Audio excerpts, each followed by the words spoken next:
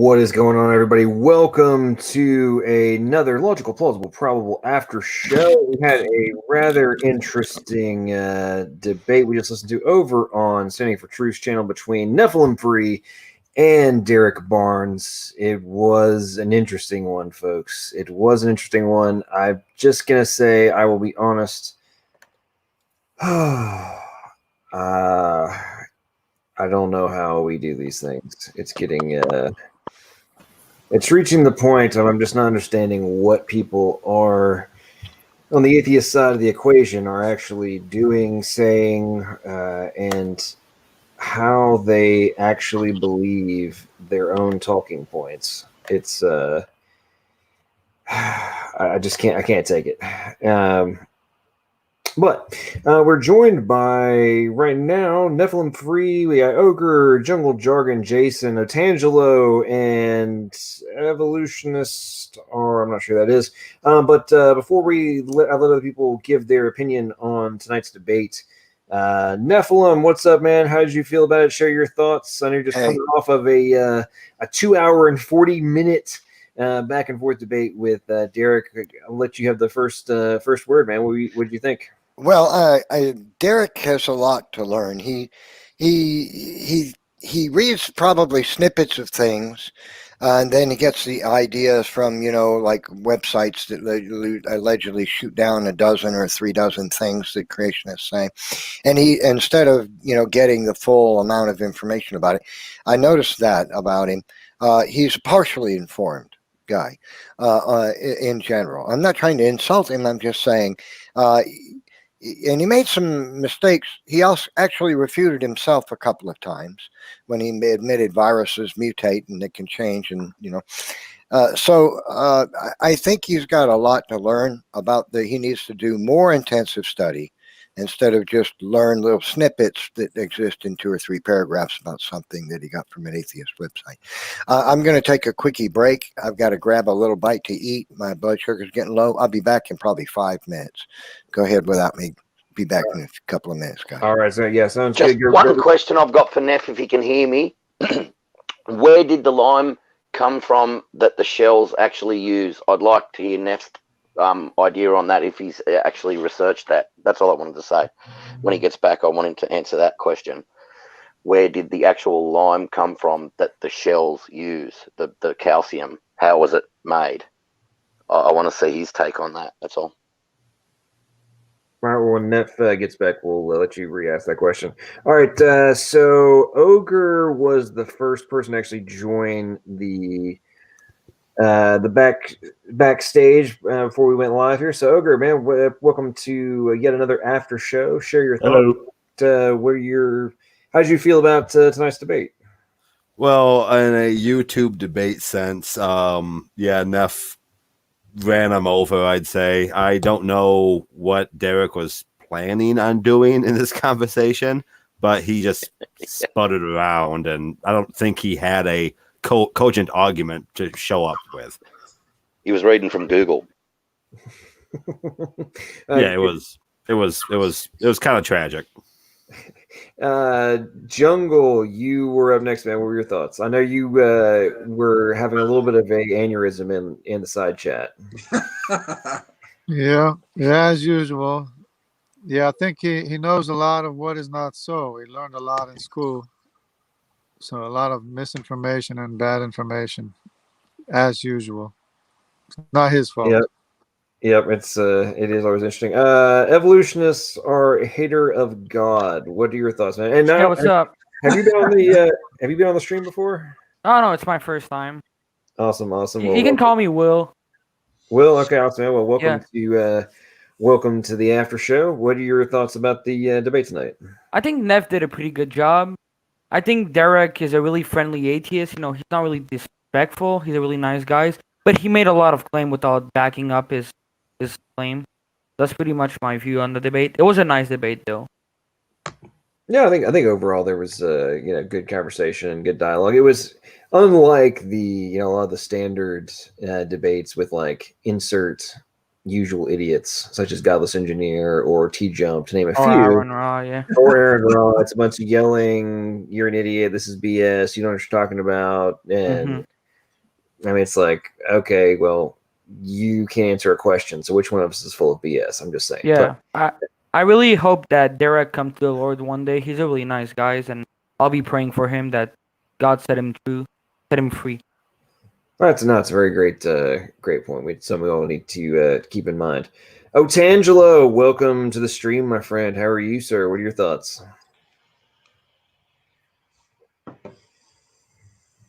Oh, I think you're muted, brother Otangelo. Oh, he may have stepped away. Well, yeah. No, here, sorry. No, I just stepped in quickly to say hello to everyone. I've not listened to the debate, so I cannot give any opinion on it.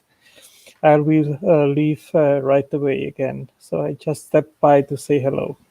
Oh, well, I appreciate it as always, Otangelo. As you know, you're always welcome, and always appreciate your insight. And by the way, as a sidebar, everybody who have not seen the review of the review of Otangelo and Neff's debate, it's rather entertaining. You should go check it out. It's review of the review of the review. Yeah, it was rather entertaining. I got a good chuckle out of it. And we have the one and only Standing for Truth, who is. We know he is currently mainlining coffee, but coffee number 4 today. Welcome to the after show as the caffeine courses through your veins. I think we can all agree the winner of the night was the moderator. No, I'm just kidding. That was I really enjoyed the debate, and even though Derrick is an atheist and everybody on this panel would disagree with him, I really like him. He's a nice guy. He's easy to moderate because it was the same as with Kent. It's not like he's interrupting all the time. Another thing is he's willing to actually come on and debate. Because, John, you and I know 99.9% of evolutionists are kind of keyboard warriors. And Ogre, you're not one of the keyboard warriors, so I know you're in here. You're an atheist. Ogre's always in here in the after show. You know what that was.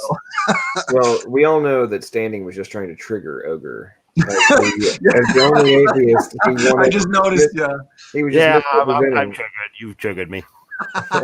Mission accomplished. No, you're Ogre too. He's willing to come in and have these dialogues. So yeah, my overall review, it was a good debate. It was fun to moderate. It was almost 3 hours, John. You were saying it was a long one, but I love that topic, and I'm thankful to Derrick for always being willing to even do these debates. So yeah, enough for me. Yeah, that debate was like, okay, I had the I set this after show for like 2 hours and 15 minutes after the debate started. And then I kept having to move the launch time back further. And I'm like, okay, at what point is this one going to wrap up? We just need to have like round 2 extended to another channel, like something's going on here. That topic can go on forever. You can talk I about know. anything. Well, even at the end there, they look like that they were just getting started. I have a feeling that there's Derrick, good to see you. Hey. I think that probably could have went on for another 3 hours. I think my longest formal debate was with Conspiracy Cats, the second debate I had with him. It was about the same length. It was closer to 3 hours. I was exhausted for a week afterwards. So, Derrick, you and Neff, you guys deserve a prize. Welcome, Derrick. We were talking about you. Hey, that sounds good. I got thick skin. Let me have it. I gotta say, Derrick is here in the Lion's Den, and I want to say everybody be nice and to Derrick. Derrick, I was just complimenting you. I was saying before you came in that even though most of us here on the panel, you've got Ogre here who holds your position, but you always make for a good debate. They're always respectful, cordial, equally timed. I think one of my favorite Kent debates, Kent Hovind, he's had almost 300, was probably the one with you. That was a lot of fun to listen to. So even though we disagree, we can disagree respectfully. So kudos to you, Derrick, for being willing to have these debates. Absolutely. I mean, when you engage with people who actually, believe what they believe, then, you got to respect it. You believe what you believe, and it's a good reason for why you believe what you believe, so, it is what it is. That's right. And right now you got a pretty good resume of debates. I mean, the first one was with me, then Kent, now Neff, John Maddox. I think the next one's going to be with you there, brother.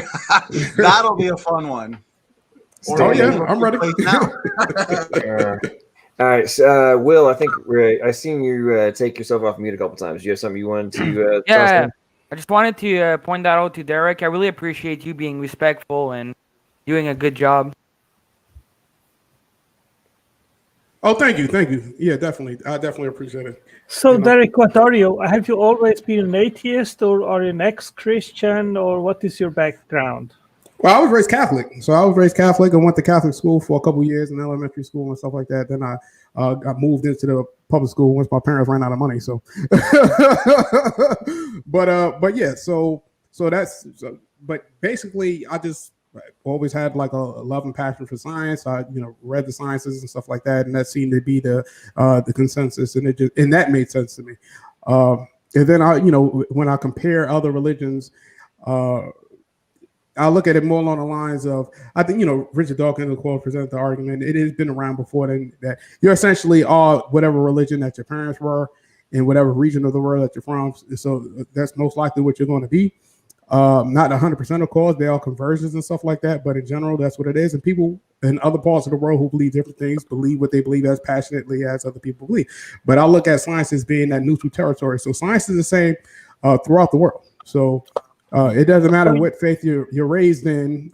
You all do science essentially the same. You all publish. You're all trying to, so there seems to be the great equalizer. So you have been a Catholic and now you are an atheist, or you are still a Catholic now? Well, I wouldn't consider myself Catholic, and I don't like the term atheist necessarily. I don't argue. Well, I do argue sometimes that God cannot exist, but I don't necessarily, quote unquote, believe that. I don't think that argument was ever defeated, but I don't believe that the argument can't be defeated. I just haven't seen that the argument be defeated yet. So, what is your position? You believe in God or you don't? I would like to, but I just don't see any reason necessarily to. But what I do believe in is I believe in Christians. And I believe in people in general. And I believe that fundamentally people are good. Not everyone, of course, but I believe in the power of people to do right by each other and to do right by the world. And even though we don't have the greatest track record, but I think we're trending in that direction. So you believe there is no God? For the most part, no. I don't know whether one exists or not. I don't It's okay believe. to just have your opinion, Derek. It's okay to just say I don't know. That's perfectly acceptable. Right. Yeah. See. So I don't know. So I wouldn't say I believe there is no God. I say I believe that we don't have good evidence to suggest one exists, but that doesn't mean that that evidence. For all I know, God exists. He just didn't give human beings evidence of it. Any So what reliable evidence. evidence did you figure out? What kind of evidence that you would require in order to say, oh, well, that seems that it is better explained by the existence of a creative agency rather than not? Have you made that distinction? Yeah, there could be all types of evidence, whether it be good or bad, that can convince me that God exists. Paul, of course, he apparently had some type of visions where he knew. I don't see why, everyone on the planet couldn't have that same type of experience simultaneously. We will all know at that point, whether that would be sufficiently good enough evidence where a philosopher couldn't have been like, but still. It doesn't matter. We'll all be convinced that God exists, just if we all shared that same type of vision that Paul had. Yeah, I mean, there are two basic revelations. One is direct revelation by God, which is recorded in the scriptures, and then we have natural revelation, that is natural theology. So if you look into nature, do you think there would be some signs that you would recognize these are fingerprints of God that must have been created by God or not? I'm sure. I don't know whether I'd be able to recognize the evidence of that, but I'm not, against the idea that such a thing could, I don't think we found that evidence yet, but we may possibly find it in the future. I'm open to that.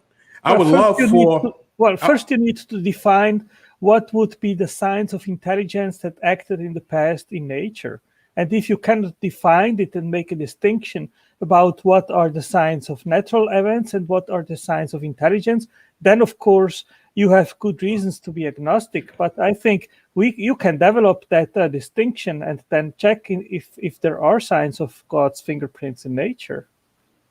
Right. Well, I accept evolution, and yeah, it's easy to see the natural world as it is, and it may, we could think it's look designed, but I don't see it as being. I don't see it look like it was designed. I see it can come about by way of natural processes, and that seems to be to make the most sense to me. Now, if evidence came out, I don't know what type of evidence it would be, but if such evidence came up, I'll be open to it. Like I said, I would love to believe that after I die, I can go to a wonderful place and stuff like that, and be reunited with my loved ones and stuff like that. That'd be great. I just don't think that evidence for it is sufficient. I will put you here in the private chat a link. You can have a look, and it lists 9 signatures of intelligence, which demonstrates that if you see that kind of action in nature, then you can infer that the creator is a better explanation than natural events. Okay, I will put it also here in the comment section, and this will give you a good hints in regards of inferring a creator as a better explanation of what we see and observe in the natural world than unguided random events. Well, it wouldn't be random because it's constrained. So, everything is constrained by the environment that it's in. The way molecules connect each other, the way atoms connect each other, form molecules constrained by the specific geometry. So it's, I know somebody, I forget who, was like, it's like a bunch of ping pong balls randomly bumping into each other, creating a mind or something like that. But that's not what scientists are saying, because that's not how molecules work. Well, atoms, they are not random, and they require very specific, finely tuned forces in order even for matter to exist. And this is also evidence of an intelligent creative agency which created atoms and which fine-tuned the world. That is one of the evidences. Fine-tuning is evidence of a fine-tuner. The working parts. The only thing is, what would the nature of the fine-tuner be? So, well, that is the next question. First, you have just to make a distinction. Is there evidence of design in nature or not? Once you are there and say, oh, okay, it seems that an intelligent designer is a better explanation than unguided random events, then you go a further step and start to ask, what is the identity of that creator? Right. But from my perspective, the only candidate for a creator such as that would be a mind. But from all we know of minds, the word, of course, is just a concept, and it needs some type of physical substrate. So how can a mind pre-exist before a physical substrate that can actually generate a mind? Well, So this is a preposition of yours, so you don't know that the mind cannot exist without the physical body. well, we kind of do, because we know that a mind, at least from the human understanding of a mind, is the machinations of a physical brain. And without those machinations of that physical brain, then the mind being an emergent property of that interaction would not exist.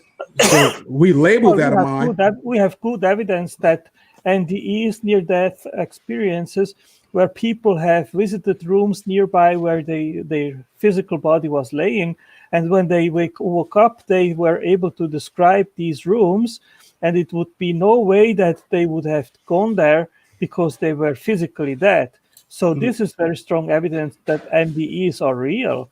And we have many testimonies of people which have actually visited heaven and even hell, and you can look that up on YouTube. So this is very strong evidence that minds can exist without the physical body.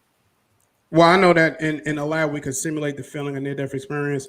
I know that they attempted to several times to test for near-death experience, where they put like papers with words on it on top of structures where people couldn't see, and then they tested it to see if they was able to see the paperwork. And to this day, I don't know of any case published in a credible scientific journal where they was like, yep, they was able to raise out of their body and read the papers on the words. So I know a lot of near-death experience. When you look at it, if you research it, there's like a lot of it is some hoaxes, some people that's lying, some people that had some type of experience. All of them is different. I know Muslim people, when they have near-death experience, they see Islamic iconography. When Hindus do, they see Hindu iconography. So these are like different contradictory worldviews. So if they shouldn't be able to, if they're going to recount near-death experiences that conflict with each other, then that's not, that doesn't tell us anything if they conflict.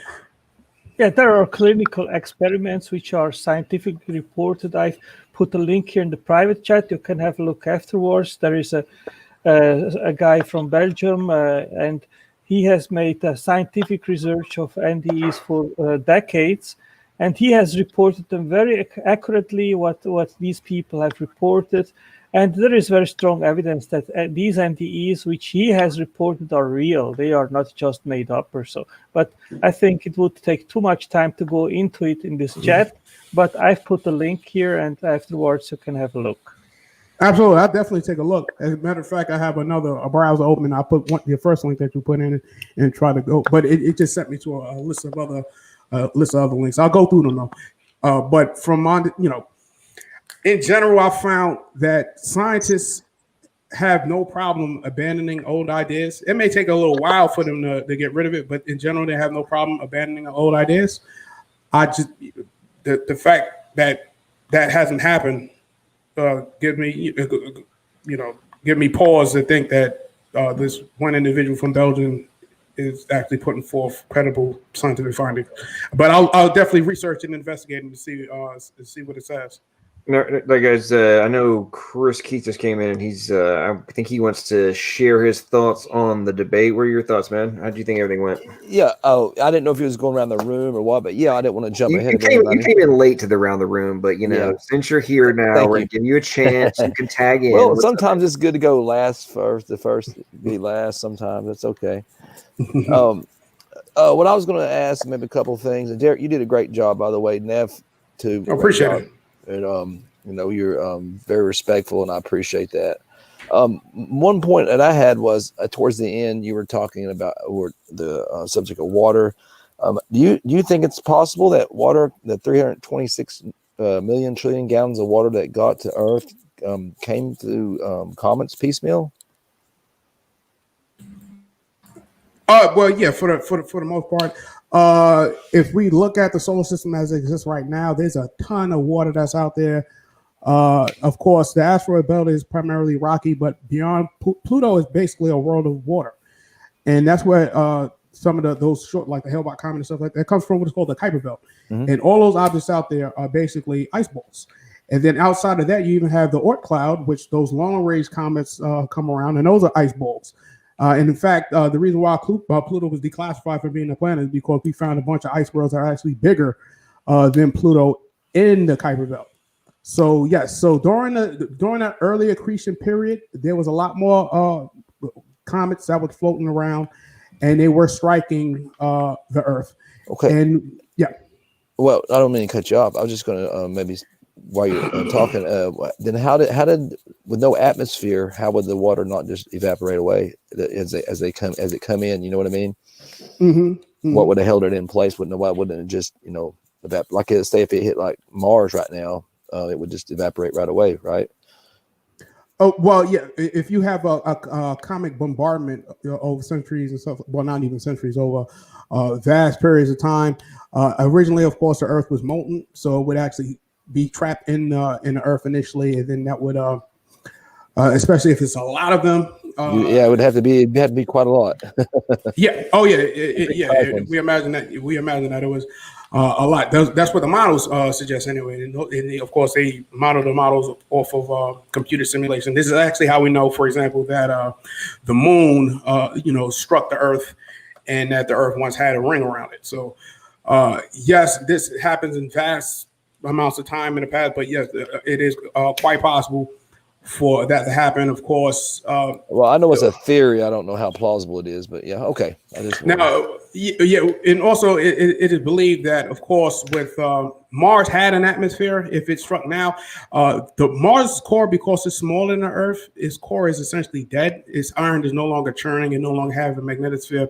So even though it has gravity and can keep stuff down, what would really sweep things off of Mars is actually the cosmic winds. Earth still has an active core, so it still produces a magnetosphere, which actually protects us from cosmic winds that would sweep that atmosphere away. So if water did land on the Earth, as long as Earth had enough molten iron in the center to produce a magnetosphere, then it would be able to hold on to an atmosphere. And one last point on that, and I'll shut up. Did you know that they actually went out and they looked at it? I don't know if it was off an asteroid or did they actually get it off a comet. I can't remember to be for sure. But you ever heard of deuterium? Deuterium, yeah, heavy water. Heavy water. Yeah. That's the water that they found, not the water that we find here on Earth. I mean, we do have that on Earth too, but so there's a little bit of a problem there. What do you think? Well, yeah. Deuterium could degrade into regular hydrogen. So yeah, you do have water that's made with deuterium, and that's how you make a big old the fusion bomb. So the one that struck Hiroshima and Nagasaki, those were fission bombs, but then you have the hydrogen bombs, and the reason why they're called hydrogen bombs is because they use hydrogen isotopes. More specifically, they use deuterium and tritium. So both of those are naturally occurring, but yeah, they do degrade into regular hydrogen. And you can have regular hydrogen atoms. Right. I appreciate it. That's not my wheelhouse. Can I just tell Derrick something quickly? I've been dying to tell Derrick something since the last debate, and I haven't said anything since I've been on here. I just want to say this. Go ahead, Jason. Go ahead. And I want to say this. Derrick, there's just, before I forget, Proton 21 laboratories have done 5,000 tests in many different countries where they put an electric bolt through a tiny piece of copper, and from that one electric bolt they produced all the elements of the periodic table, then some they've never seen before on top of that. And not only that, but they found that the elements decayed down to the same ratios that we find on Earth today, as in within hours they decayed, some within days, others within hours, some within minutes. but uranium decayed down into lead in the same ratio as what we find on Earth today. And they've done this test 5,000 times. They weren't trying to prove Noah's flood when they did it. They were trying to get free, cheap energy, right? And so if they've done this test 5,000 times and they've proven that electricity can create all the elements of the periodic table, and those elements can decay down into the exact same ratios we find on Earth today within hours. So what does that do to your dating methods? I will have to look at that. Yeah, if you can provide the link. It's called Proton 21 Laboratory. I'll give you the link. Okay, so I'll look at that. Now, initially hearing it, it sounds improbable. The reason why I say this is because human beings have been attempting to turn lead into gold. This is called essentially alchemy. This is in microscopic amounts. They've done it 5,000 times. This is not something that they may have done or may not have done. It's been reproduced in many laboratories all over the world. It's reproducible. It's not just this is 5,000 experiments they've done since 1990 something. And they were not trying to prove anything. And they've detected it. It's not, maybe they didn't, it's a hypothesis or anything. They actually 100% detected the elements, all the elements of the periodic table, and some they've never seen before. Those ones decayed away within seconds or minutes. But the other elements they found, like I said, decayed at exactly the same rates. So you can't sit there and throw off and say that, oh, it's just a theory. It's not a theory. When it's 5,000 experiments and it's repeated in other laboratories around the world, that exact thing. Do you see why they want to hide that from you, Derrick? Do you see why the cockroaches in the establishment want to hide that from you? Because if that was true, Derrick, that would just blow all your radiometric dating out of the water, which it is true. It's not if it was, but you'll find out it is. That would blow all your radiometric dating away, just completely blow it away. Neff's got plenty of good answers for radiometric dating, but that's the best one you'll ever find. So there goes all your radiometric dating. There goes your uranium decaying into lead over billions of years. There goes the whole lot. It's all gone. And it could have been created during the flood as the continents were moving. Now, they know because we have vents of water pumping up out of the earth, and that water down there, you can get down deep enough where the water's at 200 and something or 300,000 psi, pounds per square inch. Have you ever tried to put water into a car tire while you're letting the air out? Won't work, will it? Well, water cannot replenish itself. The water that's coming up can't replenish itself. It can't get down there. There's not enough subduction. There's not enough anything to get the water down there that's coming up. Now, they say that oceans are rising, right? Well, anyway, there's a lot of good explanations to that. But anyway, the water coming up, let me stick to the point. The water coming up from down below is proof that there is, and it's fresh water. And often they'll drill down thinking they're going to hit oil, and they hit massive pockets of fresh water down in the earth. And they know, they suspect that there's anything up to 1 to 3 oceans worth of water beneath us. Right, and it's coming up. The only thing that could force water to go back down into that after a flood would be a supernatural event, a supernatural power to force it to go back down.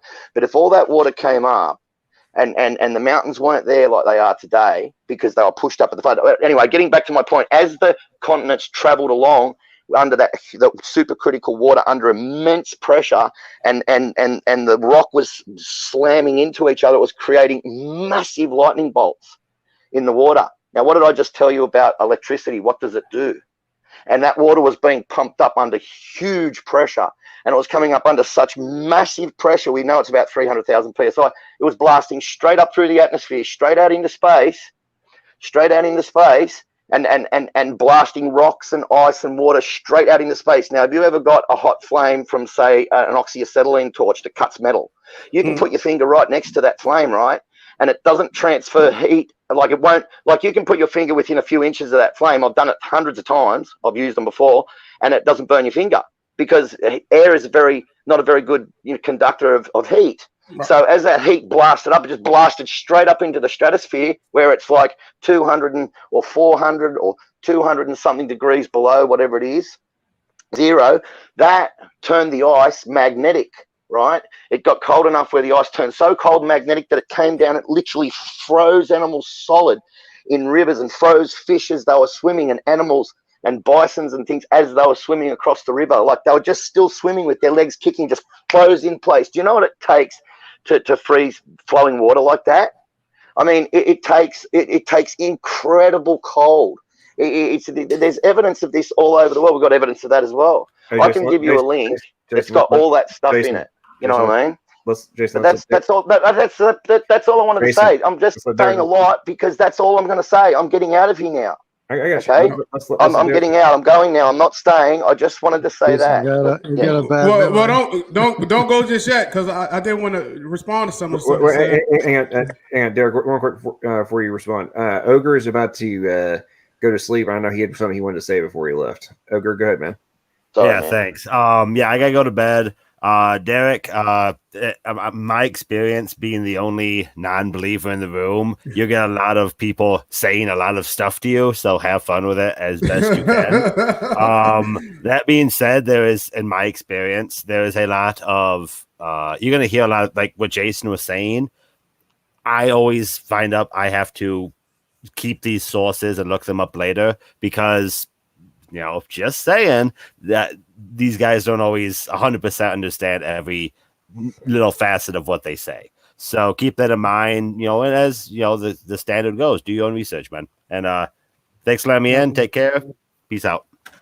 Thank you. Man. Okay, Derek, go ahead and you can go ahead and address what you want to respond to.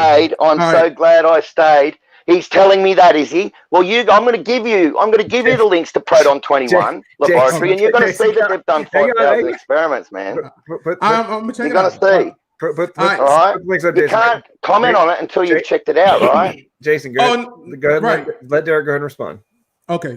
Yeah. So when it comes to the, you said Proton 21. So once, you know, I'll check that out. I'll give you the link. Don't worry. Well, thank you. Yeah, thank you.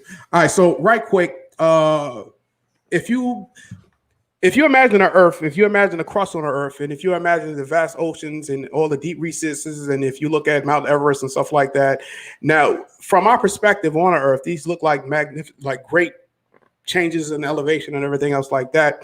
But in all reality, Earth is more or less like an egg, and like the shell of the egg would be all of the crust.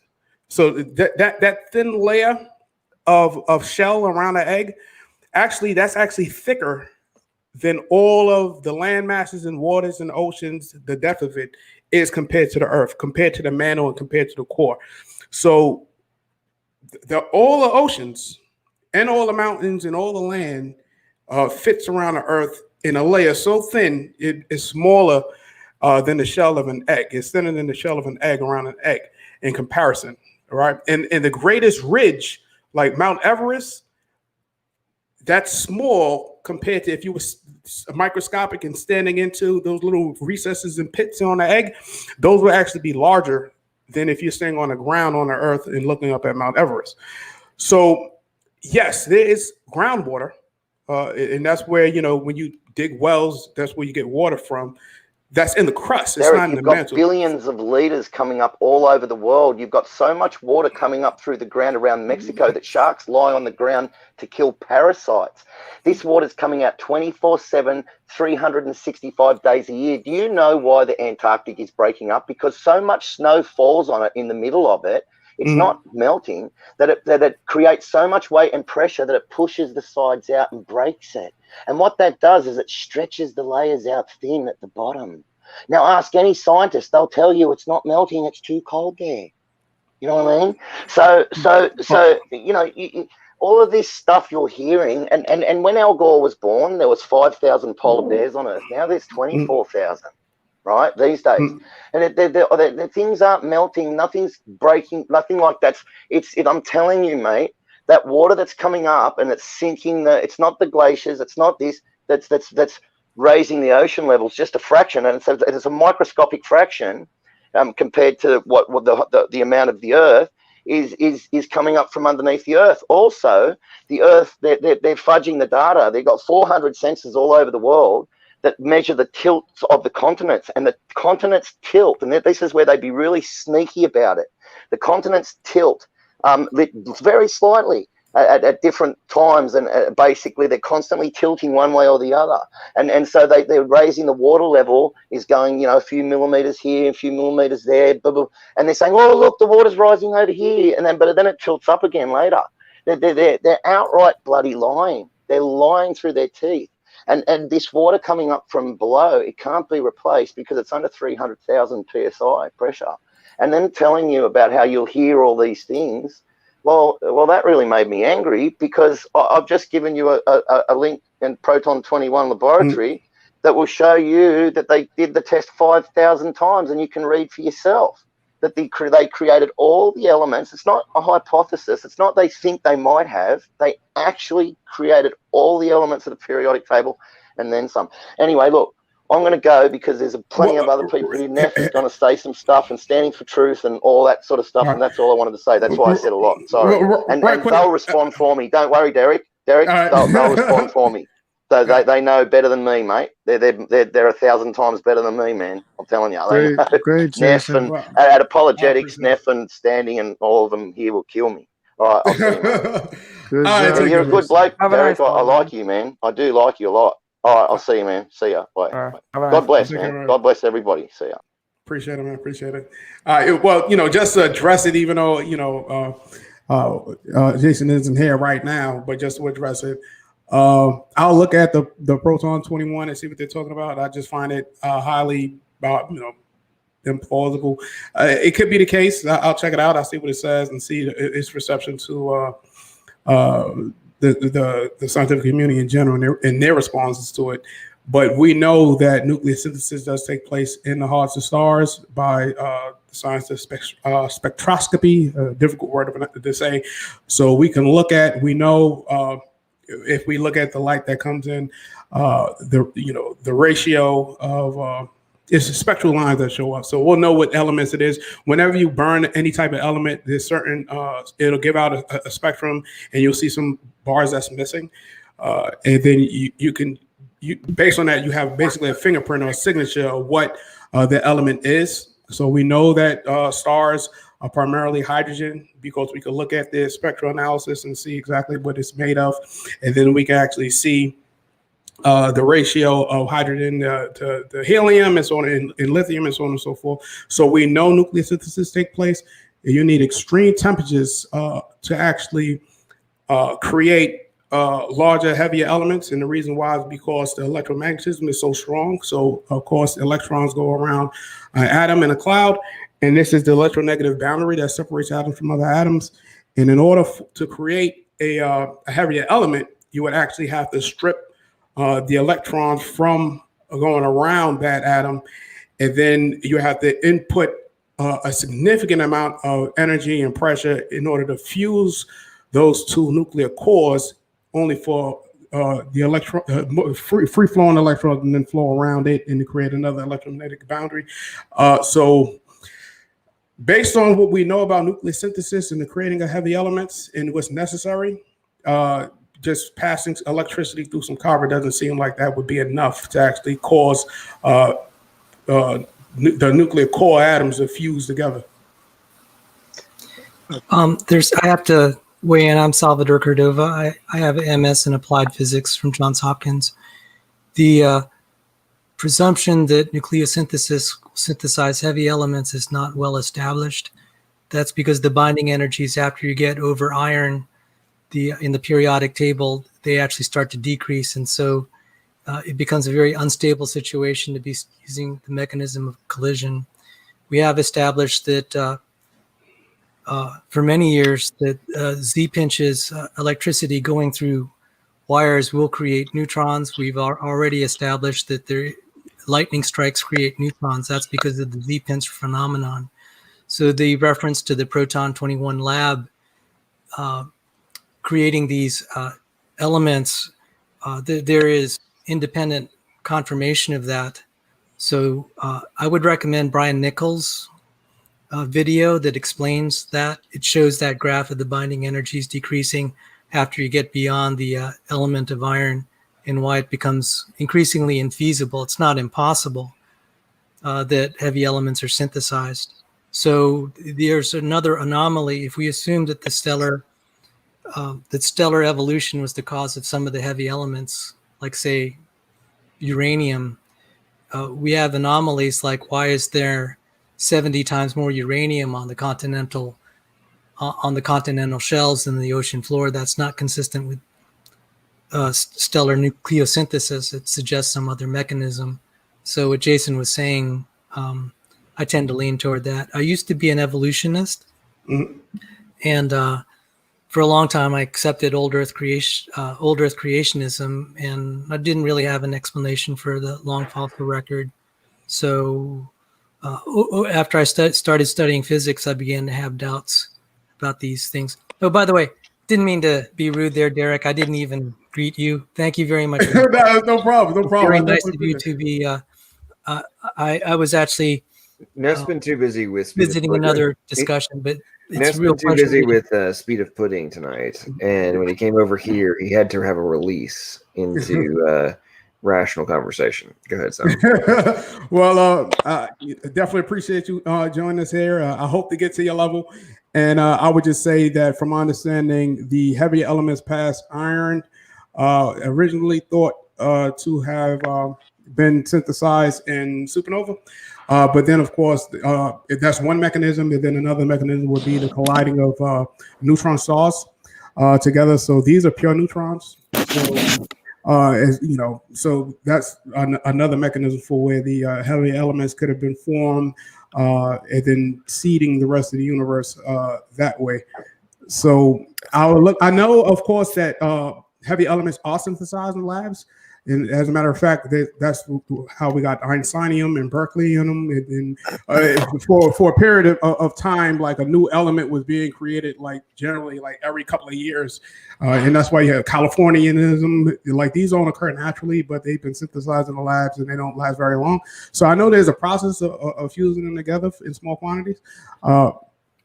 But from my understanding, the consensus is that the heavy elements that we find in the center of the Earth and stuff like that, it comes from nucleosynthesis from stars and supernova and the collision of neutron stars seeded. So Derrick, I just want to make a quick interjection, man. I don't mean this in a bad way, but like, do you ever like Google this stuff and then say like use search tools to change it to like within the past year for results?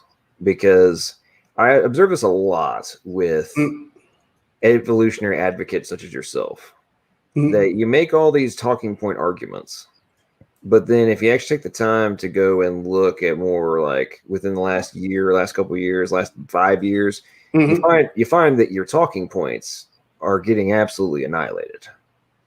And then it's like, but then you keep doubling down on them. And like, for example, the neutron stars don't collisions and supernova collisions and such don't explain, like, for example, how much gold we see in the universe. It doesn't explain the carbon volume we see in the universe.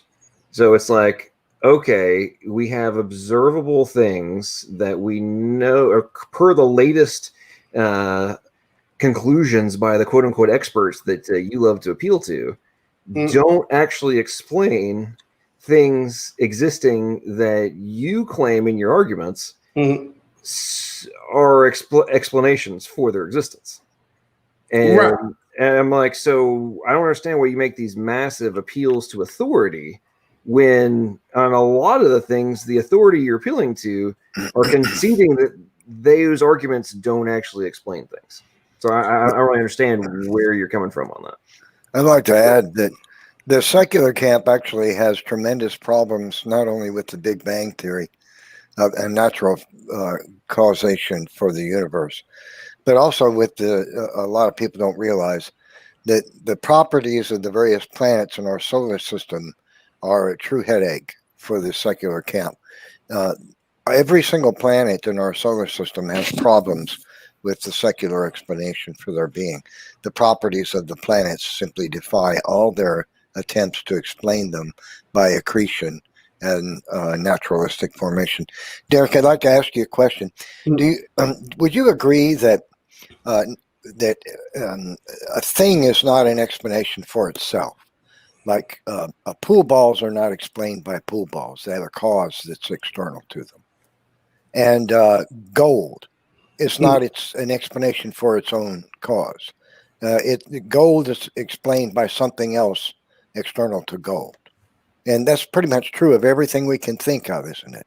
That everything has a cause external to itself. It's not self-explanatory. Nothing explains its own being, right? Isn't that true? Yeah. I can agree with that. Sure. Okay. Well, the universe can't be an exception to that.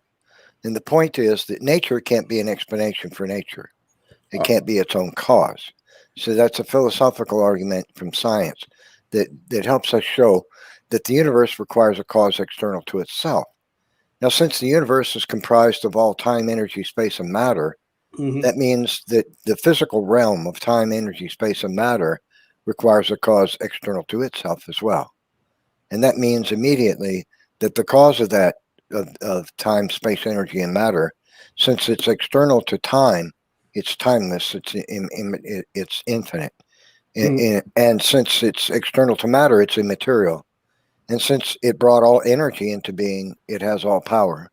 And since it brought intelligence into being, because the universe possesses intelligence within it, human beings, it's intelligent.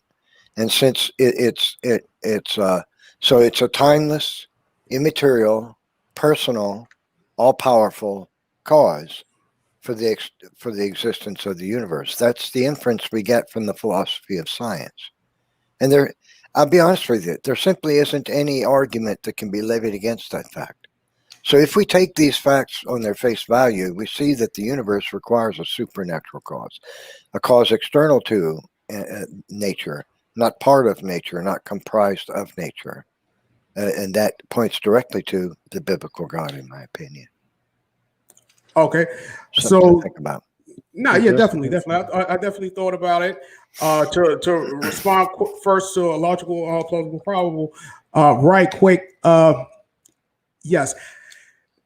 New things in science come out all the time. I try to stay up on the latest in the science. From my understanding, the consensus haven't been overturned based on this new information.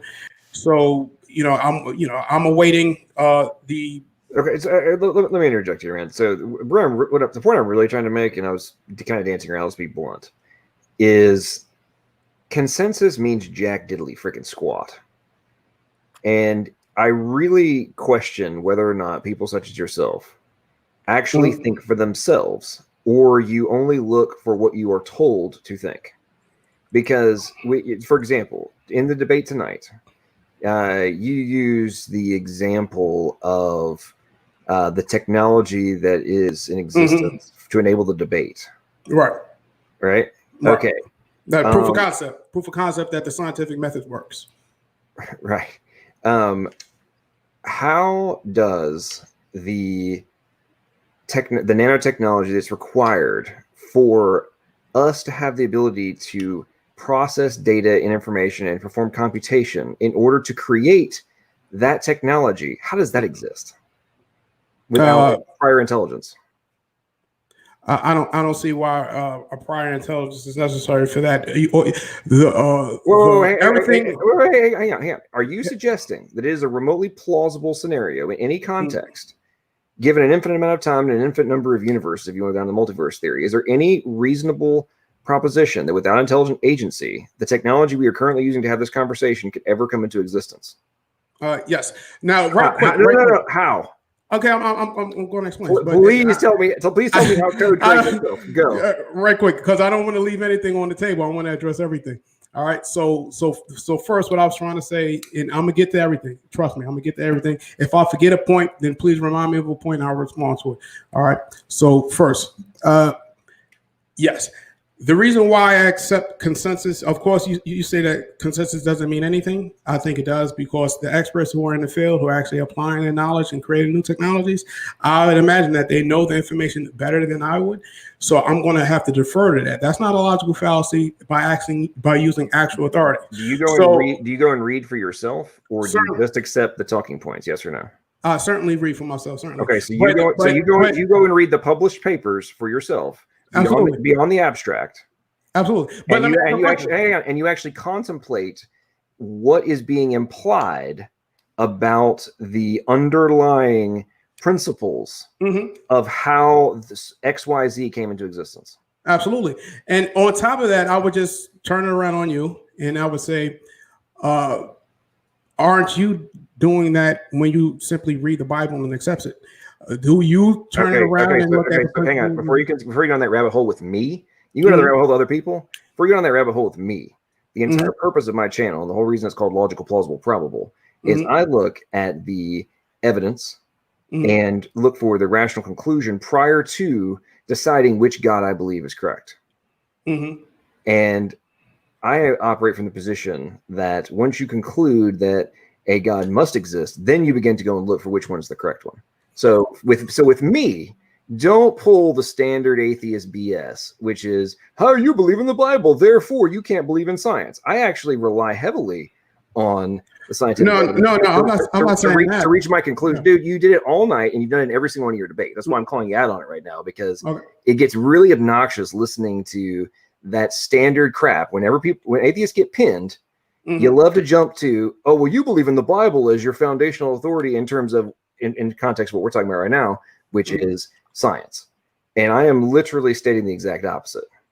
No, well, that's why I'm cutting that crap off right now, because I ain't going down that rabbit hole. We can talk about intelligent agency and what is required and what makes it a logical, plausible, and probable conclusion, not consensus. And I mean actually thinking for ourselves, because what's destroying modern society is people running around without the capacity to think for themselves. They're told what to think and then they repeat it, and they tell people who don't fall in line with the talking points that somehow they are unable to think for themselves. It's the most fascinating reverse projection in the history of humanity. Anyway, enough of my diatribe. Go ahead, but do not go down the stupid, oh, you just rely on the Bible rabbit hole, because that is not even remotely how I operate from. Go ahead. No, not you just rely on the Bible. You believe the Bible. I'm pretty sure, and you can correct me if I'm wrong, that you was raised believing in the Bible and you would like to confirm the biblical narrative to the best of your ability. Is that not true? That has zero to do with how I reach my conclusion. Okay. Zero. Okay. So would you not weigh the arguments in favor for what you want to believe more heavy than you would weigh the evidence against such? I try to look at them from a rational position and decide whether or not, based on the evidence and based on known observations, whether or not is the more logical, plausible, and probable conclusion that whether I could or could not exist without the prior existence of an intelligent agent. Okay. And then if you reach the conclusion of the intelligent agent, then is more plausible to conclude that that entity must exist outside of space and time. Now, in relation to the foundation of this question, is it your position? And if so, because you said it was, so I want to make sure to clarify, is it your position that without any intelligent agency, that the code and the technology and all the different components that are enabling this conversation, is it your position, if no intelligent agent existed at all, that all of this technology come into existence? Yes, absolutely. Through purely undirected process. Yeah, absolutely. Yeah, and I can explain why, and I can break it down. Go for it. I love to hear this. Go for it. Oh, certainly. Right quick, and I think to that point too, because I don't want to leave NephilimFree question out. And like I said, if I miss a point, bring me back to it. I'm going to respond to it with NephilimFree. The idea that us right now. You lost us right there with that statement. So go ahead. No. Trust me. I left it out there because I'm going to come back and I'm going to defend it. All right, but NephilimFree. So the notion that some had to be timeless and spaceless and material and stuff like that, because everything can't explain itself, and it needs some type of prior cause. Yeah. So the prior cause to the natural universe could be some other type of natural state of affairs. So it's not necessary that it be supernatural. It could just be some other different type of natural thing. So I think I explained why that can't be.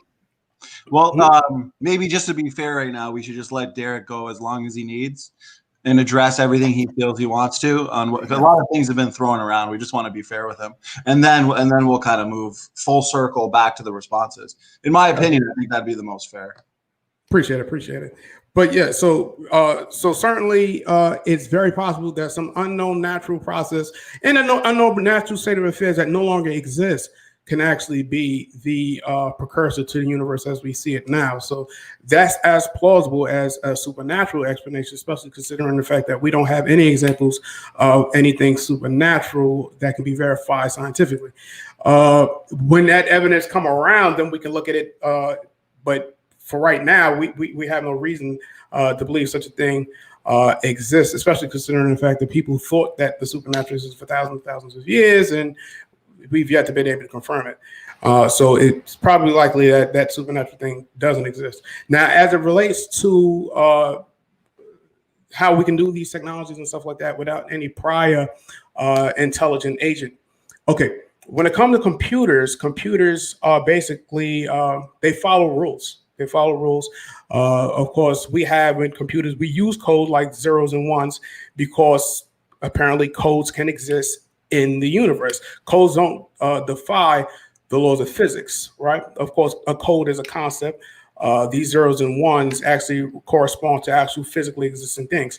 Now, if you look at atoms, they also have logic rules. There's some things that atoms can or cannot do. So rules are already built into the system at the ground level, and this explains why certain pieces of matter combine with other pieces of matter and form certain types of molecules, and certain types of molecules cannot be formed. And this is all relates to the valence shells around around atoms, based on the position of electrons. And of course, these things then connect with each other based on the geometric positions of where the electrons are located in the electron cloud. And this allows water to form the way it does, where you have two hydrogen and oxygen atoms following rules. And this would allow for wetness because you have polar ends of the molecule that are ultimately formed based on the geometry there, because it's not formed haphazardly. It's actually formed based on limits. So the water molecule can only take a specific type of geometric shape, and this results in a negative and a positive end, which cause hydrogen bonds to form and break. And this is the whole process where wetness of water comes from. So there are rules to atoms, and it didn't have to be, you don't need a rule maker to put those rules there. These rules exist just based on the geometry of the stuff, the subatomic stuff that is made of. So those rules already exist. Nothing that we do with computers and stuff like that is anything that defies the laws of physics. Okay, hang on, I gotta cut you off there. Because I've heard this rabbit hole you're going down, and you're getting your master's in science, or doctor, or what are you working on right now? Master's in science education. Master's in science education. Okay. I hear this rabbit hole, and it blows my mind, man. And I'm really not trying to be a jerk, but the level of stupidity of this is mind-bending. Okay. How many volts represents a 1 in your computer? How many volts represent a 1? Yeah. What do you mean? Are you talking about binary code or zeros and ones? Yeah, in your computer, what volts represent 1 and what represents 0? No, hold on. If you break it down from machine language so you get to zeros and ones. No. I'm talking these about are logic gates. No, right. And what is the logic gate determining based on voltage? I don't understand the question. Okay, so determining is okay. So when your computer is processing binary code, right? Mm-hmm. It's going through a logic gate, right? Mm-hmm. And it's determining if it's between 2.7 and 5 volts, it represents a logic of 1, so true and false, right? And then if it's 0 volt, or actually less than 0.4 volts, then it determines it to be a 0. Right? Okay. And then it's reading it in a code base, right? Okay. And so you got syntax and semantics. Right. We build the machine and read the code. Right. Now, is that machine operating inside of the laws of physics? Of course it's operating within the laws of physics. Okay. Now, is it your position that the assignment of value to the volts to represent a 0 or a 1, and then a combination of zeros and ones being equal to a semantic meaning, are you suggesting that just because you're using things that operate inside the laws of physics, that the data values will be assigned without an intelligent agent?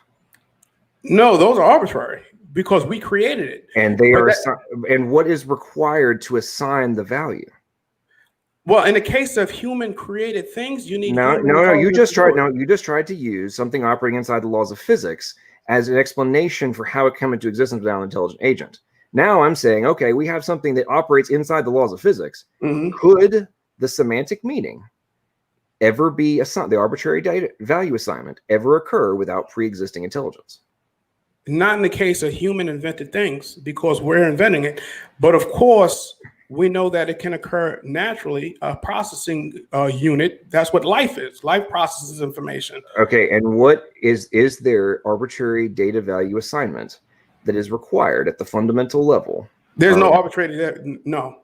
Okay, so I'm assuming you are unaware of the genetic code? And the whole aspect of it, it's literally agreed upon and admitted that it's arbitrary data value assignment? No way in the world do people believe that the genetic code is arbitrary. It's based on physically occurring nucleotides. Really? You don't think that there's actually atheist geneticists who literally call this the enigma? That there is, and they literally use the word arbitrary? No, because clearly they're mistaking. We're like, how can I say it? Not equivocating, but it's like a false analogy. Okay, so we can say it's like a code, but it's not a code. Oh, really? Yeah. Really? Okay, cool. So, what is a code? Okay, a code is a concept. So that's all it is. A code is a concept. A code is is a code? No. The word code is a concept. That's it. Okay, so what, from an information theory perspective, what is a code? Like, okay, a code can be any series of information that you can use to recreate something, essentially. You have a set of symbols which have implied meaning. Okay, for in order to be us be having this conversation right now, is your voice and the waves being translated into a combination of zeros and ones, sent over to my computer, and then being reconfigured into audio, and then run through my headset, and I'm hearing it, and I'm processing the information. Absolutely. Okay, so is there a encode, transmit, decode table required on both sides? Absolutely. Okay. Is there any scenario in which the code bases that are being used could come into existence that's being able to translate all of this without an intelligent agent existing prior to? Not in the case of a microphone and transmitters and stuff like that. Those are human inventions. Okay, so we're talking about code now. So does the zeros and ones that are being used, are they the exact same as your voice? No, they are not. They are translated into each other, correct? That's correct. And we create devices. Okay. So do they equal each other, or do they transform into each other? I would say neither one. Are they equal to, or do they literally become each other? Asking if they're equal to or they become is like a nonsensical question from our perspective. Whoa, hang on. It's nonsensical? Dude, have you ever taken an information theory class? No, I never taken an information theory class. I read information on information theory though. If you actually think that, you're in college right now, correct? That's correct. Okay, I literally dare you to go to a professor in information theory, computer science, etc., communication theory. I literally dare you to go and with a straight face make that assertion to them. They will laugh you out of the room. Right. All I'm saying is that. So you just concede that they would laugh you out of the room, but you're going to double down on that position? No, they would not laugh me out of the room. I think that you're trying to not hear what I'm saying. Okay, well let's get down to genetics then. So if you actually think this is fascinating to me. So is it your position that a codon equals an amino acid or becomes an amino acid? Does it equal it? No, it doesn't become it. Okay. Does it equal it or does it become it? Which one? It's a nonsensical question. No. It's a very significant one. Chemically, does the codon become the amino acid or does it represent the amino acid? Well, you could say it represented in a different type of substrate. So we can say it that way. So you need the triplicate codon, right? Because of the way DNA is arranged, it has a double helix. It go on the ribosome. It splits open, of course, and then it will collect. It can make a copy of itself that way, or it goes to when it go. Okay, in the case of the ribosome, you have what do you call it? rDNA or rRNA or something like that. Talking about tRNA. tRNA. Boom. There we go. So it goes through this, right? And then what it does, it grabs proteins based on that triplicate, that codon, grabs amino acids. Grabs amino. Well, no, it forms amino acids. So it's creating no. The amino acids form proteins. Right. Absolutely. The tRNA is great. Okay, so you actually don't know anything about genetic code, do you? No, I'm just explaining with ribosomes and everything else like that. The triplicate codons, yes. So yeah, a series. Now, the series of a protein, you have amino acids. There's 20 of them that we have. Potentially can have 64, but there's only 20 of them. And then, of course, they combine based on as it runs through the ribosomes. Is that not correct? Okay. I said not correct? There's all sorts of facets of it. So there's 20 amino acids. Right. There's 64 different possible codon combinations of the base pairs to equal different amino acids. Right. Okay. There's only 20. There's redundancies. There's only 20. There are actually hundreds of different amino acid types. We use 20. And there's one additional variable, but we use 20 of them. So we have specific codon assignments of triplicate sets of base pairs that equal the different amino acids. They also have dual use syntax, which designates not only the element, in this context, the amino acid that needs to be put in a specific order, but also the time-based variables of the speed and the pausing, which is leveraged by the ribosome in order to have the protein fold in the correct manner. They've also discovered relatively recently that there's actually three-dimensional turning that's being executed via the ribosome, just like a 3D printer, that is reading time-based variable control in order to have the dynamic protein folding actually happen in the way it's supposed to. And if you mess that up, then it doesn't work and you have death. That comes from a result of the geometry of the protein molecule. You obviously don't know what you're talking about, bro. This is pre-existing information. This is pre-existing prescriptive information that is required to be in a specific order with specific variable control that must exist prior to the bonding of the amino acids into a polypeptide chain that's being executed via transfer RNAs, which have anti-codon assignments to represent a specific amino acid. But the amino acid and the codon never have a chemical interaction. This is why I was making the point about the logic gates with volts earlier. It's the exact same premise. You have representation, not equalization from a transformation perspective.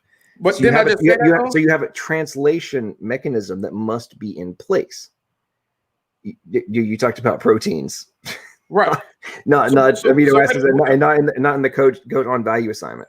So you do know that RNA can act both as the hereditary material, and it can act as enzymes and proteins, correct? Okay, so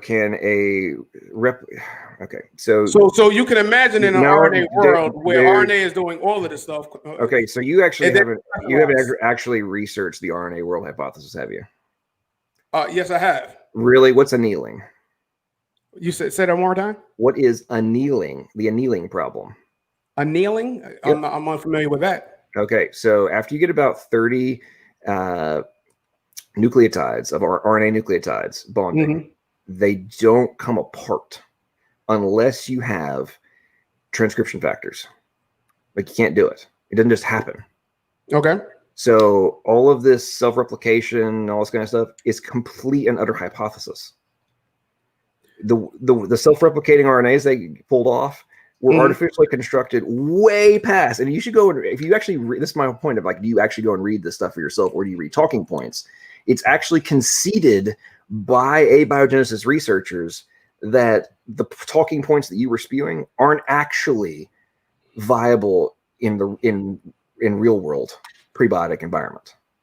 Like they literally admit this. Like, it's not actually viable. So you're spewing the standard atheist talking point.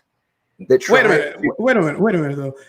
I hear this from YouTube atheists like yourself all the damn time. Hold on. Obnoxious because we do understand that scientists aren't saying we know everything. We're trying to discover things, right? We know we don't know everything. We know we don't have everything. You were just trying to double down on the freaking abiogenesis. Oh, there's the RNA world. When the RNA world is imploding, per the admission of the abiogenesis researchers. But anyway, I've been diatribing. I think Sal's one. He's raising his hand. I think he wants to say something.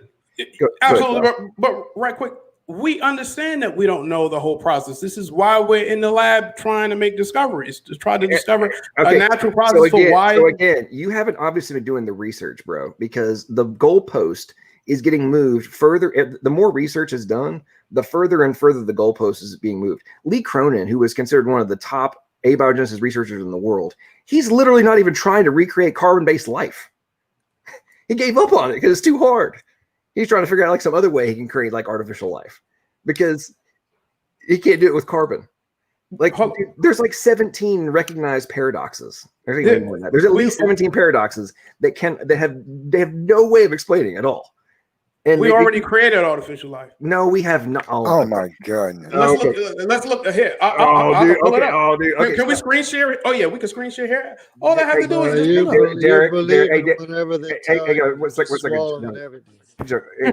Derrick, are you sure you want to go on this one, bro? Because you're about to get absolutely embarrassed. Let's see. I'm gonna pull it up right now. Let's see. Sal, I know you have a ridiculous amount of stuff on the whole like the whole artificial life creation thing. Yeah, dude. Even the guy who originally they claimed did that, he personally retracted that. Your whole proto cell crap. Sal, do you want to have the floor, my friend? Well, I'm sorry. I was in the middle of taking care of mom. I'm sorry I missed some of the conversation. Well, this particular point we're at right now is the whole we have not created artificial life. Do you want to address that? Yes. They're definitely replicators that we can build artificially. The question is not whether we can build a replicator or not, or even creating something that we call life. It's the fact that we have this Rube Goldberg structure of the life that we know it.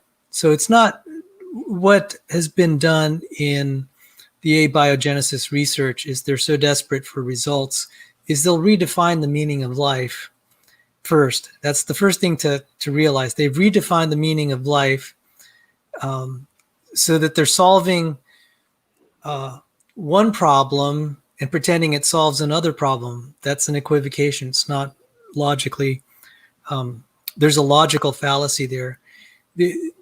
If we, for example, saw a Rube Goldberg machine or even a house of cards, we would know that it is not a probable structure. And the physicist Fred Hoyle pointed out, it's like expecting a tornado passing through a junkyard to build a 747. So the first life needs minimal complexity.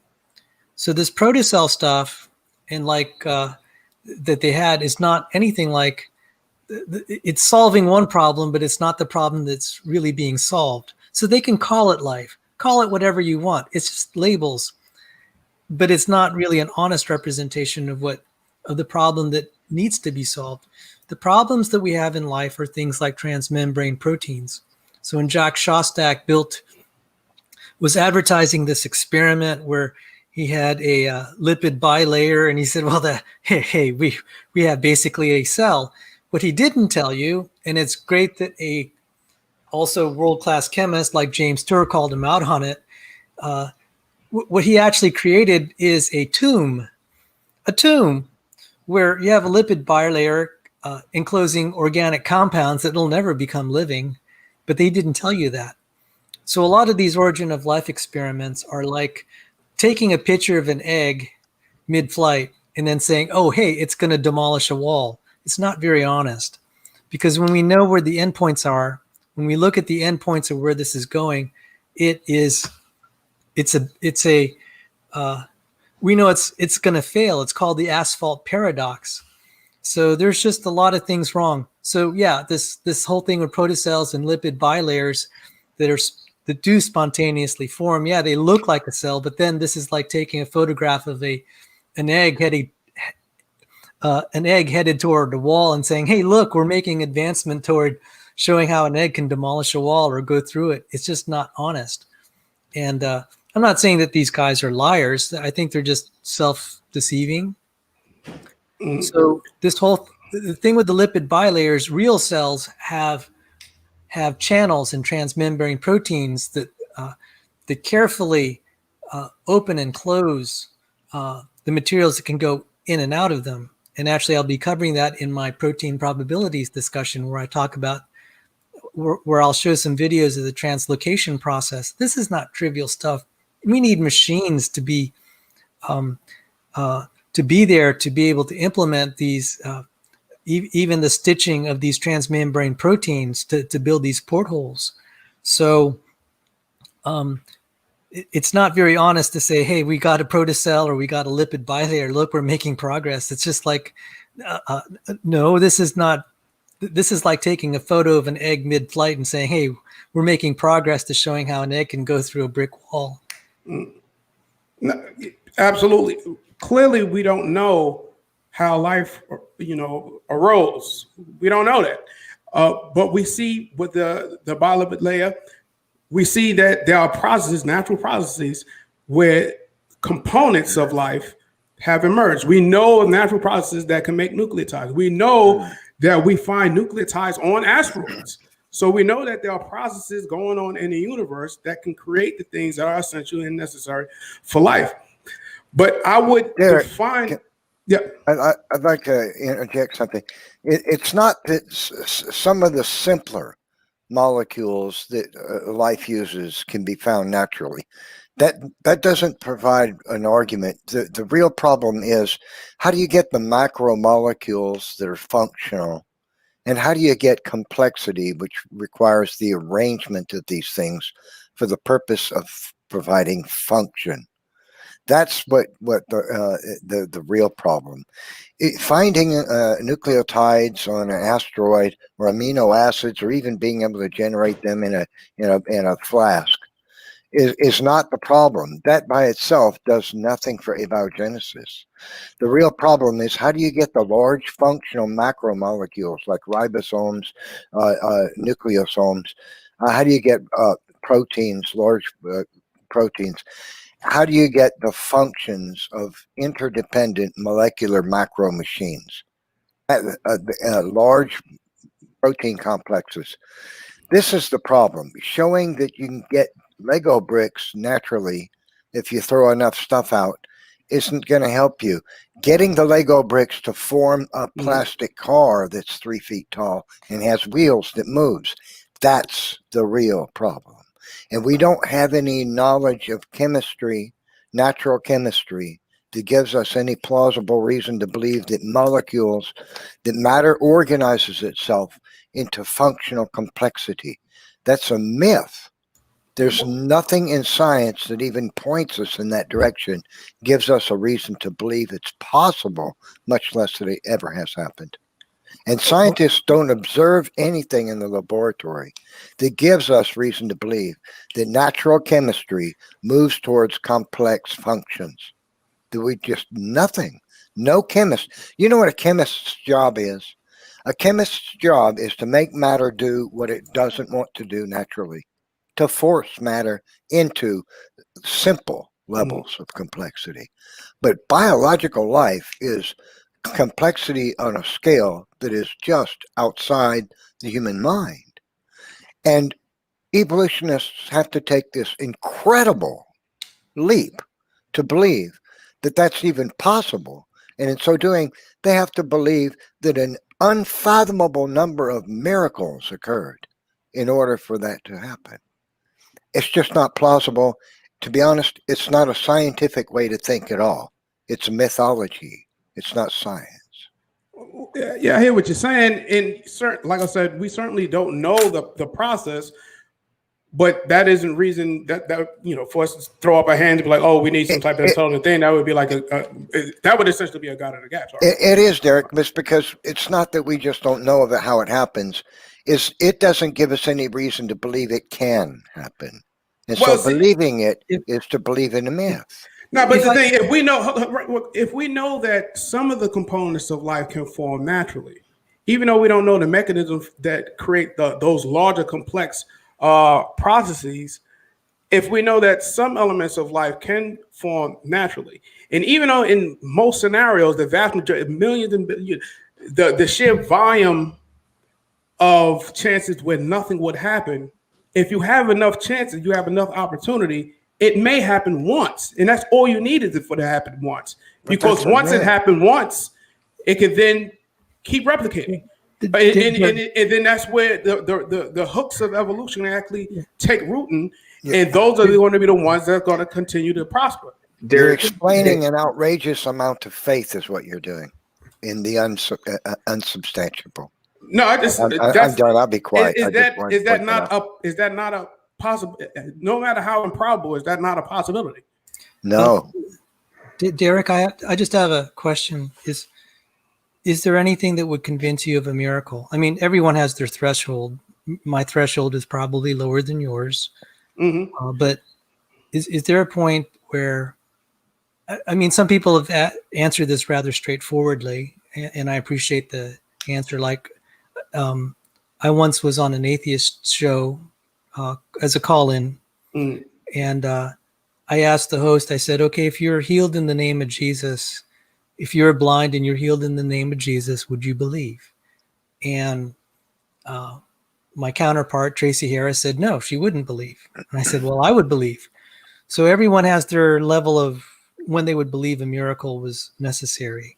And I'm just saying this rhetorically. Is there a point at how many experiments would we need before we show that origin of life is so improbable that it would require a miracle? If your answer is that there's no limit, at least that's an honest answer, and that would probably help us understand where you're coming from.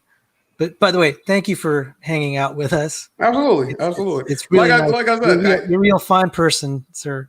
Yeah, listen, I enjoy you guys. I didn't prepare for some of these conversations like I did for the debate I had with NephilimFree, but I'm listening to what you guys are saying, and same there with logical, plausible, probable. You sharp, you come with it. I ain't prepared. You know what I'm saying? But good stuff. Is it Sal or Sol? Sal. So okay. I was just saying, I mean, everyone has their limit as to what would count as evidence for a miracle causing life. What would it take?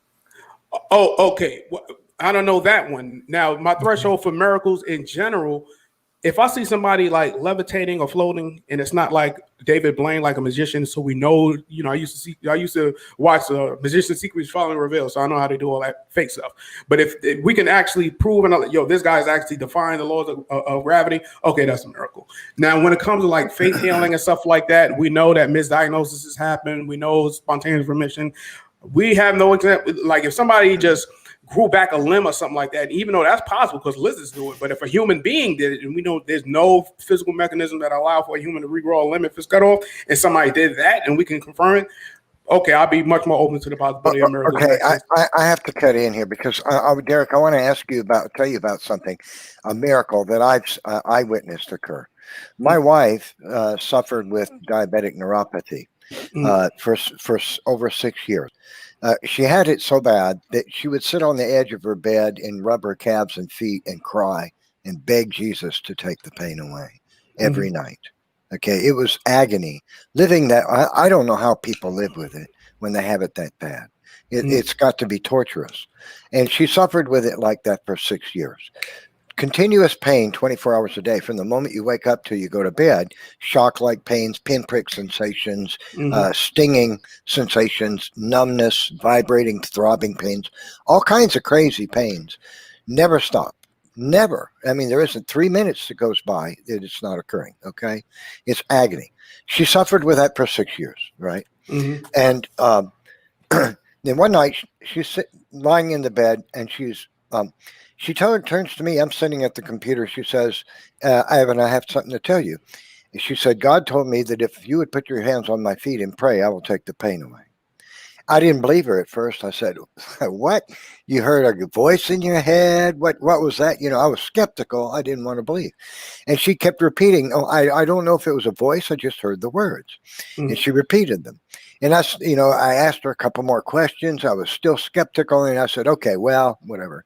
I'm not going to stand in the way of God in a miracle, right? If he wants me to obey him to do that thing before he'll give the miracle, maybe he's drawing me into this thing in such a way as to increase my faith while he heals her. I don't know. So I get on my knees, I put my hands on her feet, and I bend my head, and I'm going to say this big miracle, Lord Jesus, if it please you, Lord Jesus, forgive our sins, blah, blah, blah, blah, blah. Finally get around to saying, Lord, please give her healing. I didn't get the chance.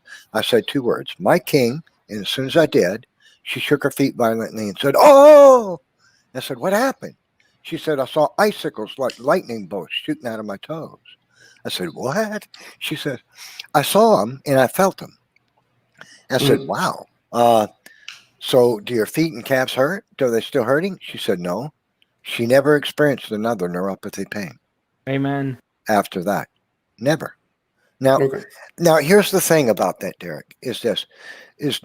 What causes diabetic neuropathy is just like the insulation, the plastic insulation around an electrical wire that insulates it, your nerves have a tissue that coats them. And it insulates them in the same way that prevents the electrical synapses from snapping off throughout your connective tissues and your muscles willy-nilly. It keeps the electrical impulses from your brain targeted, going down through the nerve in a pathway. That's right. What it does, conserves the electrical impulse going through your nerves. So when that tissue degenerates because of too high a blood sugar over a too much long period of time, it will never regenerate. Medical science has proven this is one of the few tissues in the human body that does not grow back. When it's gone, it's permanently gone. You can never gain it back.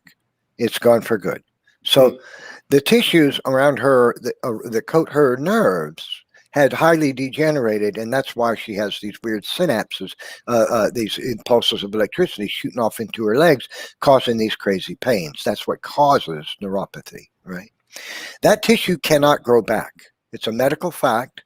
It's been published in the science journals probably 1,000 times that this tissue doesn't grow back, and diabetic neuropathy, when it reaches maturity, is incurable, irreversible, period. So how do you explain, Derrick, that she never ever had another neuropathy pain after the laying on of hands in prayer, which required the curing of a neurological disease that cannot be cured because that tissue biologically will not grow back.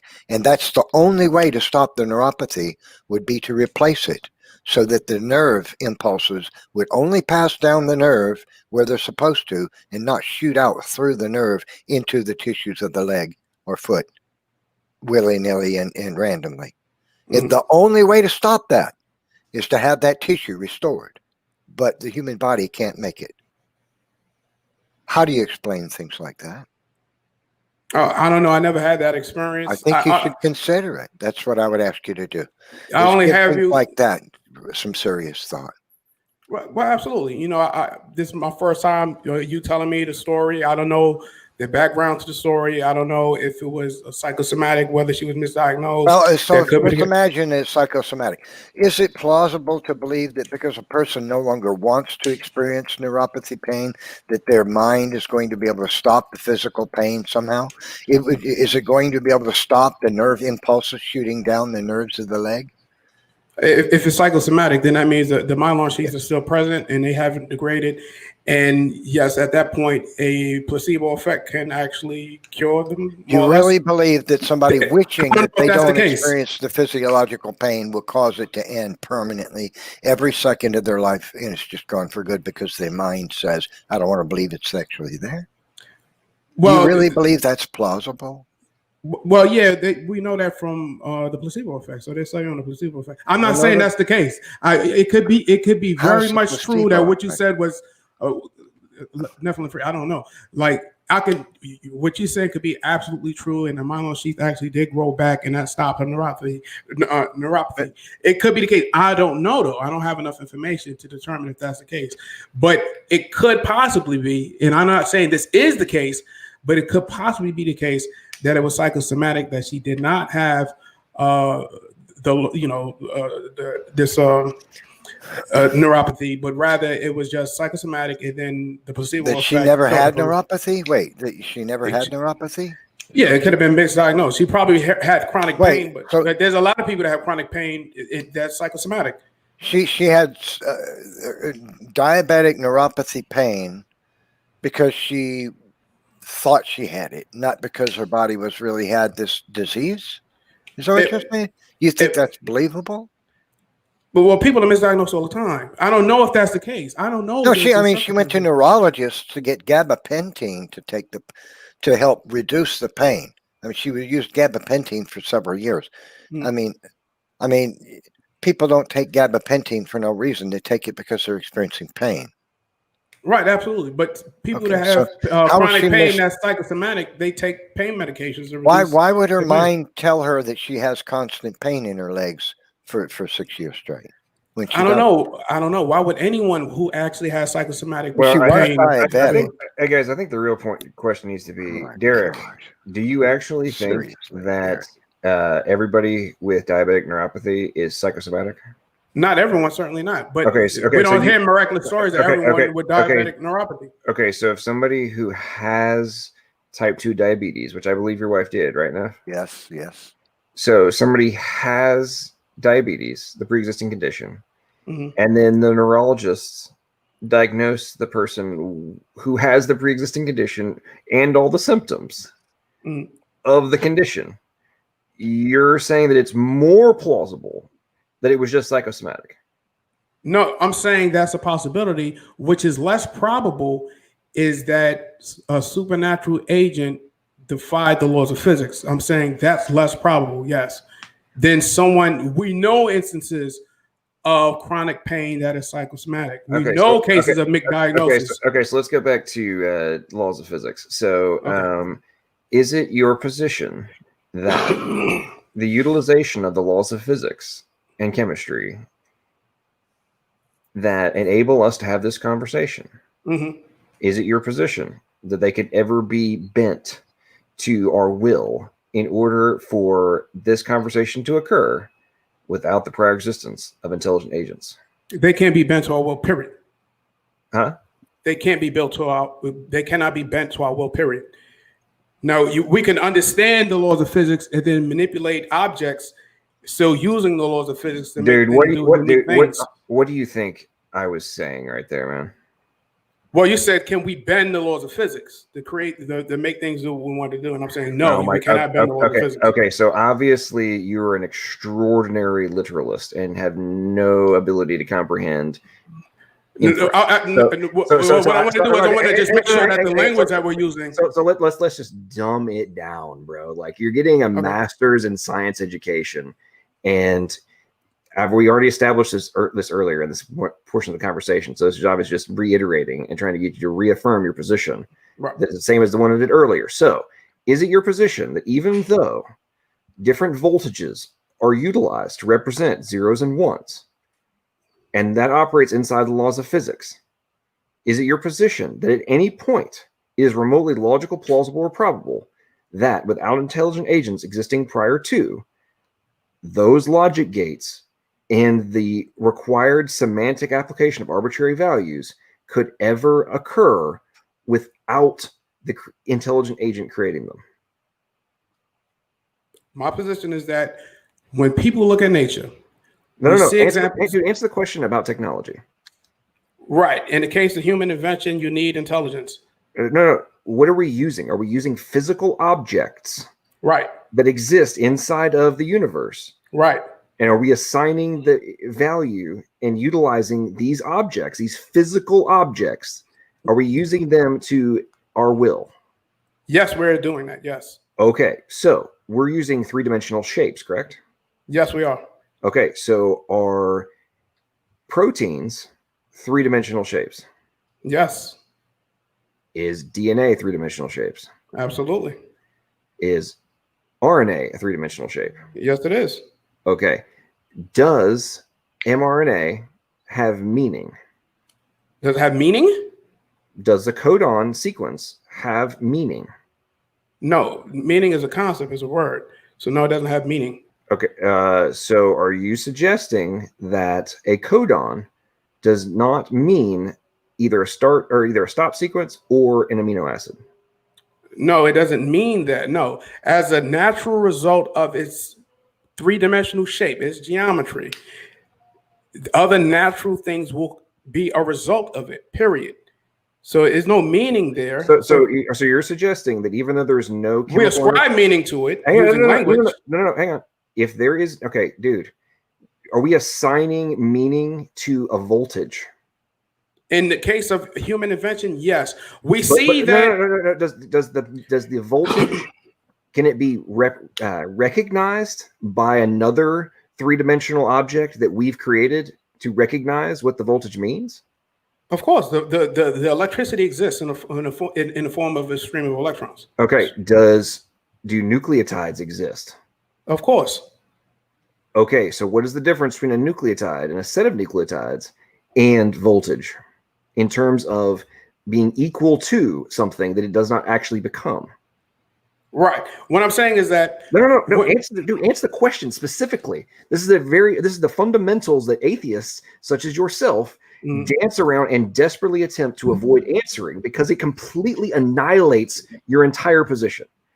Does a codon become the amino acid, or does it chemically interact with the amino acid? Yes or no? It definitely chemically interacts with the No, amino it does acid. not. Of course it does. No, it does. Dude, hold on. Wait a minute now. It does chemically interact with the nucleotide No, it does not. through a medium, through the ribosome.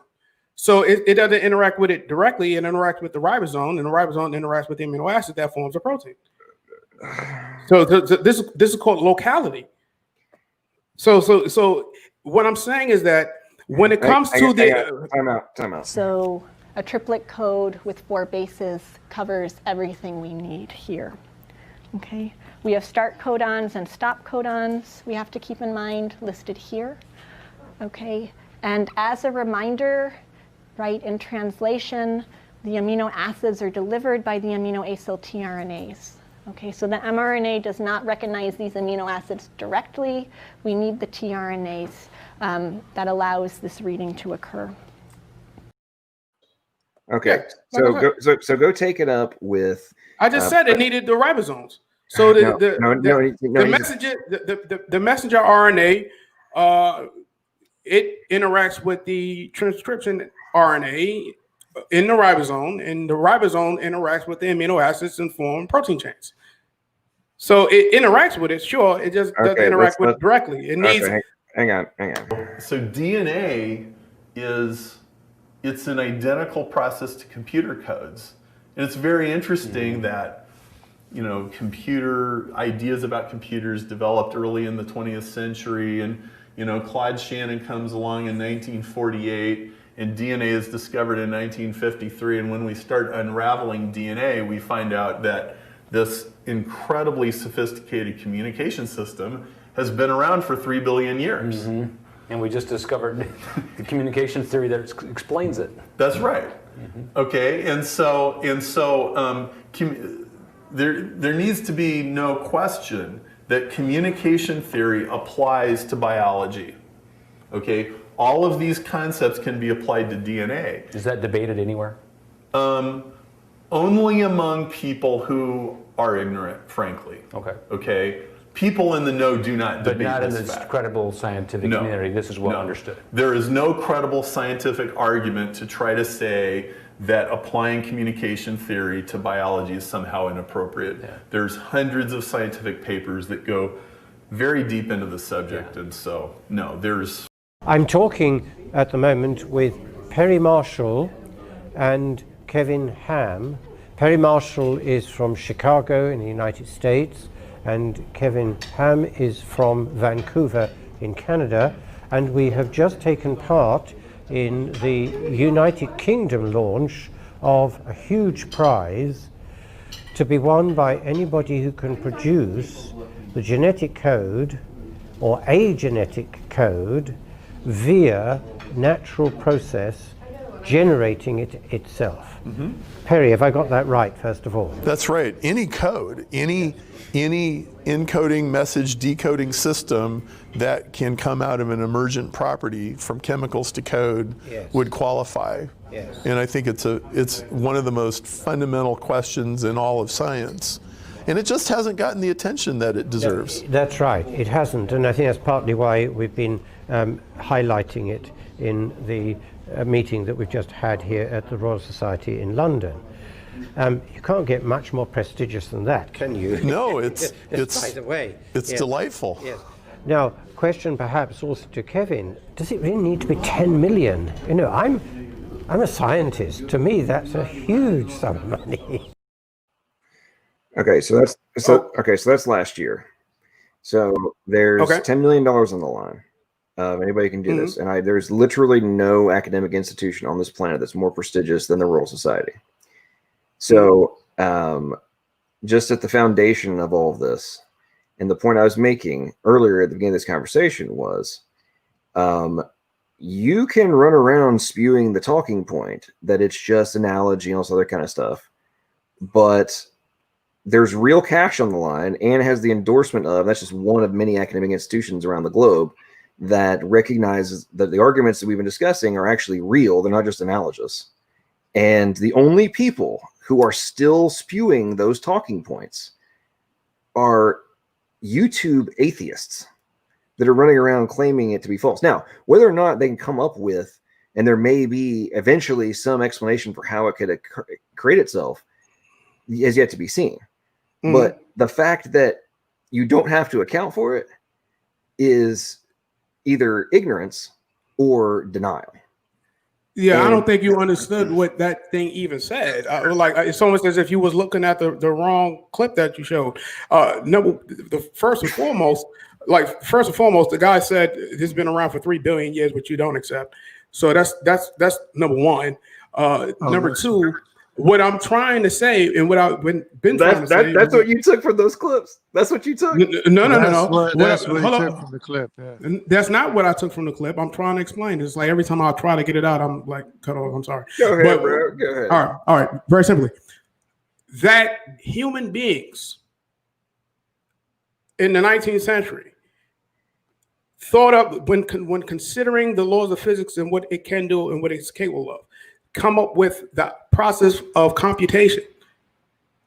Because it's possible physically, that means it's not impossible for the natural world to already do it. This is what the whole study of cybernetics is looking at what occurs naturally and then trying to create technologies based on those naturally occurring things.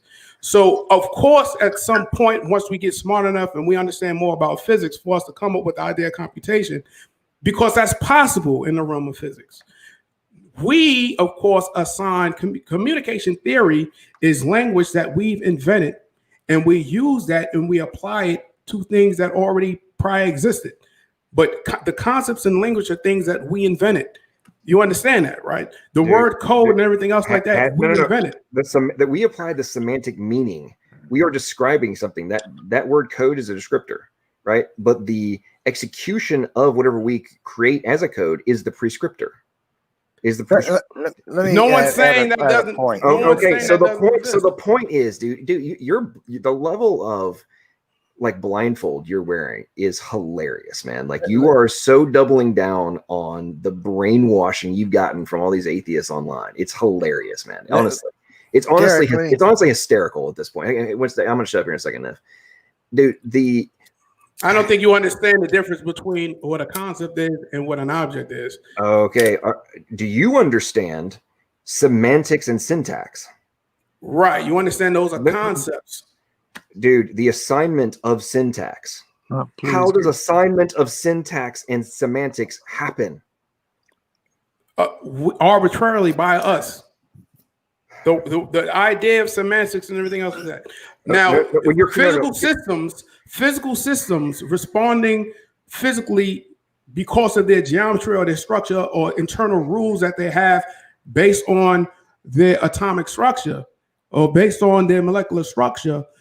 Proteins behaving a certain way based on the way it's folded, based on its shape, a three-dimensional shape. There you go. That's the problem right there. That's your problem right there. You think the chemicals are what produce the code, and that's false. The chemicals and the limits of those chemicals are what produces what we then label to be a code. Yes. Derek, let me share a thought with you. $10 million prize. The problem here is that mental processes are necessary to create the features that we see in DNA. I'm going to give you a really quick description of what DNA has been discovered to be in the last 40-something, 50-something years by science. DNA is a material medium encoded with digital information which is compressed to a level greater than man's best computer information compression schemes. It operates linguistically by employing phonetics, semantics, punctuation, syntax, and grammar, which is more complex than any spoken human language. It operates algorithmically. It operates semiotically with applied meaning and interpretation of symbols. It's prescriptive, functional, and possesses meaning. It's strand hopping and forward and reverse reading information.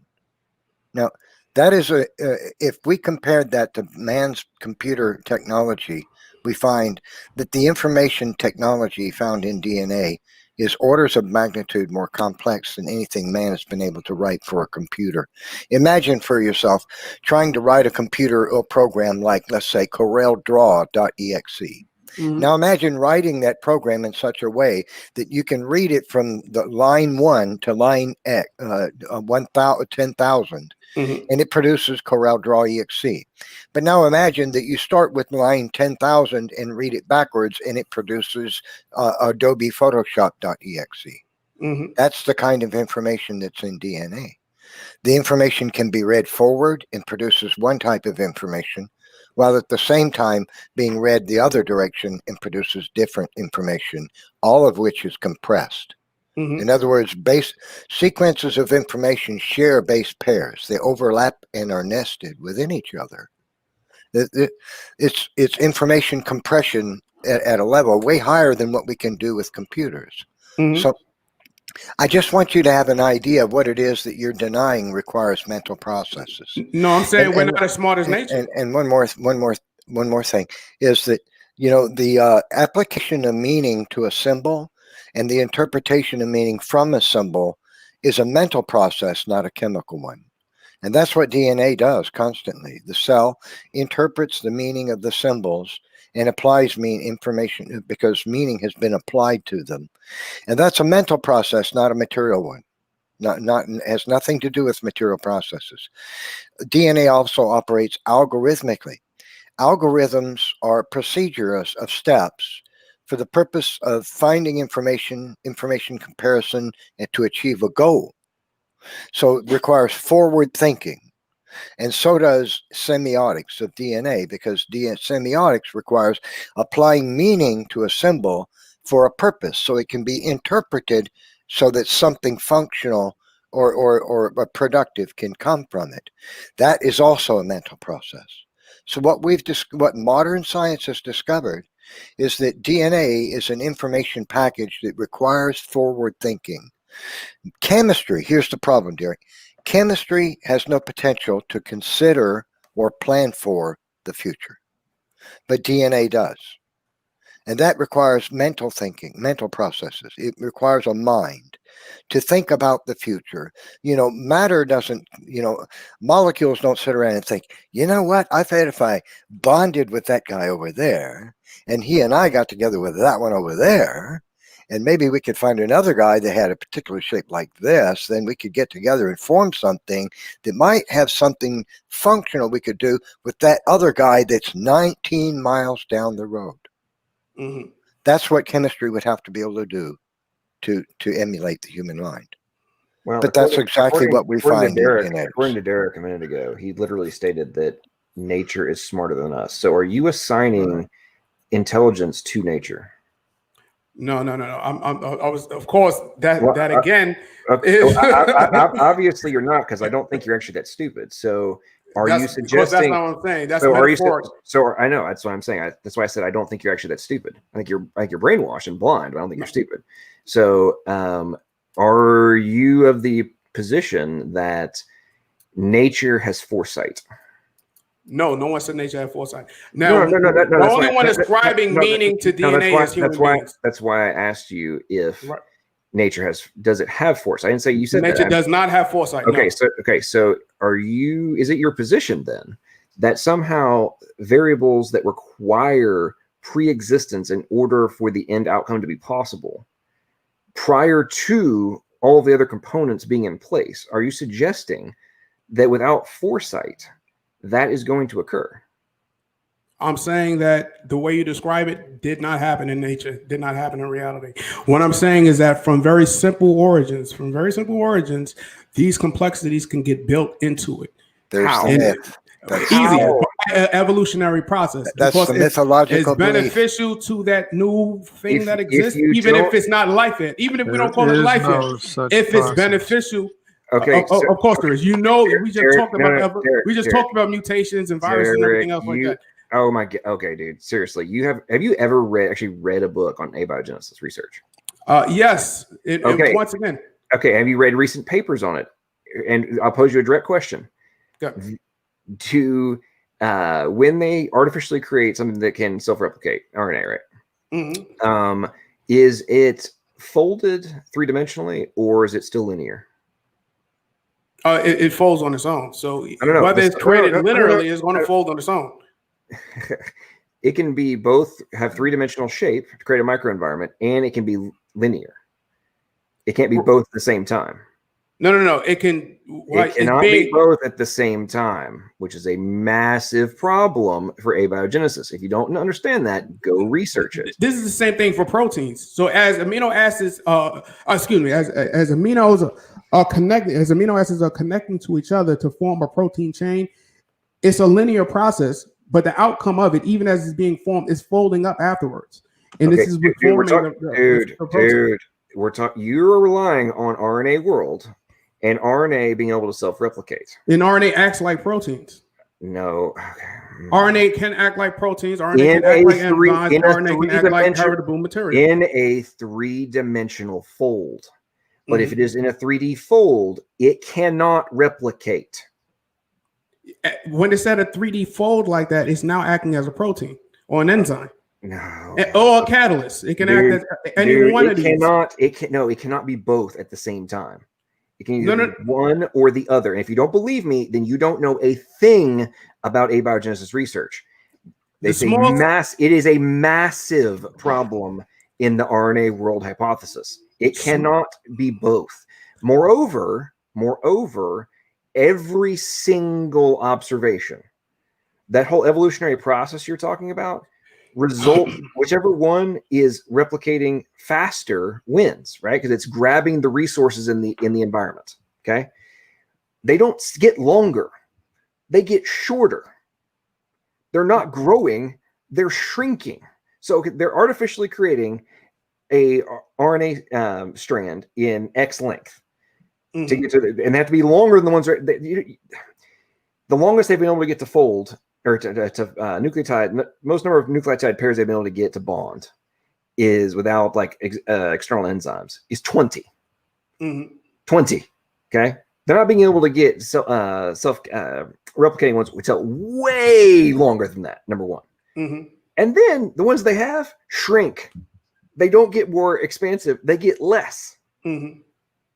Do you comprehend the problem with your entire position of, it was just evolution that did this?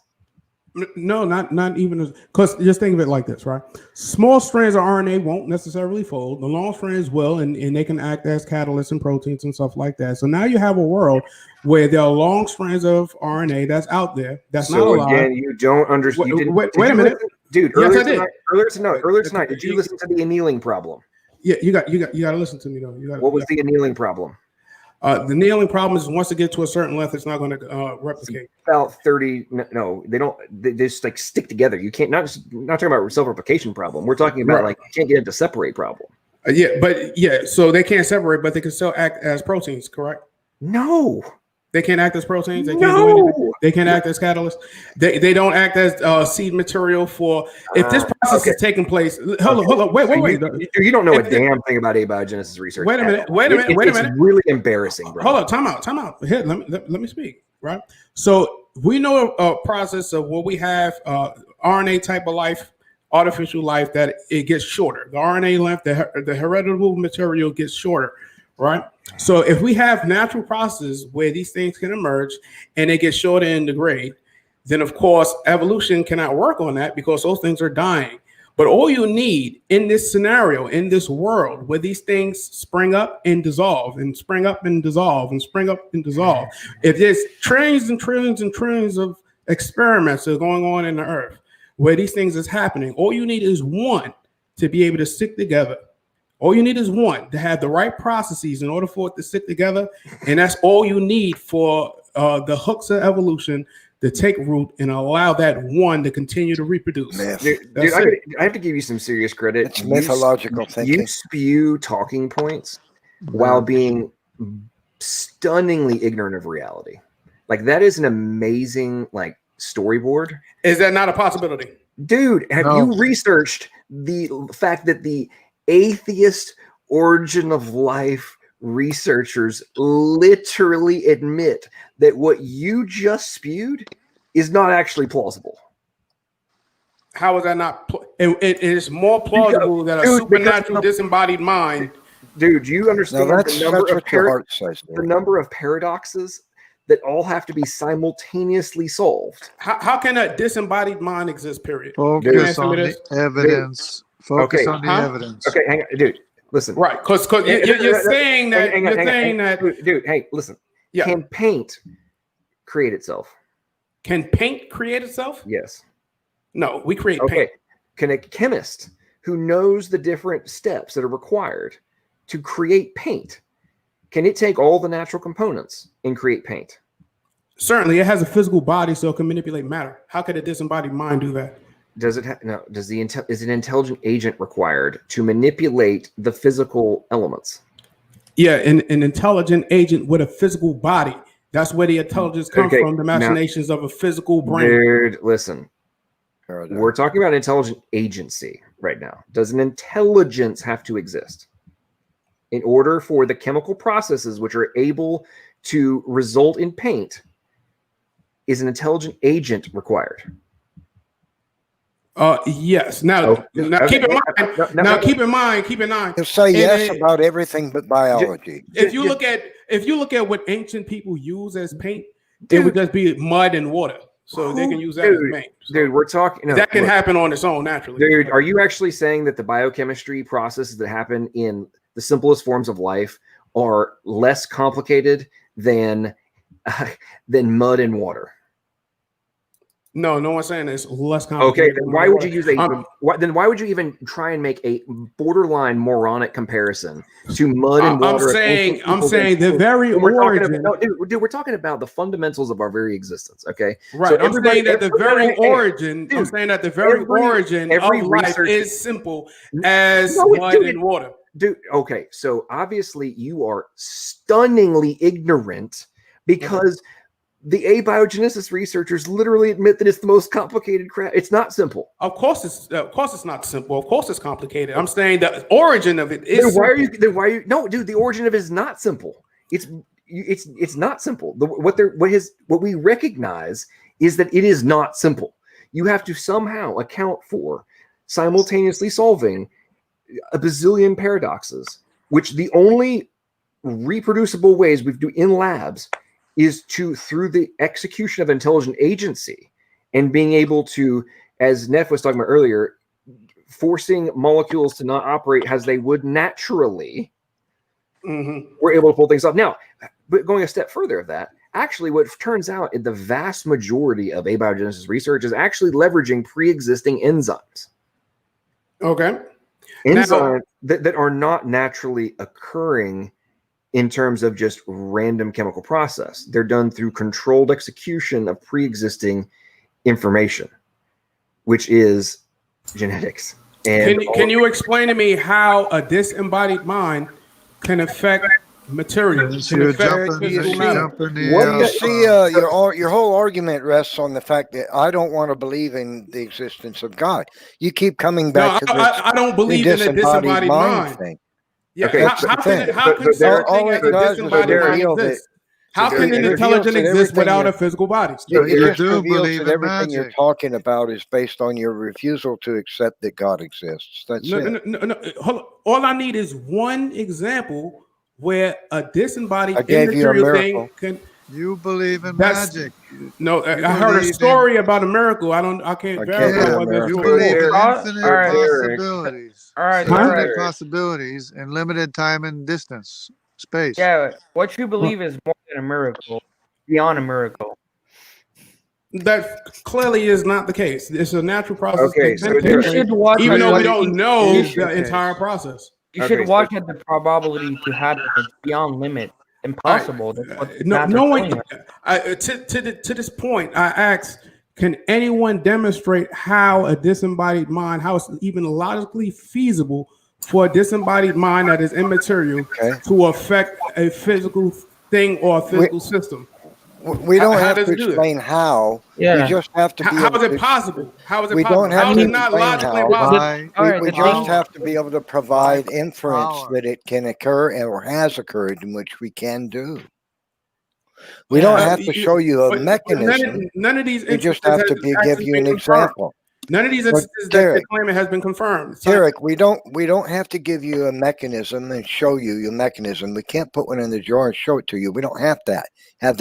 All we have to have is an inference that that's what happens by the facts, and we have provided that, and we can do that over and over again. So couldn't I just say I don't have to provide you with a mechanism of how abiogenesis occurred? All I have to do is show Let you me illustrate the absurdity of that question. Can you explain to me how a soulless bag of matter speaks and writes novels and creates statues and Vermeer paintings? Absolutely. No, you cannot. Of course I can. No, you cannot, Derrick. Well, wouldn't I be Derrick, able and to, so please?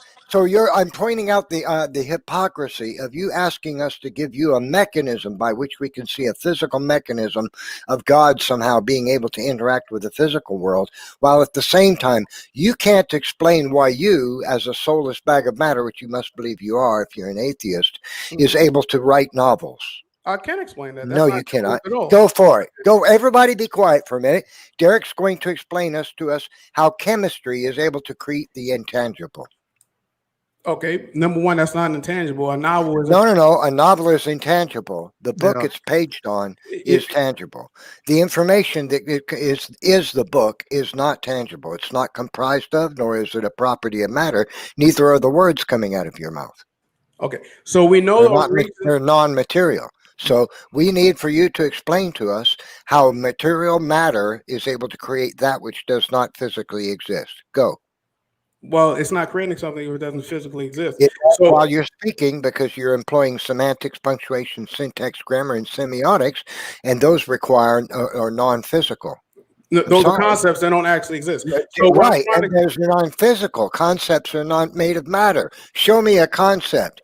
Bob, did you dig up a couple of concepts out of your backyard last week? Sure Exactly. did. Concepts don't exist. So you agree with me that concepts don't No, exist? they exist. They don't exist physically. Well, conceptually. But Right. I'm only explains to us. But conceptual things cannot physically interact with the world.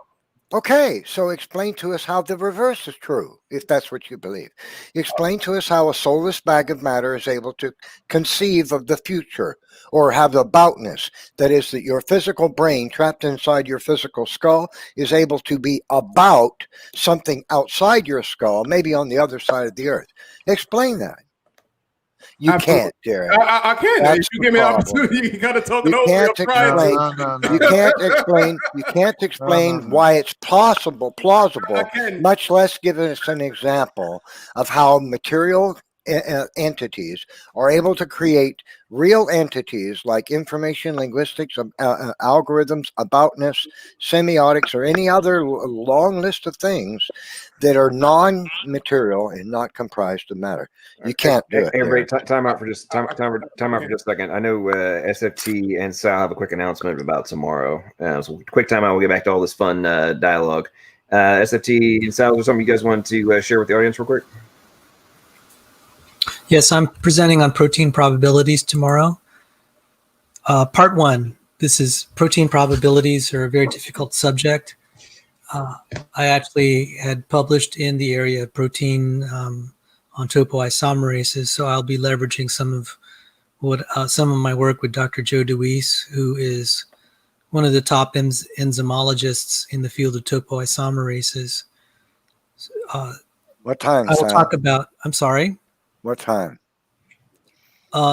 Standing for truth would be better to answer the time. I'm setting. Oh, go ahead, Sal. Sorry. I don't know how long the lecture will go, because if people start to ask questions, I will actually stop to try to answer them, because I could really.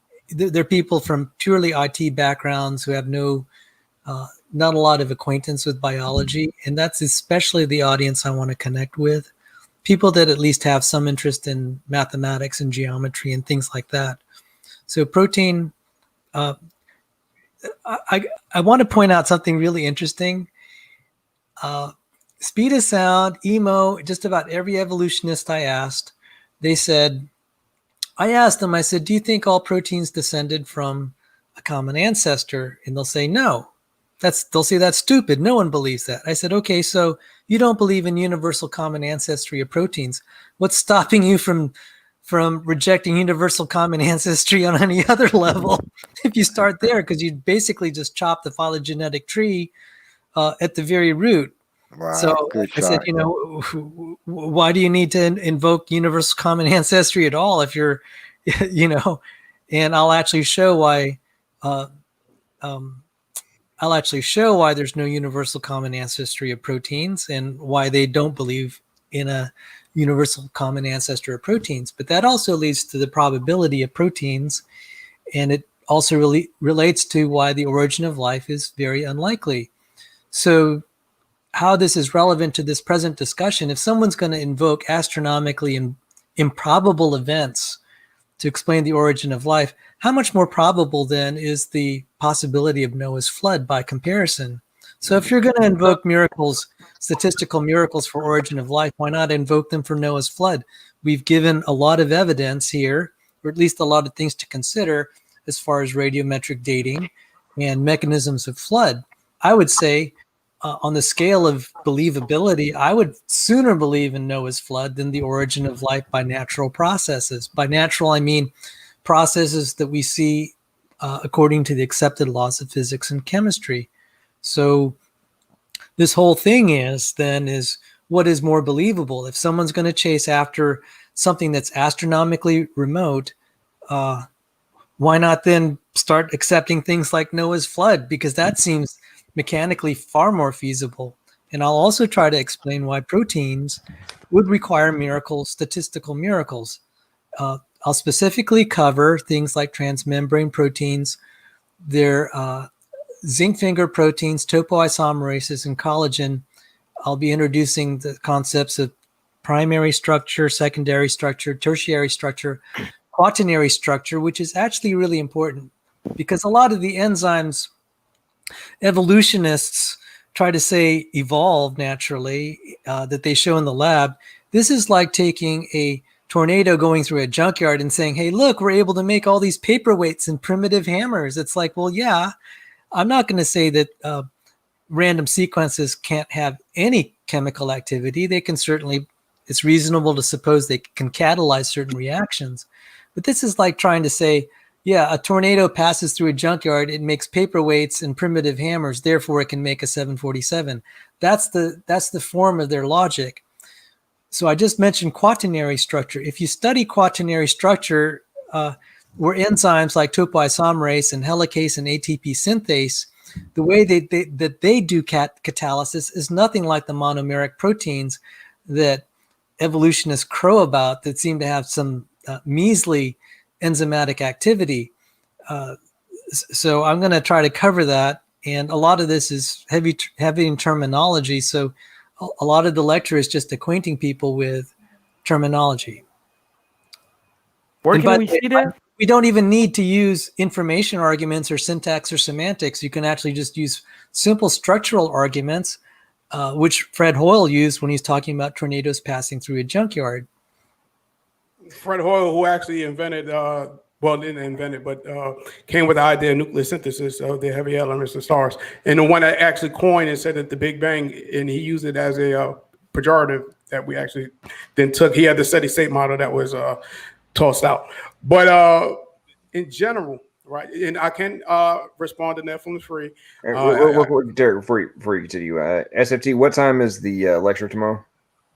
It's at 9 o'clock EST. I'm setting it right now, so I just wanted to double check with Brother Sal as to the title. Yes. So I got the And title. I'll also have an after show. I'll also have an after show on one of my channels. I'm trying to learn StreamYard.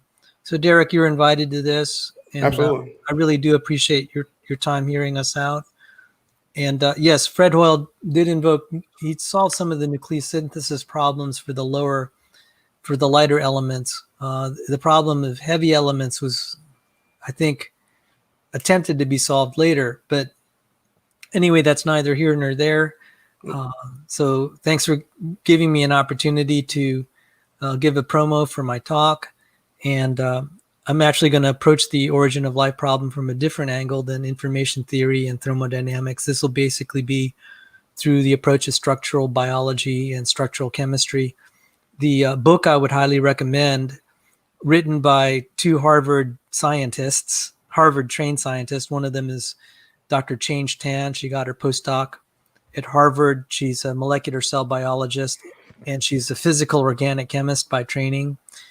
And then Rob Stadler, who is a PhD at MIT and Harvard.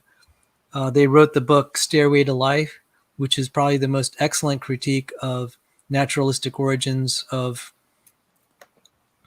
life, the Stairway to Life. And what really did it for me is I studied at the NIH. I had the privilege of being taught by a staff member of Eugene Koonin, who's one of the top evolutionary biologists. Koonin argued that we would need multiple universes to explain the origin of life. The odds are so remote. And he's not alone in that belief. People acknowledge that the probabilities are extremely remote. And if one is starting to invoke such mechanisms as multi-universes, one can just as well say then we might live in a universe where Noah's flood is real. So these numbers are becoming astronomical, and it may not be the scientific consensus at this point, but there's certainly people of very high caliber who are not creationists, who are not ID proponents, that say these probabilities are astronomically remote. And so my protein probabilities discussion will cover some of those. It'll be different approaches than what you've seen some of the other creationists use, simply because so much has happened since the 2000 paper by Doug Axe on beta-lactamases. Now, me personally, I don't really like the idea of the multiverse. I don't think that's true. It can't be proved, certainly not. So I don't like that. It doesn't seem very elegant to me. Could be the case, but I don't think that it is the case. So earlier, you don't believe that there's a anyway, multiverse. that was all I had to say. It's nice meeting you, Derek. Yo, Sal, thank you. a quick question. Looking What is your forward to your YouTube talk. channel? What's your YouTube channel? Oh, Sal, right? I will publish it tomorrow. Right now it's evidenceandreasons.org. There's an associated YouTube channel, but I haven't built it out yet. And I'm going to be teaching Dr. Tan's molecular biology. I'll have a few lectures on it. Her English isn't as good as mine, and I'm going to try to add some animation. So thank you for your interest. I presently work as a research associate almost full-time for Dr. John Sanford, but I may be most likely cutting down to part-time so I could do more of the more stuff like this in outreach. And well, also my contract is slowly winding down. He's supported me out of his own generous pocket. He's not made a dime off of me for 6.5 years. He's actually lost money by paying my salary, so I'm indebted to him. And the best way that I could pay him back is to further the Christian faith by talking science and teaching other people. So we appreciate it, Sal. We're looking forward to your talk. So I really thank everyone for their support of me. God's been generous, and I'm going to have to figure out how to get a revenue stream in the future so that I can continue this sort of work. So I appreciate all your interest. I think if we can get a university teaching job, Sal. Oh, I'm a marked man. I'm a marked man, bro. Yeah, we I think I'd rather go back to the you've already cut your own throat being a creationist, huh? Well, hey Sal, you and I need to talk about some of the stuff that we talked about a couple months ago. We'll get you. Yep, brother. So it's very nice meeting you, Derrick, and thank you for bearing with some of the sharp criticisms. And I got thick skin. I got thick skin. I love it. I really hope. And Sal, on our that dialogue here, and I hope you can come out Sunday night tomorrow. Oh yeah, absolutely. I'll definitely try. I gotta say, Derrick, you handle it well, man. You're in the lion's den, and you're going at it against, Sal, John, Neff, and all at the same time. And he's about to get annihilated again because he just said a minute ago that he doesn't believe in the multiverse. Doesn't think it's elegant. But earlier tonight, you literally talked about the multiverse. And that we could exist from another universe outside of this one. Oh, that's not necessarily a multiverse. That's just some other natural state of affairs. So yeah. So okay, well, what the hell? Okay, bro, hang on. What the hell is that other than some other universe outside of this one? Yeah, that's not a multiverse. Is like an infinite amount of universes. No one ever said a multiverse. Well, actually, I don't think they actually rely on infinite number of multiverses, but the era of universes in a multiverse theory. Right. But the point I'm making is that earlier you were trying to use that as a fallback position. Oh, there could just be something outside of this one. But now you're stating that that's not what you actually think.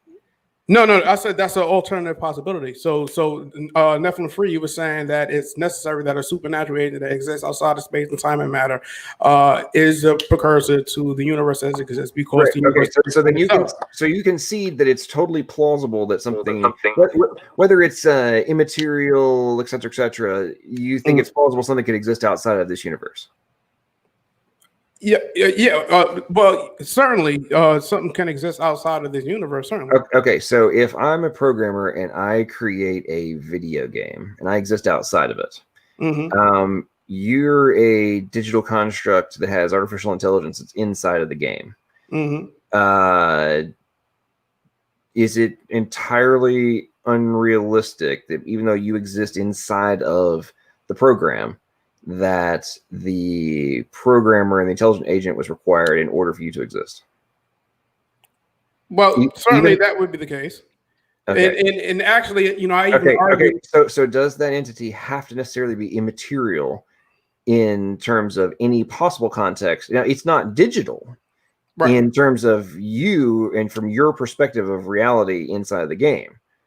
Right. But I would still be material, though. Yeah. But does that eliminate the logical conclusion that when you determine that there is code that's required for your existence, is it implausible and not the logical and rational conclusion that there was a programmer that existed outside of the game in which you exist? Yeah, that could be the case. I don't see any evidence that that is the case. For example, no. In the context of the analogy that we're talking about, you're inside of a computer game. You are a character inside of a computer game. Right.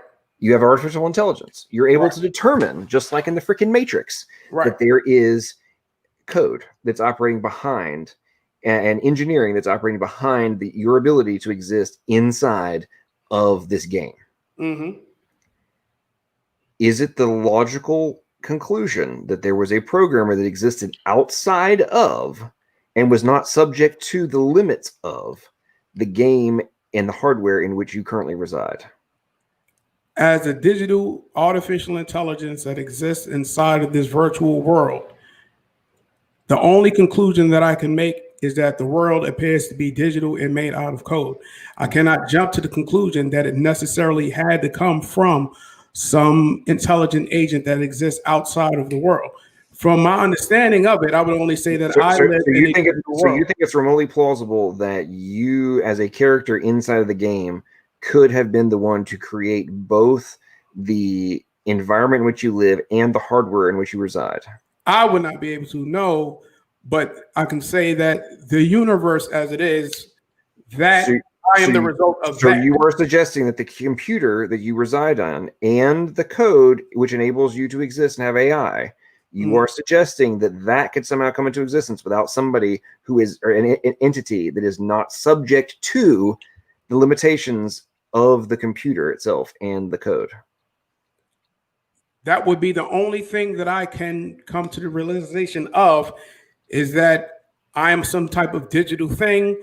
I exist in some type of virtual space. And as a matter of fact, you have scientists now who are saying that it may be possible. It's, of course, minority opinion, that we're living in a simulator. So now, why are they coming to that conclusion, though? Because God. Not because I think they are confusing concepts with objects. That's the reason why. Whoa. So you don't. So have you actually read what they say? Because they're saying they think we're in a simulation because everything appears to be information. Right. I think they don't understand what the heck they're talking about. I think they're mixing up. So you're suggesting that the guys from MIT and Stanford and Harvard and a variety of other high-level institutions with multiple PhDs, who you're suggesting that they don't understand. They are a minority opinion. The vast majority of scientists believe they don't know what the freak they're talking about. Are you trying to say you don't consist of code? I consist of DNA, and we can label that a code. I consist of if it wasn't code, you wouldn't be a human. So it's code. Okay, so what is code? Code is a concept. So we went through that, but right quick. No, dude, you dodge this stuff so much. Either you're an ignorant fool when it comes to information theory, or you're a dodge artist. There's no in between. What is Morse code? Morse code is simply dots and dashes, dot dash. Okay, now can we ascribe meaning to meaning applied to symbols. The medium which transmits the information, can it be light? It can be light. Can it be taps? It could be taps. It could be hand gestures. That's why we got sign language. Okay. It could be anything we want it to be. Okay, so we can arbitrarily assign meaning how we want because we are creative organisms. We have a large cerebrum. We have a large forebrain. We think in abstract terms. We invent things. Right. This is not surprising. Okay. Describe meaning and symbolic meaning to the various things. Bro, can a bacteria create abstract thought? It has no brain. It has no neural network. No, it cannot. Okay, so but it has code that enables it to operate. Exactly. It's not a code though, but it is literally a code. We can call it a code, but it has DNA, it has nucleotides, it has geometric physical shapes that interact in a specific type of way. And it uses this, and it has meaning that is assigned to the code that is we ascribe meaning to it after the fact. Dude, how are we ascribing meaning, dude? We invent meaning. What is the term? Meaning is a concept. It doesn't exist. What is interpretation? What does interpretation and translation mean? Interpretation, translation. You can interpret any way you want. Interpretation. In communication theory, does a code require the ability to be encoded and decoded? Yes, we do that. Okay. No. In order for it to literally be a code, is the ability to encode and decode is that a fundamental component of information theory in terms of what actually is a code? Yes, that's what. And how is the encode decode process conducted? What do you mean? You have some medium that can read code, translate it, transcribe it, and then it's retranslated so that we can understand. You have to have two pre-existing code tables. This equals this. You have to have this, right? And on the other side, you have to have a mechanism which can translate and say, okay, this equals that, and translates it. So you have two arbitrarily assigned value sets that must exist simultaneously with the capacity and the mechanism to translate it.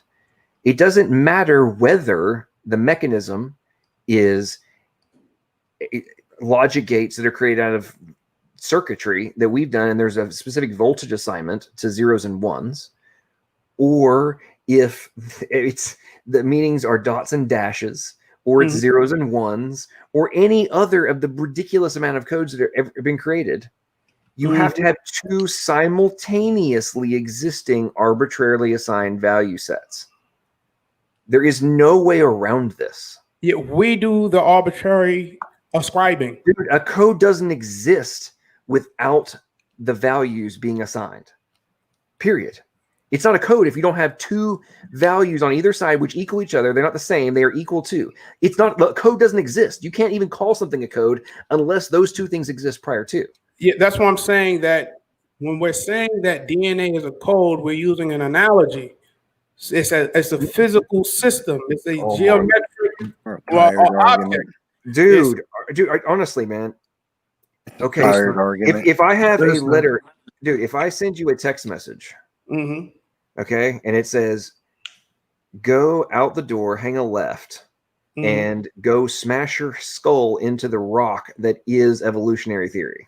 Okay, I send you a text message, right? Okay. Now, I also created a Google Doc, and I emailed you a link to it. Okay. Okay. And I sent you another email with a PDF attachment. And then I wrote the same thing down on a piece of paper, stuck in an envelope, and mailed it to you. You took one of those that I sent you electronically, and you downloaded it. Okay. And then you printed it out onto a piece of paper as well. You now have this on your phone. You have it in a Google Doc. You have it in an email. You have it in a PDF, and you have it in a piece of paper that I sent you in an envelope. Right. And then I sent you a box of Scrabble letters in the exact order of that same sentence. Does the medium which contains that information matter in terms of what the meaning of the information is? No, we ascribe meaning to it. Right. So, but the medium which contains the information has zero relevance to the meaning of the information, correct? Right. We're ascribing meaning. Okay. Now, if I took one of the several code-based syntaxes that have been created in the genetic code by humans, and I literally sent you the same information in nucleotide base pair sequences, does the fact that it's now being executed or sent through a chemical medium such as DNA, does that have any relevance to the information itself in relation to the other physical mediums which contain it? No, we're ascribing meaning to it. Is it still a code? It would not be a code. We'd be ascribing meaning to it. Dude, what is language? Language is literally has syntax and semantics, has elements of a code. Language is a code itself, dude. That we invented, yes. Mental gymnastics. We did not invent language. Did we not invent language? Okay, dude, you're missing the point. Okay, so the medium doesn't matter, correct? Right.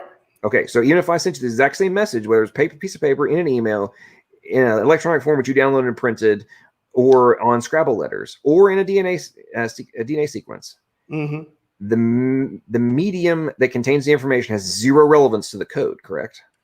That's correct. Okay, so the code, which has all of the fundamental requirements from an information theory perspective to be equal to the code which I just sent you in terms of our language, has all the fundamental requirements to be equal to. But because it's in DNA, in a chemical three-dimensional structure, you're claiming that it does not equal the same as if I sent you information in English, but that was translated into a syntax which was now housed in a molecular structure. Right. What I'm saying is essentially you're saying that they're not both codes, even though they're both in DNA. Like, yeah, I can talk now. All right, yeah. All right. We invented code. We invented language. We invented syntax. There are natural occurring things that move the way it moves based on its properties of the object that it is, based on what it is, its geometry, its shape, its structure, the way its electrons is, the various valence shells that it's in. This makes it do whatever it does, right? This is the way the natural physical environment works. There are constraints, there are limits, there are things that physical objects can and cannot do. So Hold on, let me finish. Dude, listen, bro, I think you know what you're saying. Dude, you do realize that the genetic code is Turing complete, right? It's not a code outside of us saying dude, that's what it is. If researchers, it's an analogy.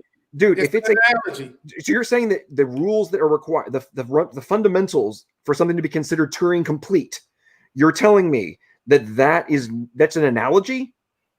That is an analogy. So you're saying that the rules of what equals Turing complete is an analogy. All right. Once again, for a code language to be considered Turing complete, you're saying that that's just an analogy. There's not a specific set of fundamental requirements in order for something to be considered Turing complete in information theory. A code does not exist. It's a concept. We ascribe the word code to things. So you're not. Is that not the case? We arbitrarily ascribe prescribes functions. You're not a human. So you're not a human. Okay, so Derrick, let's try. I'm gonna really try and dumb this down. Okay, so let's say that let's say the hot tub time machine exists, right? And we go back a freaking billion years, and as a joke, we take a thumb drive and we stick it inside of a force field in a freaking cave. Okay.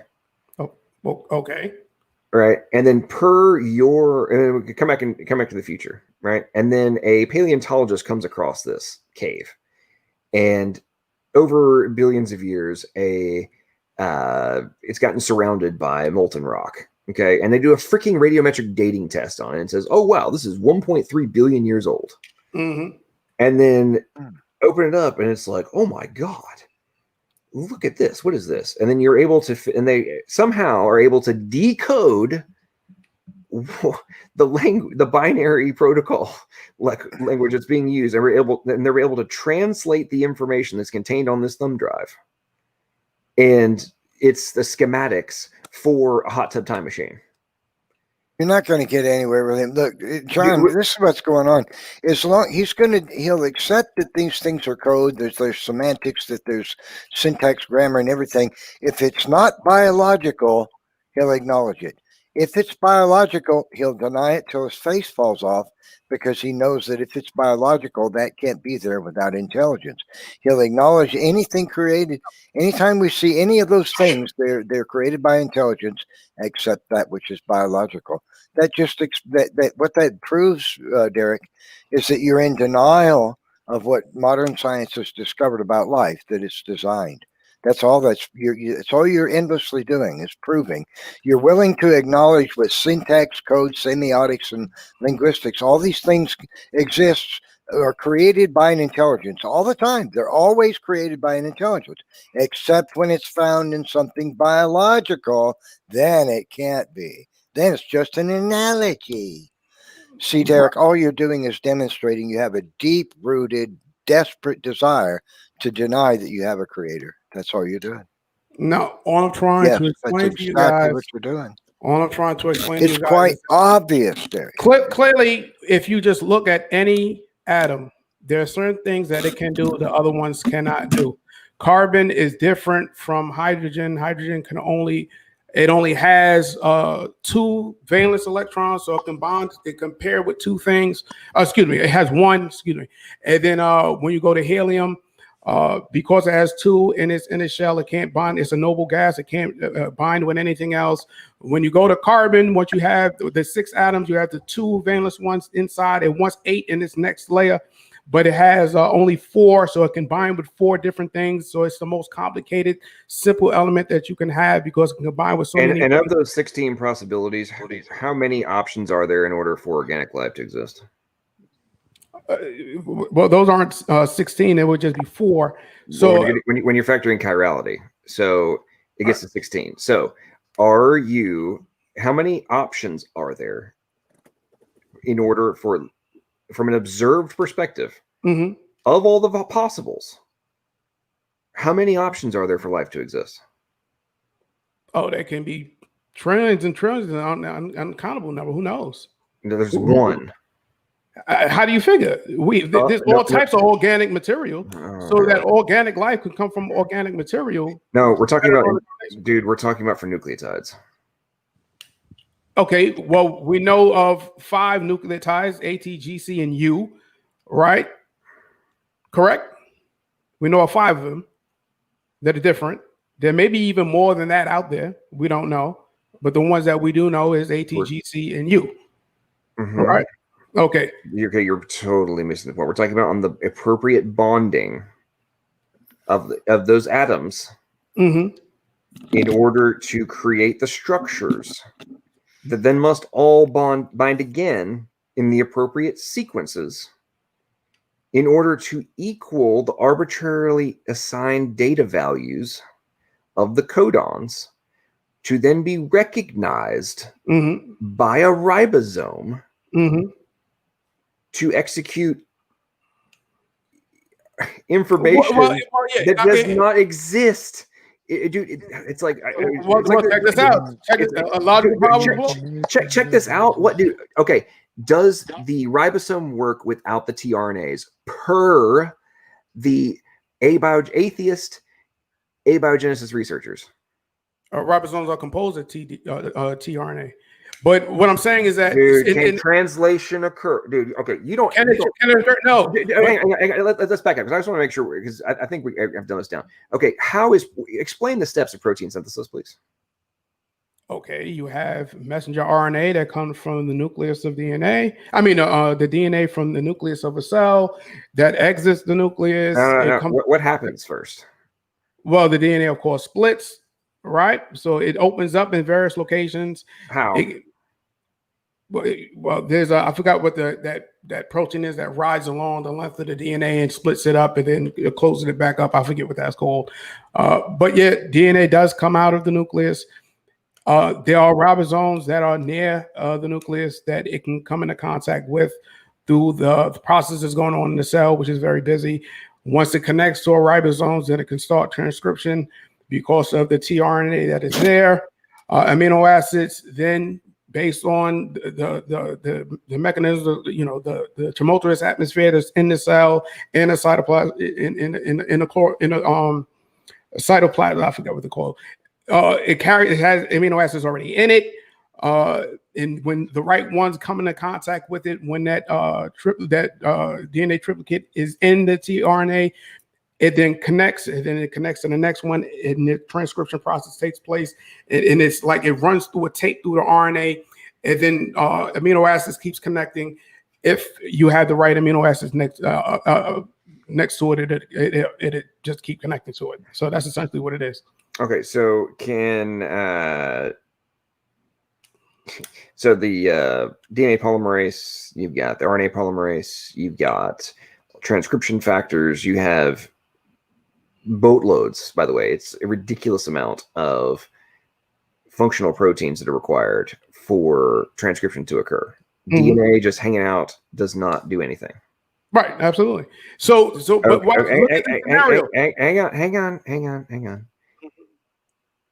In prokaryotes, you were describing a lot of stuff with nucleus and stuff. You're talking about eukaryotes. With prokaryotes, you have to have promoter regions in a very specific linear position at the beginning of either a sequence or a set of sequences in order for the transcription to occur.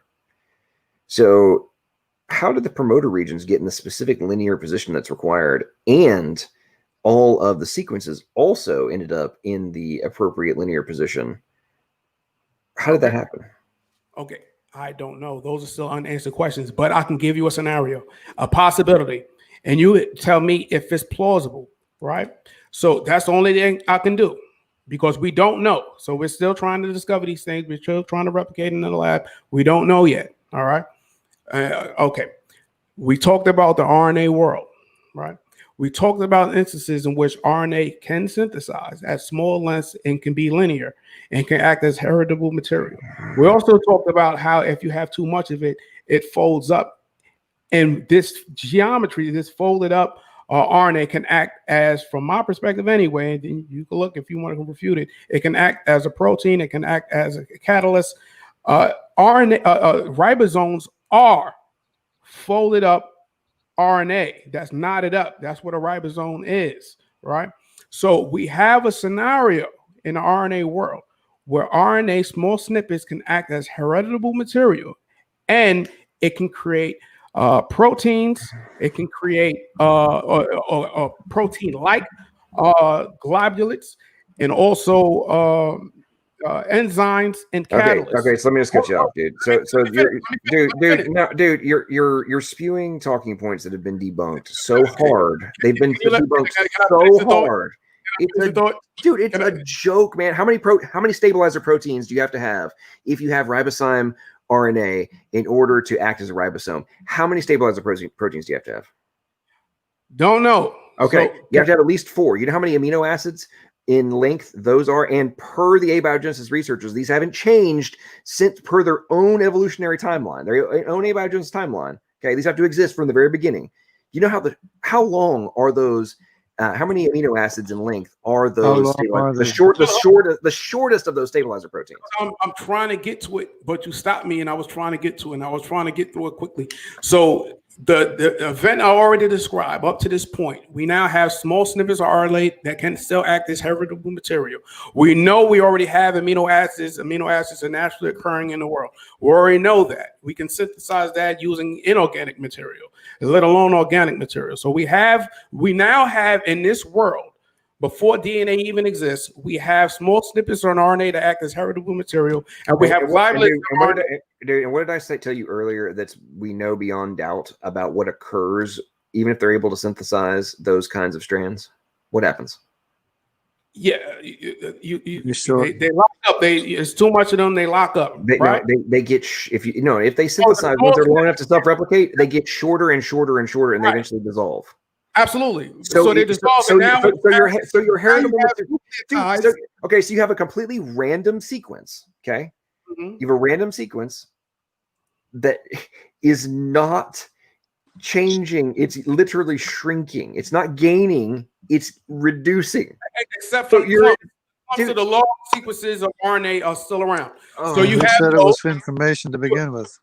Wait a minute. You have the large clumps of RNA that's still around. The ones that's too long and they knot up because they fold up. Those are still around, so those don't disintegrate. The small snippets do disintegrate, but it disintegrates in the nucleotides. Hang on. You think the ones just because they folded, they don't disintegrate? They don't dissolve? Well, eventually, but not at the rate that you're saying that those small snippets in RNA does when they try to replicate. Dude, RNA is so unstable. Like inside of our cells, RNA is unstable. Inside of the protected environment, RNA is unstable. It has extraordinarily short half-life. Very short. Understandable. But look at the scenario that we're laying out. Look at the scenario. And please, just let me finish the thought. Look at the scenario. So we have a bunch of nucleotides. We have biolipid layers. We have RNA structures that's knotted up that can act as protoproteins, that can act as catalysts, that can act as enzymes, right? They're not doing that right now because the conditions aren't there. All you need in this scenario where you have nucleotides that's all over the planet, where you have amino acids all over the planet, when you have protoproteins all over the planet, where you have enzymes all over the planet. 99.9999% of proteins require all 20 amino acids? Okay, we have amino acids plenty. There's tons of amino acids. No. Do 99.999% of functional proteins require at least one of all 20 amino acids. Okay. Now, in this scenario that we already laid out, where we have the small snippets of RNA Okay, that are dude, you listen, man. You are spewing so much, dude. I'm just gonna cut you off, man, because this is ridiculous. Like the level you're spewing so much talking point BS that has literally been annihilated for years. I'm telling you, I'm asking you if this is a plausible scenario. No. Not if we can prove it, unless we know it's the case. We're saying, is it within the laws of physics? Is it possible? Yes. In the laws of physics, is it possible for a disembodied mind to affect physical objects? No. Stop telling us that it's possible that a bag of soulless bag of matter is capable of creating things that are real but don't exist physically. Stop that. Nothing is possible to make itself. Nothing can make itself. Stop telling us God can't make himself. Stop being a hypocrite. Stop being a hypocrite, man. So Derrick, let me guess. You have serious freaking daddy issues. No, my father is. I actually moved down south to Georgia from New York. Did you have dude? I'm being facetious. Because you are obviously so desperate to avoid the obvious, of which there is, and this is the whole point I was making about this. Why I use the stupid computer game analogy of God could be physical. I could care less whether it has some kind of physical aspect. What we're talking about is the necessity for all the things that are very obvious, requiring an intelligent agent that exists prior to the formation of what now enables us to exist. And in the point I'm making about this, the little Fantasyland, the Fantasyland at the root. Okay. Oh, jeez. Okay. How can something as complicated as an intelligence be first? Why wouldn't it be a simple process that builds to an intelligence? Dude, in what universe? How can you have an advanced intelligence at the source? Okay, how dude. Can you have something so complicated at the beginning? Okay. Wouldn't it make more sense to have something simple at the beginning into developing something complicated than to have the most complicated thing of all possibility being first? That's the rationale. If we have something that complicated, we can see that it's capable of causing other things that are complicated. What's irrational is to believe that something simple. All right, I'm done with the desperation. It's irrational to believe that something that's so simple Veckel's been wanting to say something is for a while. capable of becoming outrageously complicated. That's what we have no reason to believe. You're believing a whole massive package of miracles with blind faith. And it's just not plausible. Okay, we will tangent. Veckel, thanks for joining, man. You got something you want we to have we have a lot more questions too. We're not even barely started. I mean, go ahead, Veckel. No, I don't have anything. I'm just listening in, and thank you for letting me in the room. So. Well, of course, man. And it looks like Iger just joined too. Okay, I've been dominating this stuff. I'm gonna shut up for let you all talk for a minute. I'm gonna get some drink. I'll be back. You guys get to talk. Oh, great! I have a chance to talk. Go ahead. Go ahead.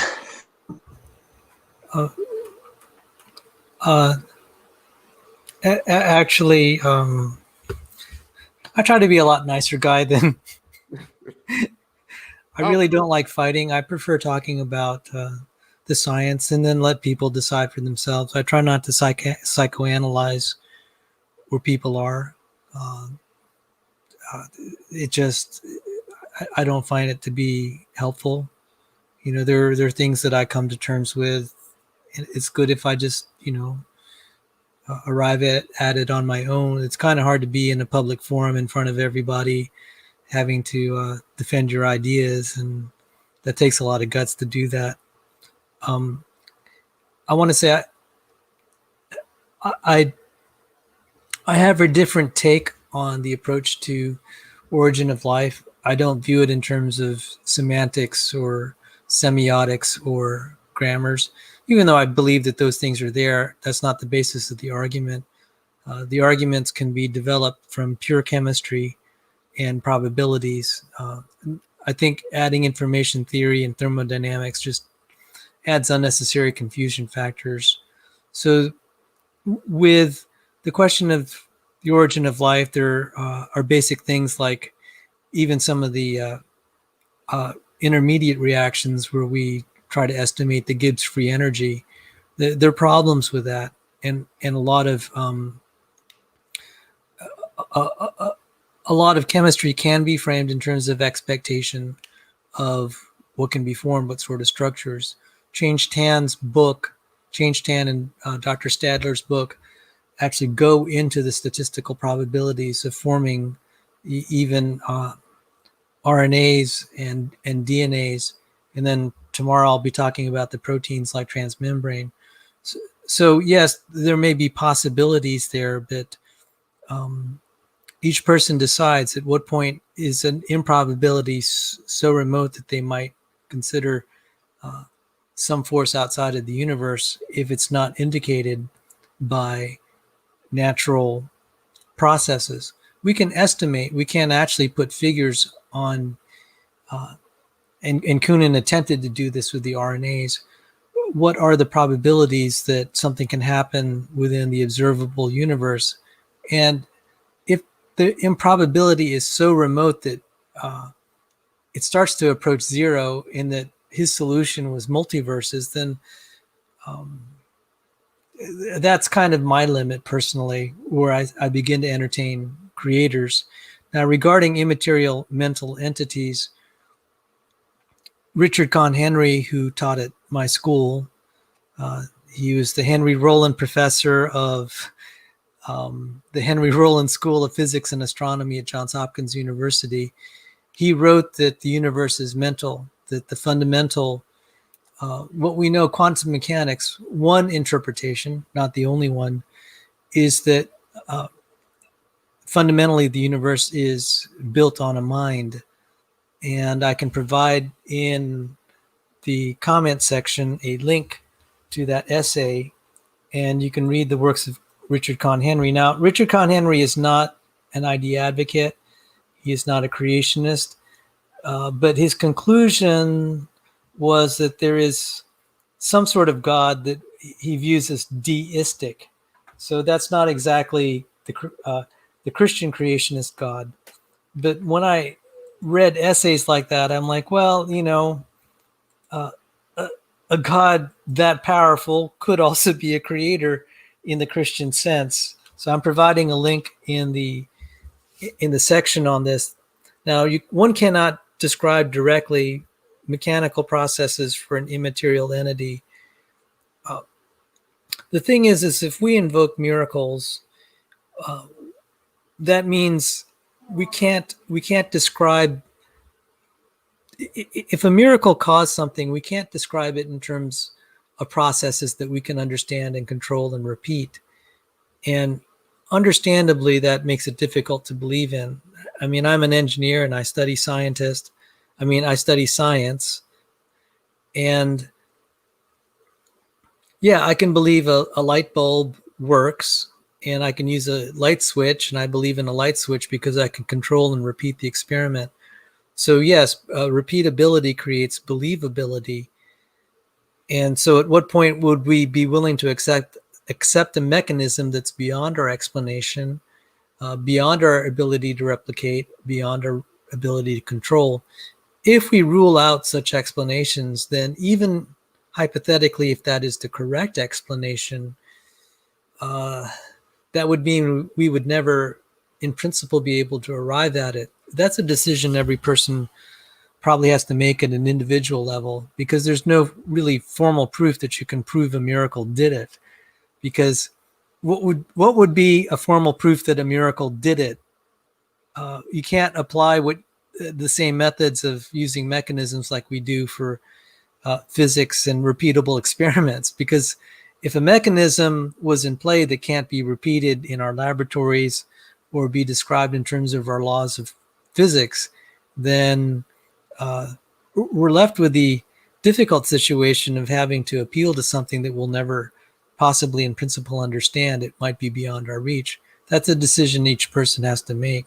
So if you're asking for a demonstration of an immaterial mind, we can only postulate it by indirect means, there's no way we can describe it directly in terms of the law of physics. We can take laws of physics and describe electromagnetism and motors, and reduce it. We can make very direct proofs. So the link that I provided to Richard Kahn Henry, that's an indirect inference.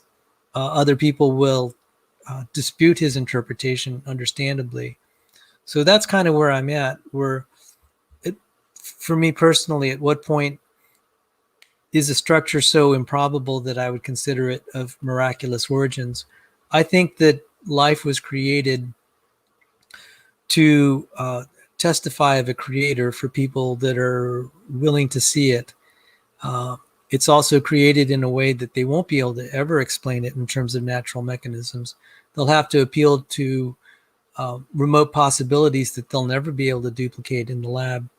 So if someone has to appeal to mechanisms that can't be repeated, duplicated, directly seen, it really is not that much different than creationism, in as much that it's appealing to something that's really kind of bordering outside of science. That's just kind of my view. Yeah, I agree. I can't disagree with that. I'm just saying, in general, scientists use methodological naturalism, and every discovery that we ever made in science, there was a naturalistic explanation. At the base of it, there may be some supernatural explanation there, but until we discover the supernatural, I don't think it's reasonable to conclude that the answers to the questions that we don't know yet is supernatural. The reason why I'm pointing out that even how implausible it may be, the RNA world may be, how improbable it still is a naturalistic explanation that does not defy the laws of physics, even if it's improbable. It is very much more probable that there is a process that we don't know about that makes it more probable than we think. We just don't know it yet. You're expressing religious faith right now. No, this is induction. So no, science I can uses give you reverse arguments for that. I've already given you one. I've already explained that biological systems have properties which require forward thinking. Mental processes are inherent in biological life. And matter, it's irrational to believe that matter can consider and plan for the future. This is an empirical scientific discovery about organic life. You're only expressing your own type of religious faith. You're expressing. We have no evidence to suggest that matter could plan for the future. You're ascribing that property to matter, and it doesn't have that property. It does. DNA is semiotic, linguistic. DNA is semiotic, linguistic, and algorithmic. Yeah, it can develop that way without having it doesn't develop that way. It naturally is that way. Well, from the naturalistic perspective, we see that DNA evolved. It didn't start off as a complicated molecule that it is. No, we didn't. We don't know that. I'm describing the RNA world, so I'm saying that DNA arose from RNA. But the problem is material processes cannot create things which don't physically exist. There's no mechanism. So the thing is, what you're telling me, what you're refusing to acknowledge is that mental processes are necessary for the creation of information linguistics and algorithms. And if you examine everything that you can think of, it doesn't matter what it is, you'll find that mental processes are always involved every time you come across an example of information, semiotics, or algorithms. There's a mind behind every single example. But what you're trying to tell us is we can make an exception from nature, and you can't even give a mechanism for it. You're expressing blind religious faith and a dogmatic holding to philosophical materialism. That's all you're doing. You never have yet addressed, and you can't, I'm sure, address why it's plausible to believe that mental properties can be a product of biological systems without reason to believe that it was designed by intelligence. Well, all I would have to do It's explain a natural scenario in which consciousness can arise in a very simple form, and we all agree that the quote unquote lower life forms do have. Well, I can. Well, very simply. Do that. I'd love to hear that. Nobody's ever given that. Nobody. Oh, okay. Well, no scientist has ever explained how consciousness can arise from material processes. No, okay. Okay. Well, we know how. Been done. Wait 1 second. So let me give it a shot. All right. Let's see if we can do something groundbreaking tonight. All right. So we know. All right. There we go. We know that the world we see around us is not a reality. We know that's an illusion. We know that color doesn't exist. No, how do we know that? Based on an advancement in scientific understanding, we know what electromagnetic radiation is. We know the wavelength of various electromagnetic radiation. We know what light falls in the visual light spectrum. We know what falls out of it. We know that there's animals that can see in the ultraviolet. We know that there are other animals that can see in the infrared. How does any of that tell us we live in a simulation? I never said that we lived in a simulation. Okay, so how does any of that give evidence of what you're thinking? Let me we finish understand the world is louder, and there's. Okay. All right, so let me explain it. Give me a shot, NephilimFree. Just give me a shot. All right. So we know that the world that we live in doesn't look the way we think it looks. It's an illusion. It's an illusion of our brains, but it's a useful illusion because it allows us not to bump into walls or fall off cliffs. And if we live in a world where we couldn't distinguish a wall or a cliff, then we would be dead. So we know it's evolutionary advantageous for us to see the world in tricolor. Most animals don't see it trichromatically; they see it dichromatically. We see it trichromatically. All right, hold on 1 second. Yeah, I have to assume it for the sake of the argument, just like what NephilimFree did earlier. We'll assume the existence of God, and if God exists, could He make? No, we observe the intelligence that's required to make every directed working mechanism for a purpose. All right, 1 second. NephilimFree challenged me. He's asked if I was able to show the how consciousness can emerge naturalistically. So let me do it. So I have to work from a evolutionary perspective, a naturalistic and evolutionary perspective, because that's what I've been challenged with. So we have to make this presumption initially. All right. So we have an organism that has a brain, right? We have an organism that has a brain, and in the brain it can do some things. It can process information. So we know what light is, electromagnetic radiation. We know that there's structures inside of the eyes in the retina that's connected to the brain. And that when the lights pass through the retina, it turns into a signal, and then it's interpreted by the brain, and the brain creates a three-dimensional colored environment, right? No. That we know isn't necessarily real because we know color doesn't exist. Hold on, let me finish. The brain doesn't do that. No. Wait a minute. That's exactly how the visual. No, it doesn't. It's called the visual binding problem. Science has discovered there is no part of the brain. It's the occipital lobe. Yes, it is. That's what. No, it's called the visual binding problem. So it's accepted. Scientists know there is no part of the brain that does that.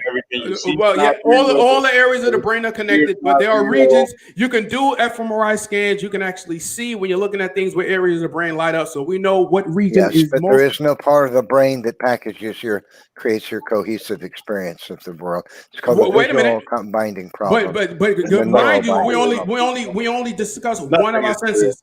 Hold on, wait 1 second.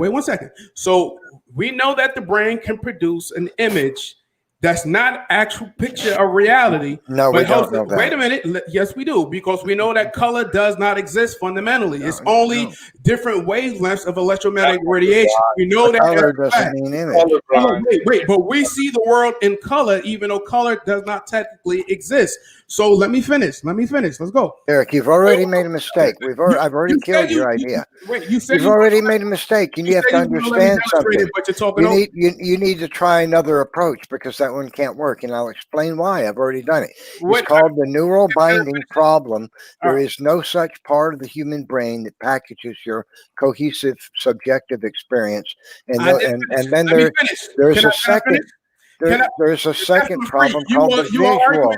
The visual binding problem. I only made reference. There is no part of the brain that packages vision. I didn't make reference to sound. I'm explaining that. Listen, there's also the visual binding problem. There's two. There's the visual binding problem. Wait a minute. Scientists know there is no part of the brain that creates the picture. Neff, let's let him finish. Go ahead. You got 30 seconds, Derrick. Go ahead. Go ahead. There we go. So you have the area of the brain that's primarily responsible for processing visual information.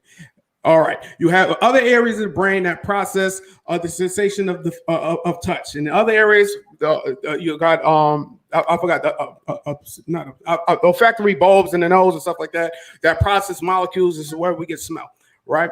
You have a living organism that has to navigate and survive in the world, and it has at its disposal a brain, and it has inputs. It has inputs in the form of eyes, ears, taste, smell, and touch, the feeling. All it needs now, so it now has the tools in the brain to create a three-dimensional map of its environment.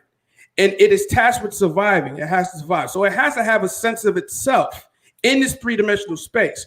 The landscape is laid out by the brain. It needs a sense of itself in order to navigate it because it does not want to fall off a cliff and die. It's necessary that it cannot do that. What do you mean? So all of the mechanisms that's necessary for an idea of a self as being this complete unit, this organism, is there. The necessity, the need to be able to have a three-dimensional map in order to navigate the world is there. This map we know does not correspond to reality, yet it is a strong illusion that we use successfully to navigate the world. This is consciousness. Once you have a sense of self, that you exist as a single unit inside a three-dimensional space that you know the brain can generate, even though it's not a true picture of reality, you now have everything you need to think of for consciousness to emerge in. And every organism needs this. They need a sense of self, and they need a way to navigate the world. Squirrels got it, lions got it, everything else. The only difference in the case of human beings is that our brains were so large and we were able, because of this large brain, to dedicate so much more of our brain to actually thinking about the future, because we ascribe, in order to survive in this environment where we have to hunt and where we're being hunted, we have to try to think ahead of what the lion is going to do. We have to think about ahead of what we're hunting is going to do. So we have to project our thoughts into the future, and we have to think and put ourselves in their shoes to try to predict where they're going to be so that we can kill them, capture them, or avoid them. Right? This is the natural environment that we find ourselves in. And we have more computing power because we have a larger forebrain, which now allows us to think abstractly and everything else like that. Now we have regions in the brain, the Wernicke area, where language is generated from. We now have the mechanism so we can think. We already been thinking abstractly. We already been putting ourselves in the shoes of other animals in order to survive in a naturalistic environment. Now you have a mechanism, and you have what the development of the voice box and the way we can produce sounds in various ways. Now you can create language. We've already passed the problem. Look, Derrick, firstly, I want to point out something. You appealed to mental processes already existing, sentience existing, when you said it doesn't want to fall off. Animals have sentience. Right? Before you explained how sentience came to being, you appealed to sentience already existing. That's problem number one. Problem number two is no. You asked how we were able to create. Hang on, Derrick. Hang on. All right, Derrick, you did do that. You appealed to sentience already existing as you were trying to explain how it came into existence. Okay. Yeah, I wanted That's to hear problem how it came number into one. existence. Secondly, neuroscience has discovered that some of the premises upon which you based this whole argument are false. There is no part of the human brain that packages your subjective experience. It's called the neural binding problem. And there is no part of the brain. There is no part of the brain that packages what comes in from your eyeballs to create an image that you see. It's called the visual binding problem. Let me quote from. No, I'm quoting from published, peer-reviewed stuff here. The problem of visual binding. This is what is published in the Journal of Cognitive Neurodynamics, 2013. They state, and I quote, There is now overwhelming biological and behavioral evidence that the brain contains no stable, high-resolution, full-field representation of a visual scene, even though that is what we subjectively experience. The structure of the primary visual system has been mapped in detail, and there is no area that could encode this detailed information. The subjective experience is thus inconsistent with neural circuitry. Now, the neural binding problem, that same scientific journal, this is from Berkeley University, they state, the neural realization of variable binding is completely unsolved, and here's where their faith comes in. It is not unsolvable because variable binding is a characteristic of language and abstract reasoning. There are no animal models or experimental experiments available. All of the proposed computational theories of variable binding are quite complex, and none of the experimental have experimental support. Now, they also say, we know that there is no place in the brain where there could be a direct neural encoding of this subjective experience. That is, enough is now known about the structure and function of the visual system to rule out any detailed neural representation that embodies the subjective experience. I could go further. Okay, so the point I'm making here is you based your argument on things that have been demonstrated by neuroscientists now accept is not true. There is no part of your brain that packages what comes into your eyes as light as an image that your brain sees. Never made that statement. They don't have that. We don't have it, and there also is no part of the brain that takes in the input from your olfactory senses, your tactile senses, your sense of visual senses, and packages these as a movie that you experience, a subjective experience. No part of the brain does that. It doesn't exist. They didn't say we haven't found it yet. I want to point this out. They don't say that we haven't found it yet. They say we know that no such place exists because they have mapped the brain so thoroughly now, watching it with probes on people's heads, watching their behavior, recording the electroactivity in the brain, and they say there is no, emphatically, there is no part of your brain that does that. So you'll never be able to. I know you think it's that the chemistry, and you have this myth. You believe that the chemistry in your brain is what produces sentience and cognitive ability. But the problem for you is there is no scientific support for that. There is no way for you to explain how it looks. Derrick, I'll just say this and then I'll be quiet. Are you looking at the latest studies coming out of neuroscience? I'll say this and I'll be quiet. You will never, nobody ever will be able to explain how material, chemical processes in a physical brain is able to produce mental processes or a sentience, cognitiveness. You'll never be able to do it. And Derrick, I'm just going to give you the skinny on it. The reason why is you have a soul. And it's your body is just a conduit for your soul to experience the physical world into which you're bound. It's a machine that gives you senses, your soul. You're wearing a flesh suit, my friend. You're wearing a flesh suit. Okay. It's your spirit that takes in all these inputs and experiences them, not your brain. Okay, and that's just a belief that has absolutely no evidence. Hang on. Before we continue on this, I know Joel, I think, wanted to have a quick insertion on the neurology side of the equation. Joel, what's up, man? Welcome to the stream. You've been whining inside chat about all the dominant personalities not letting you come in. Now you decided to come and join us. So, it's okay. What's up, man? What do you want to add to the conversation? Oh, yeah. You're so nice trying to out me out or call me out, but well, it's okay. I don't mind. You and Sal are over there talking back and forth in side chat about how a few of us, mostly me, has been running his mouth all night in the after show. So I even left. I put myself on mute. Like, hey, I even left the stream for a minute to let other people talk. I come back and you're still talking trash about me not letting people in. So anyway, what's up, man? Welcome to the stream. Yeah, I'm letting everybody else talk, but I have a lot of questions too. Okay, Go so ahead. Joel, I didn't name anybody specifically. Joel, Yeah, go no, ahead. there's a lot of cool I know reviews. you're talking about me. Joel, go ahead. You enter, and then Jungle, you go ahead and talk, and the rest will shut up, and then we'll let people get back in. So go ahead, Joel. Well, yeah, no, that's fine. I appreciate it, man. The good news is that Neff did actually already touch on it, just the second almost after I mentioned it. Neff talked about it. So yeah, no, Neuralink has made a lot of new breakthroughs. Just with animal research and whatnot. With they're trying to do the human. They were trying to do it this year, but it looks like they have to wait till next year.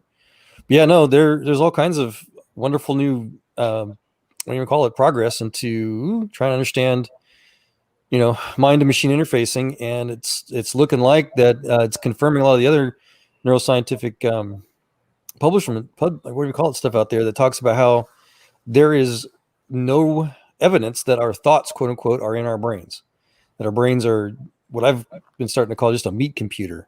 It's just an interface device, and that because even with the monkey that they're trying to test right now, he'll be able to be moving things on the screen, just through regular motor function stuff in his mind, but he's still able to interact kind of more on a pseudo cognitive level. You can see his eyes move. He can still kind of do his little chipmunk communication stuff that doesn't affect what's on the screen. So there's a complete disconnect between what limited cognitive abilities that the chipmunk has with what he's trying to control on the monitor. So it's kind of a demonstration that there is, and there's no signaling with what happens with the premotor functions of what the animal, quote unquote, thinks. And they've been watching Gertrude is the current pig that's hooked up right now, and she gives off little beeps and stuff like that. So you can recognize when she hears you talking to her, and she'll have certain reactions if you mention her name, and things that are recognizable. But the idea of trying to map actual thoughts, the actual cognitive functions behind the motor functions, is disparate. It's not detectable. So there's no current avenue of trying to find out where our thoughts, quote unquote, come from.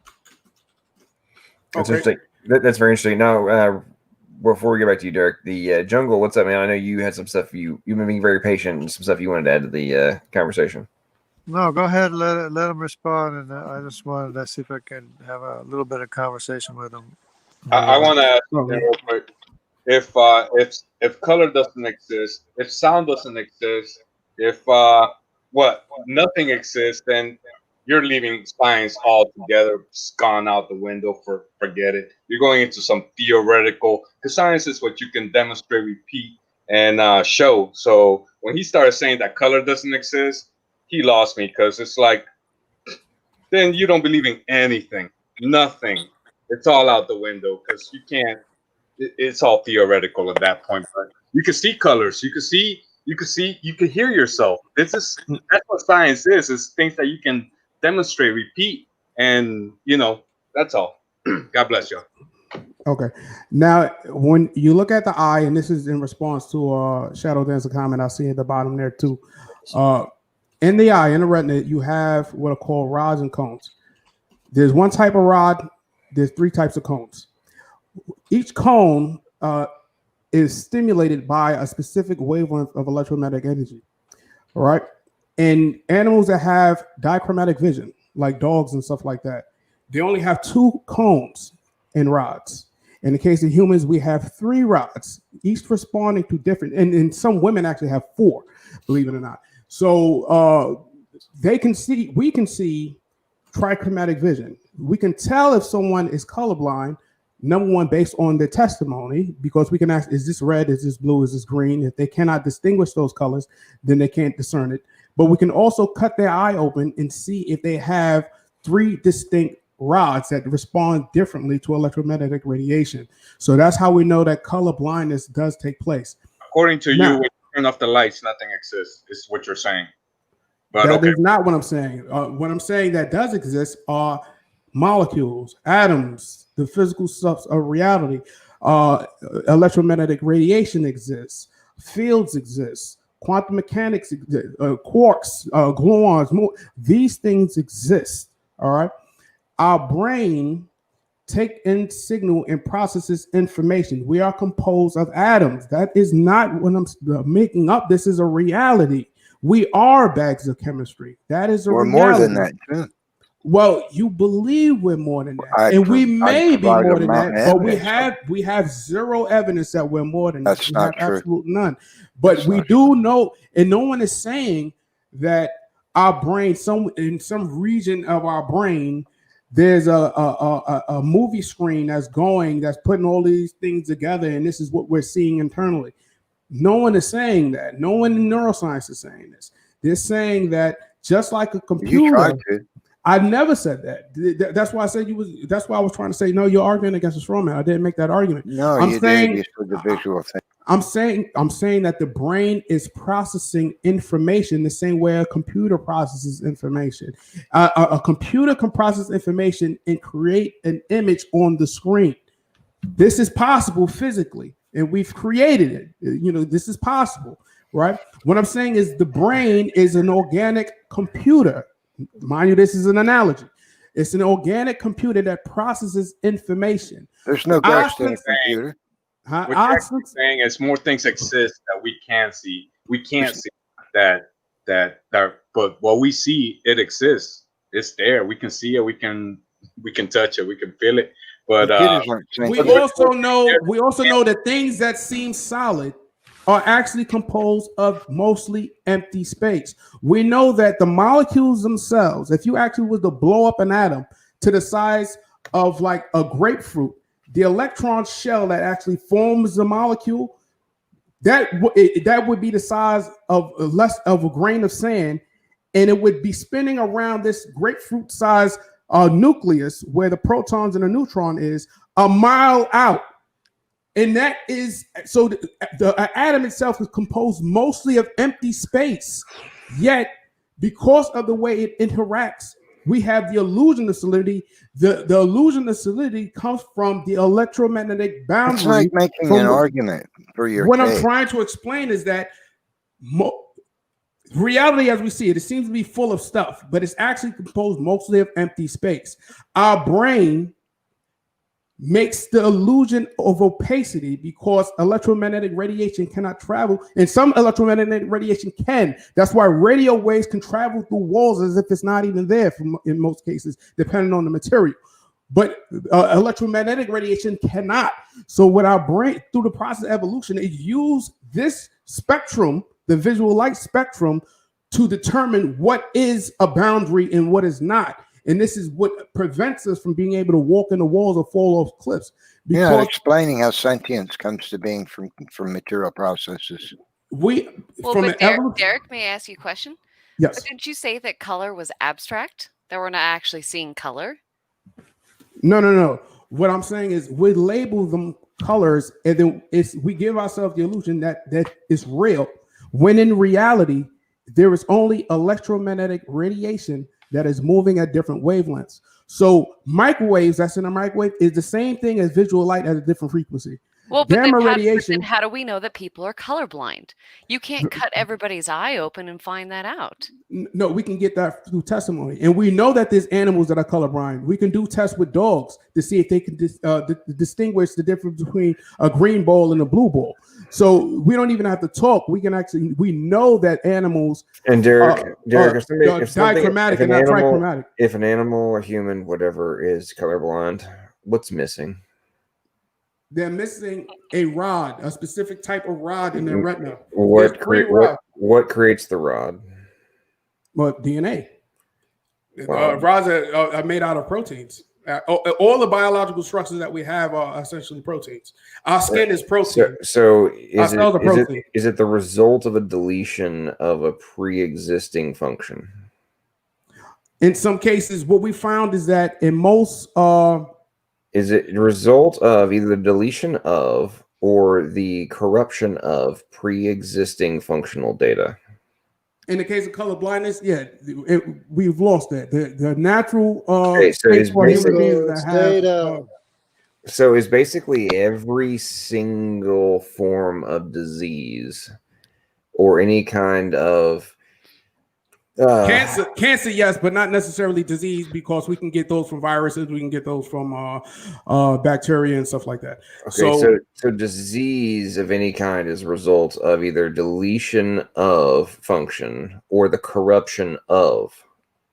Cancer, yes, not disease necessarily. Well, dude, what the hell do you think a virus is doing? Data. It's inserting itself into a cell, and it's corrupting the pre-existing function. Okay, so that is an so what the hell is that? Material. Okay, if I hack your computer, Mm-hmm. am I corrupting a pre-existing system? Well, yeah. So yeah, I agree with what you're saying. So that's exactly okay. So anyway, the point is that you're founding your entire argument on through the evolutionary process. Somehow we got to the position where we can have sentient recognition of color. Mm-hmm. And we have these rods and cones, all this kind of stuff. It's like, dude, that's like saying, oh man, I have a lens in my camera, and then completely circumventing and ignoring the fundamentals underlying the development of the freaking lens in the first place from an engineering perspective, and then the positioning and all of the other components that are required to be put in a specific order, in a specific format, in order to capture the image and then to be able to express the image. Mm-hmm. Now we have in living species that existed in any stages of development. In any other context, is it a remotely logical, plausible, or probable conclusion that the camera could create itself? No one's saying the camera created itself. Well, you're claiming that the organism created the camera. Dude, you're claiming that through undirected process and random mutation, that somehow both the camera and the information processing system that is required in order to interpret it, with the information that's being captured, in this context, light, what we're talking about in terms of color, you're claiming that all of that came into existence through undirected process. Yes, but undirected process is not random because it's constrained by its environment. Dude, have you ever actually listened to a lecture from an evolutionary biologist? They literally admit that the mutations are completely random. The mutations are random, but the selection process, natural selection, is not random.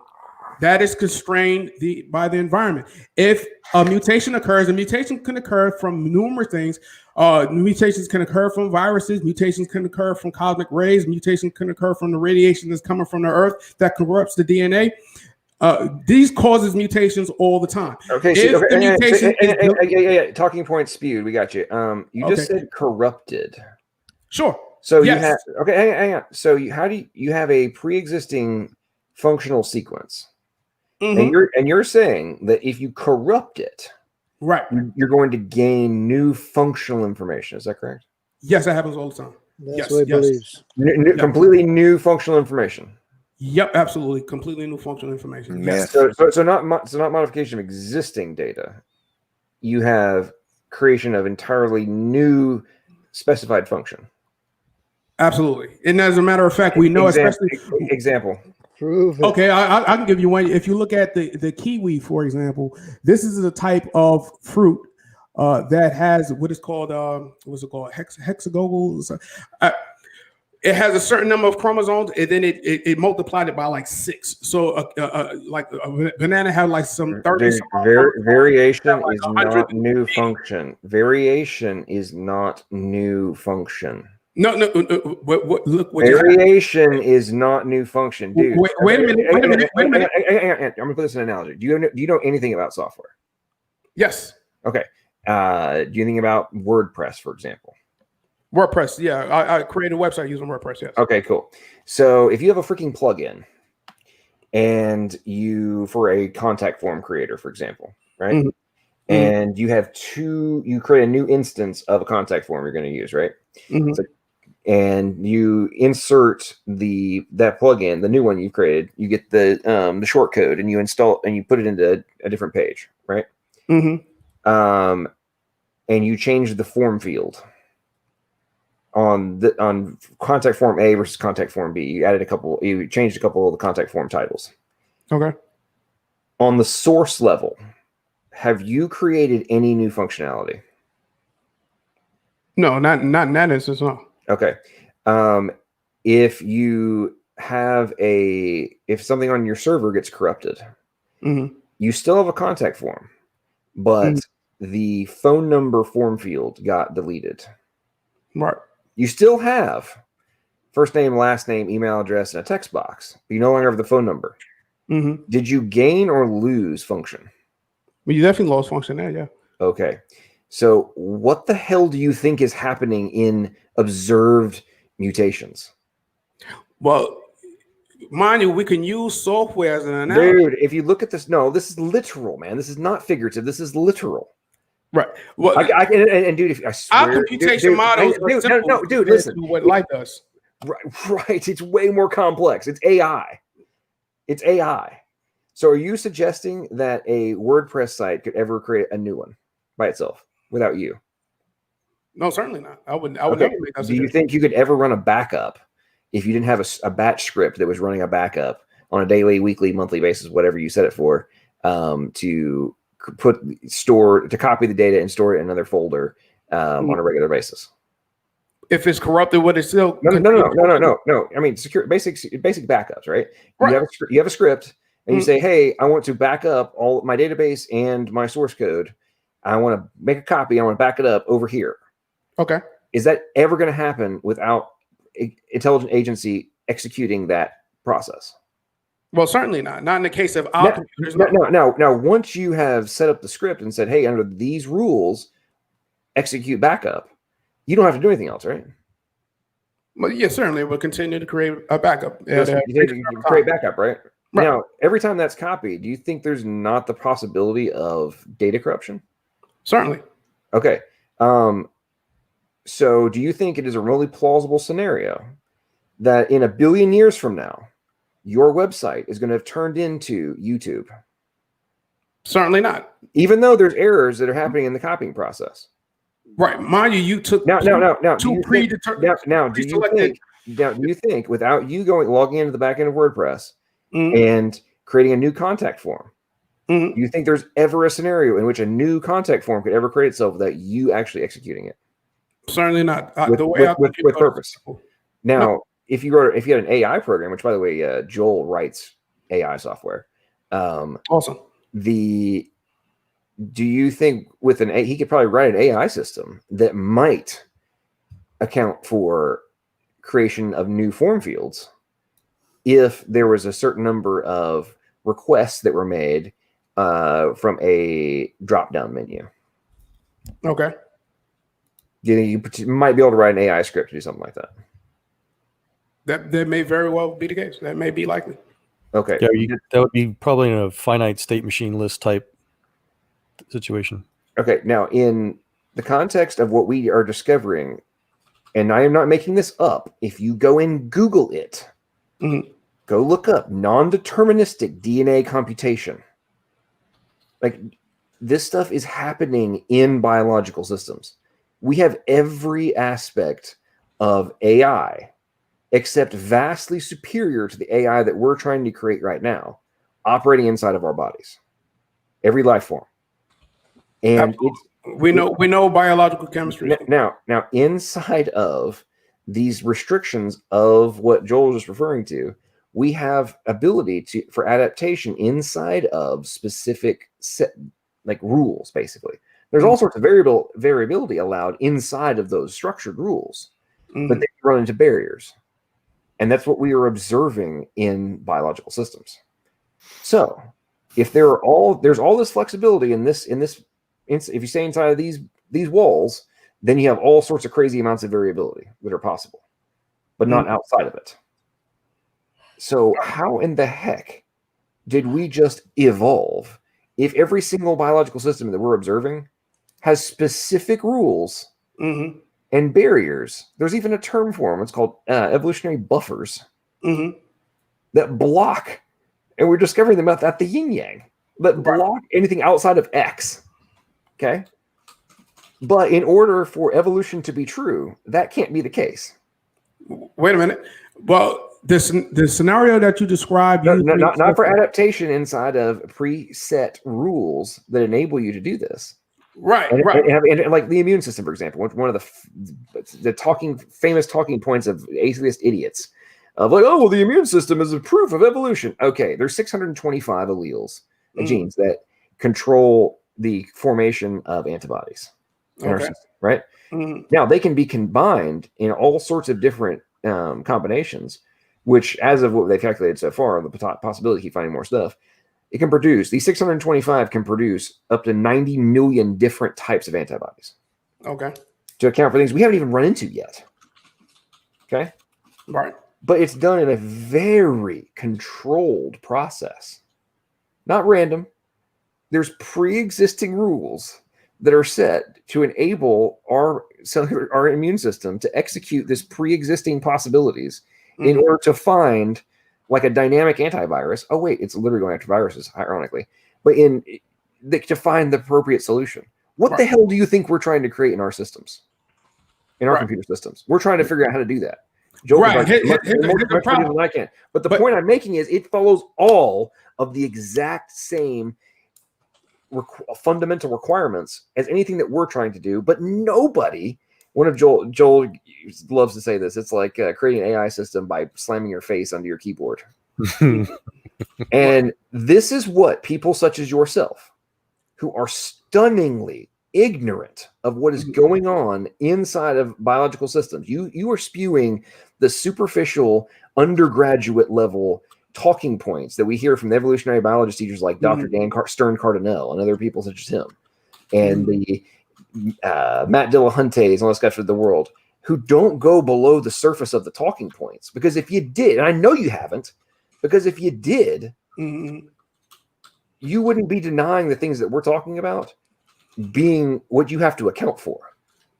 So I guess so right quick, ad hominem aside. So I guess that's true for the vast majority of computer scientists, the vast majority of evolutionary biologists, the vast majority of biologists in general, the vast majority of chemists, the vast majority of physicists. I guess all of them is only at the surface level, and none of them is looking deep into it, even though they're the ones who are writing the papers and actually using it. Hang on, one last point, John. I'm going to shut up. Dude, they are literally conceding these problems. Yet they still are. Dude, you're arguing. Dude, you're arguing they don't exist.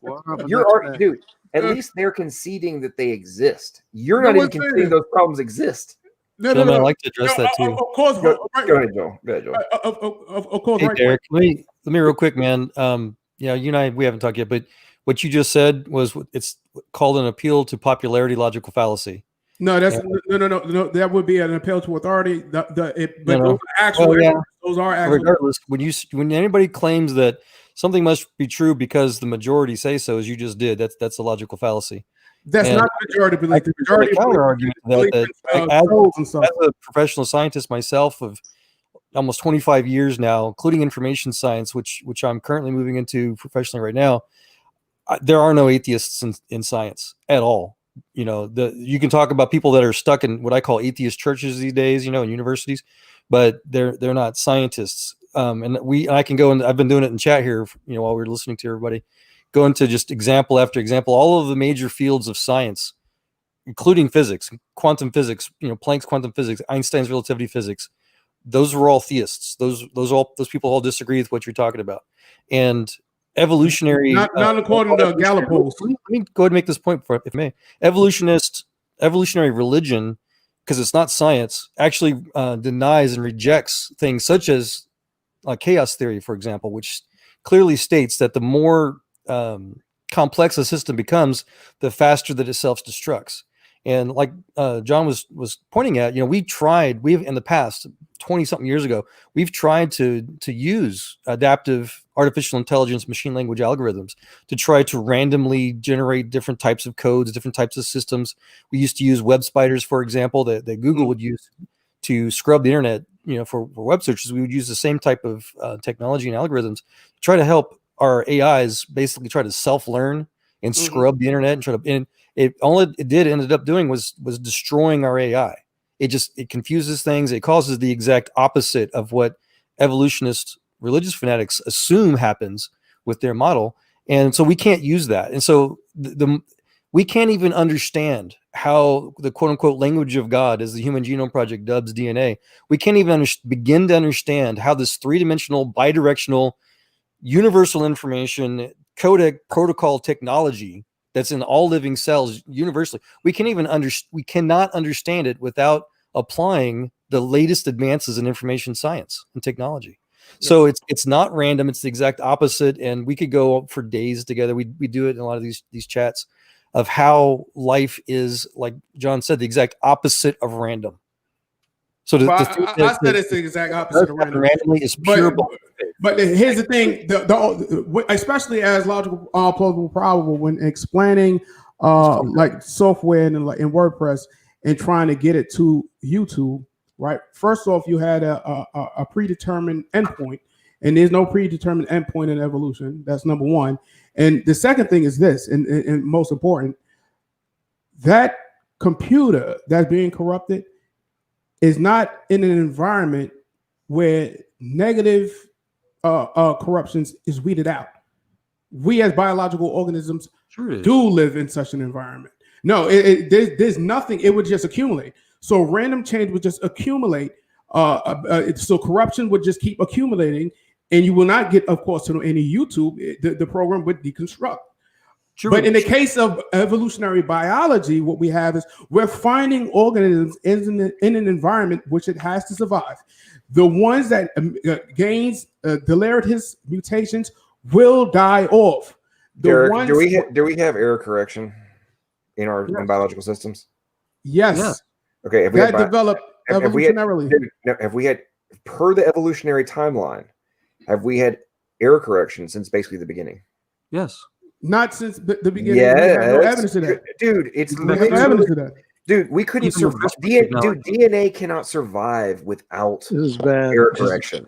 Like this is a Sal, will you please lay it on this of like the error correction requirements? And I know the error correction requirements. The way that DNA exists now, yes, we do need error correction. Telomerase, I know of the error correcting mechanisms. Yes, I understand that. So if we don't have error correction from basically the very beginning, that was one of the earliest things that formed. Sure, but that didn't all have to be there simultaneously. It could develop. Dude, if you don't have error correction, then all these corruption factors that you're talking about literally cause it to dissolve.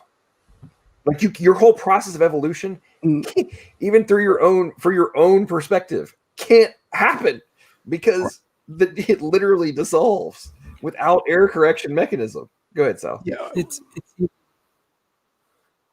it's even more basic than some of the error corrections are like strand breaks. If it's just like if you have a train track and you miss sections of it, it could just blow apart. It just doesn't work. And single strand breaks happen a lot. And then there are also double strand breaks. If these things aren't fixed and they can happen spontaneously, I mean, it's not even going to replicate. We're not, there's just not even going to be a second generation. So this is, the formal term is causal circularity, but informally we call the problem the chicken and egg paradox. How can you have error correction if you don't have the DNA that codes for it in genes that will make the error correcting enzymes? And error correction is pretty deep. I mean, I've asked biochemists, I'll say, look at this protein or this protein. Do you think you can build one from scratch? And they'll tell me no.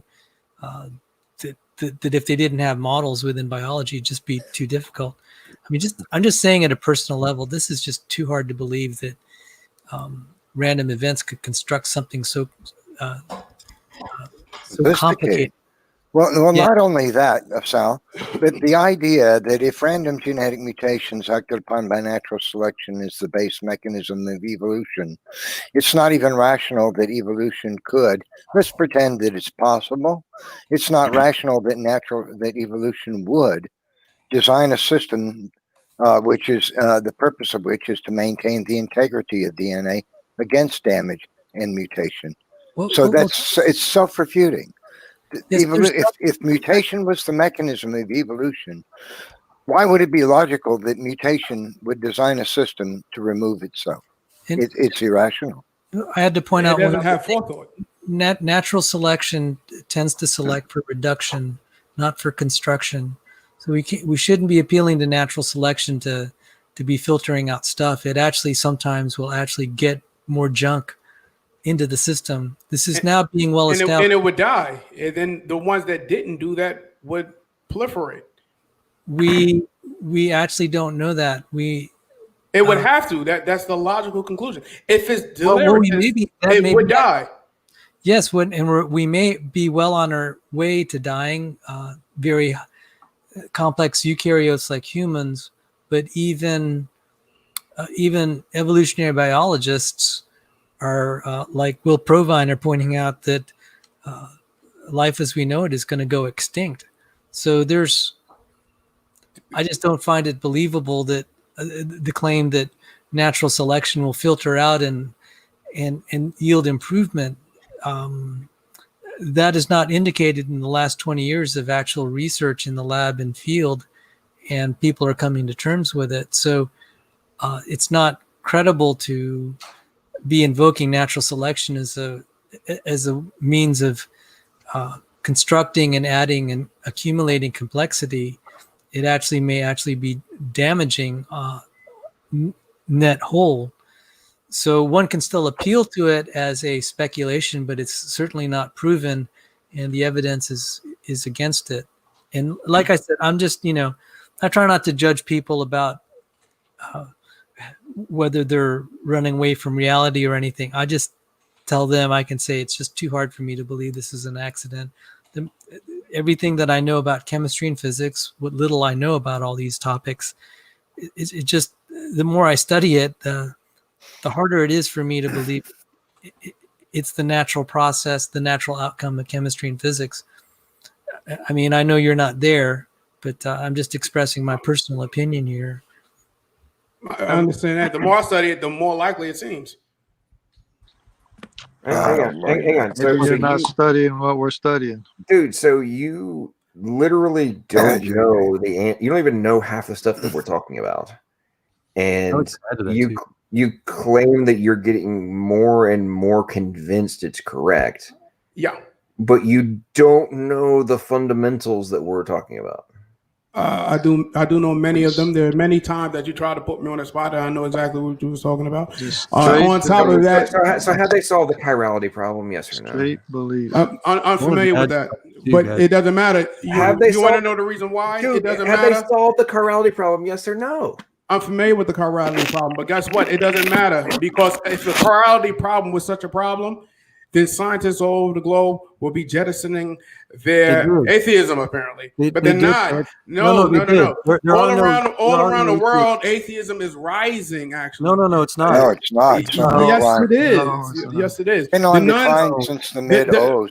That's not true. It's certainly not in the West. Certainly not in the West. Certainly not in Europe. Certainly not in America. The nuns are growing in number. When you look at the scientists themselves, more and more scientists are non-religious. Based on Gallup polls, when you actually ask scientists what they believe, they're saying more and more and more that they accept naturalistic explanations. The atheists are lying. Claim that 95% of scientists believe in atheism.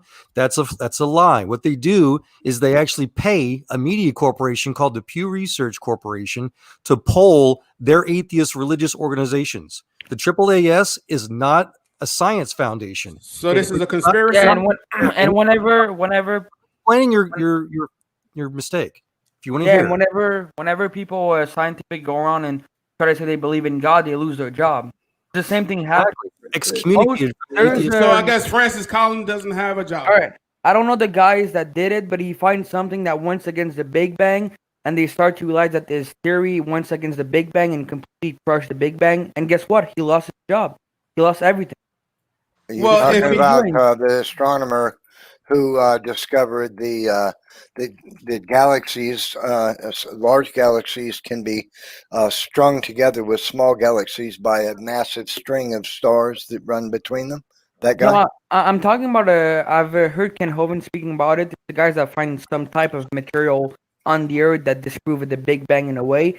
And after when they realized that it could disprove the whole Big Bang theory, guess what he did? He lose his job, everything. They make him lose everything and erase any evidence he show us.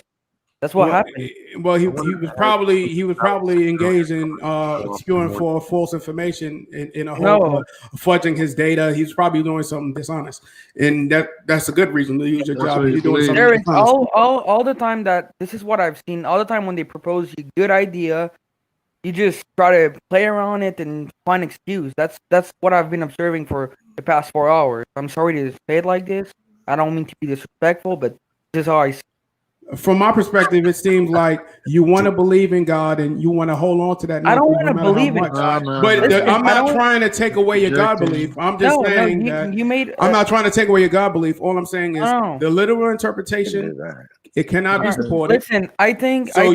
You can have your point of view is because you have your worldview, and you say you assume. Let's say in my worldview, it must be billion of years in order to happen. You don't want to change your mind. No matter how evidence we show you, you have your worldview, and you're gonna base any assumption on your own worldview. No matter what we're gonna show you, say, well, but my worldview need billion of years in order to evolve, and you're not gonna change your mind. That's what I've been seeing. The experts say that the universe is 13.82 billion. No, they don't. All right. No, they Listen don't, to Derrick. me. Yes, All right. The expert. We can measure the expansion of the universe based on standard candles and separate variables. The VMAP is the Earth flat. So, and you're trying to say that that I don't know half the stuff that you're saying, but apparently you don't know about separate variables. You don't know about type A supernovae. You don't know what you're not interested in being corrected. You're not. You don't know that you don't speak truth.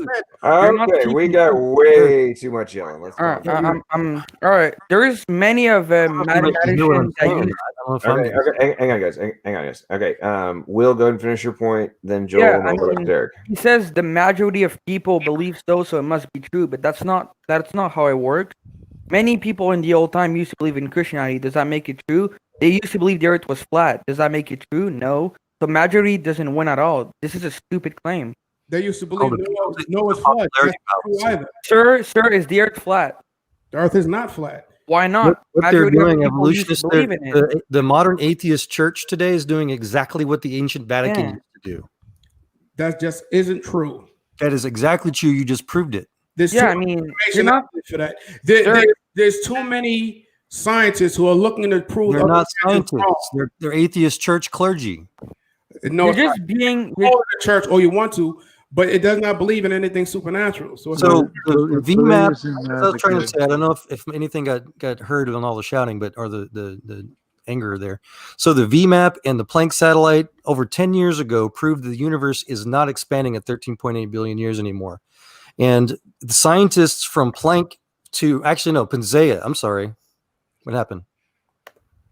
Panzea, who discovered the cosmic background radiation, he talked about in the late 70s how it proved the Bible to him. And then we even got NASA scientists talking about how Genesis is science. It is. And so all of this false rhetoric, this appeal to popularity, logical fallacy, that we must believe the atheological religious statements because the majority of your clergy, you want to pretend are scientists, say it must be true. That you're doing what the ancient Vatican used to do to Galileo. That since we don't agree with your religious faith, then we're all wrong. But you don't know what everybody else says. You don't know what the actual science says.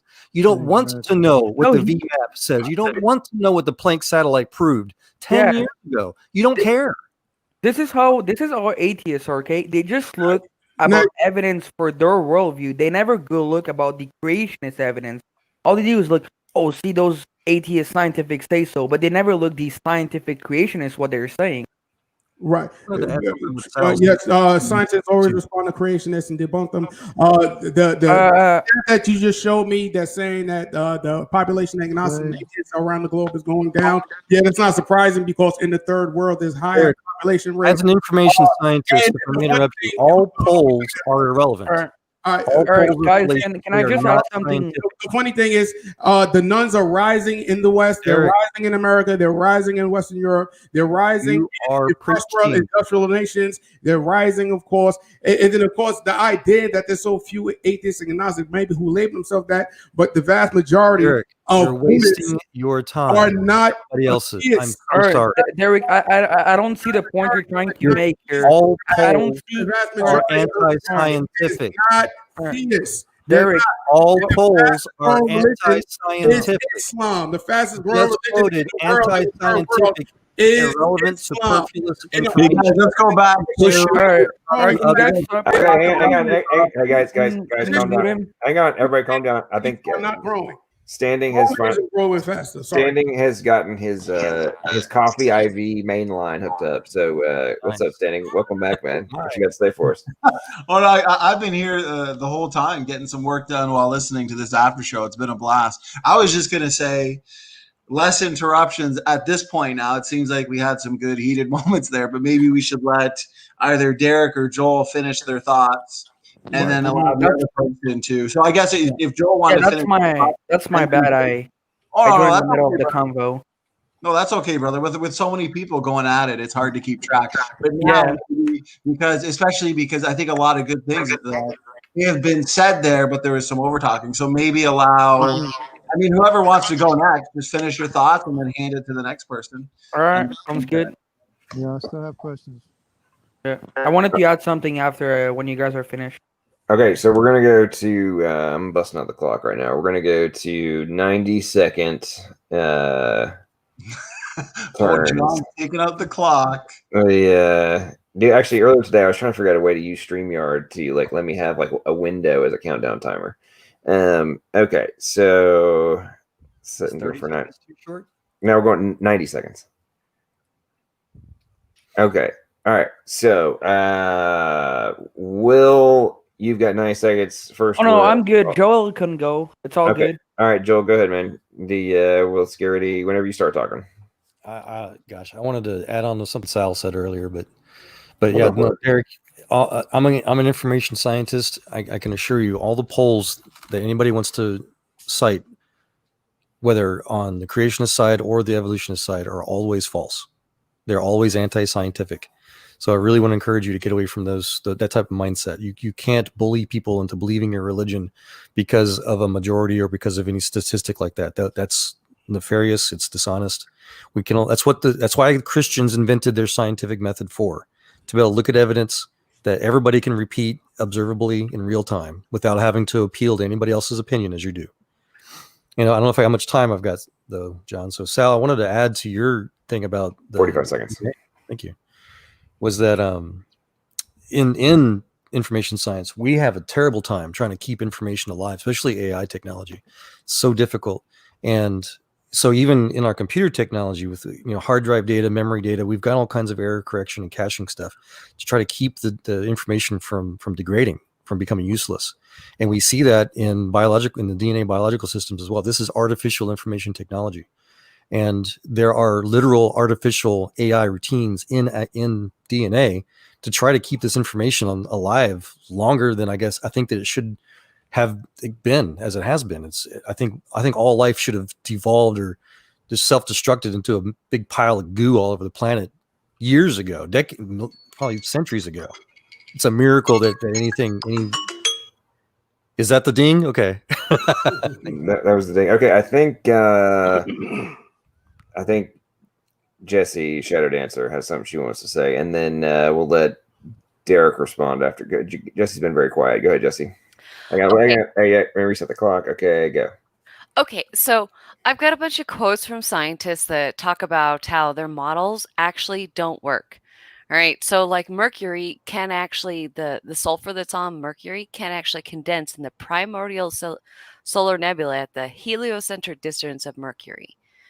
Another is the mechanism for generating the geomagnetic field remains one of the central unsolved problems of geoscience. And this is just more and more stuff that shows that the models don't actually play out. Even though that they try to put them into computer simulations, they actually don't actually work out. Saturn dumbfounded planetary theorists who study dynamo models by having a highly symmetric internal magnetic field. And this actually violates a basic theorem of magnetic dynamos. So if we're trying to look for like a theory of evolution, and yet we're finding that scientists, these are atheists. These are not Christian scientists or creation scientists. They're actually saying that their models don't work, that they have no idea how it works this way, why it's working this way, why it's coming out this way. And I just wanted to throw that out. Well, thank you, Jesse. That's great. All right. All right. Before we switch over to Derrick, who wants to go after Derrick? Sal, do you have anything to say? I wanted to, if you don't mind, you want to say, right? Yeah, I wanted to ask like something after that's a bit like off this topic, if you guys don't mind. Okay. I guess Saul can go after me, and after I'll just ask something off topic, or if someone else. I know Jungle had some stuff. Okay, so we're gonna do. So Derrick, you go ahead and respond here in just a second. Jungle, I know you had something you wanted to ask, and then we'll go to Will, and we'll see what's up after that. So Derrick, whenever you start talking, I will start the clock. Okay. You can put error correcting mechanisms in software.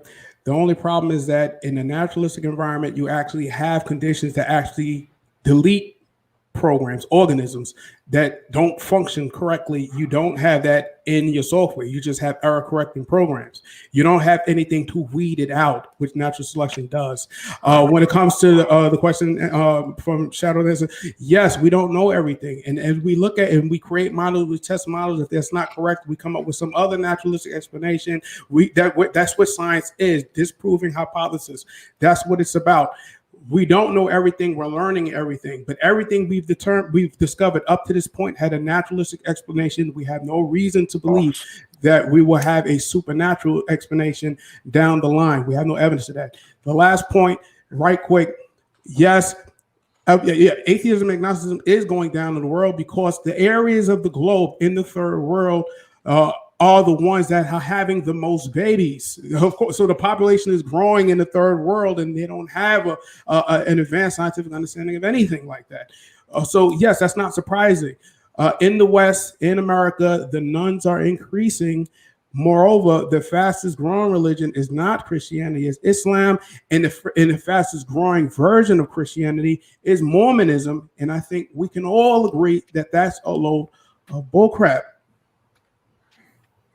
Man, that was right at 90 seconds. Okay, so Jungle, I believe you wanted to have the floor, right?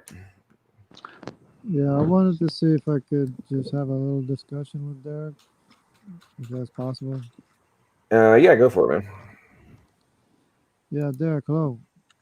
Hey, how you doing? How you doing? Actually, hang on. Let me change the clock. Let's give you guys Jungle. You've been very quiet. I'm gonna give you guys 4 minutes to go back and forth. All right, go ahead, Derrick. Go ahead, Jungle. Okay, how you doing?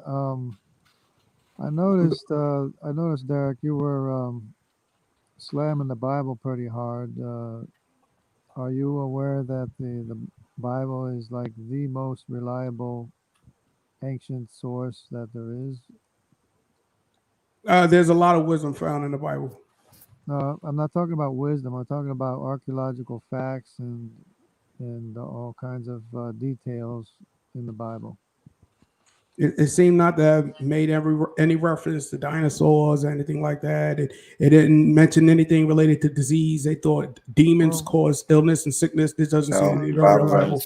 Absolutely not. You could read the book of Leviticus. Hang on, guys. Let this is Derrick and Jungle right now. Go ahead, guys. Go ahead. Yeah, hold on. You're going off into a whole bunch of things, and you're ignoring what I said about the Bible being the most single reliable archaeological source or source of facts, better than any other ancient record. I don't know that to be a fact, but it could be very reliable when it comes to, say, archaeology. Well, not really archaeology, but say historic locations and stuff like that. This isn't information that human beings wouldn't know. So I don't see why that's a So problem. then you would agree then that the Bible is contemporaneous with ancient historical records. In some accounts, sure. The story of the Iliad and the Odyssey made reference to Troy before we had any evidence of Troy. It doesn't make the Iliad and the Odyssey correct. It doesn't mean Cyclopses exist. It doesn't mean that Zeus is the actual character. Well, you're going off on a lot of tangents, but you do realize that Egypt and Syria and Sumerians and all those ancient records, even back to Nimrod, are contemporaneous with biblical accounts, right? Certainly. Egypt and Babylon seem to have been greater civilizations than Israel. So these are real cultures. These, the Syrians, the Egyptians, the Sumerians. You're aware of the Sumerians, right? Certainly. Did you know that Abraham was a Sumerian? I know that was claimed. I don't believe Abraham actually existed. Oh, you don't think he, even though it's contemporaneous with all the ancient records and it's the most reliable source that talked about Ur of the Chaldees, and you don't believe that that's real? Well, no. Like I said, the Iliad and the Odyssey make reference to Troy. We knew no Troy existed. This does not prove that Achilles was a real person and he was impenetrable except for his hail. Wait a minute. Are these things in the Bible? No. I'm just giving you that's the type of argument I'm giving you a parallel argument than what you're saying. I'm talking about records and sources and facts in the Bible. Yes, we know that Egypt exists. We knew Sumer exists. We know Sumerians. We know about the Persians. We know about that. But you know the Sumerians were Semitic, right? Of course, yes. We know that the Sumerians were Semitic. And Abraham is Semitic. Yeah, I know it's claimed in the Bible that a person named Abraham who had direct communication with God existed, and that they claim that he was Sumerian. But I don't know if this person actually ever existed. Okay, you're having trouble with Abraham because it's in the Bible, the most reliable source of all ancient texts. Okay, so the Semitics did exist, right? Do you know what Semitics are?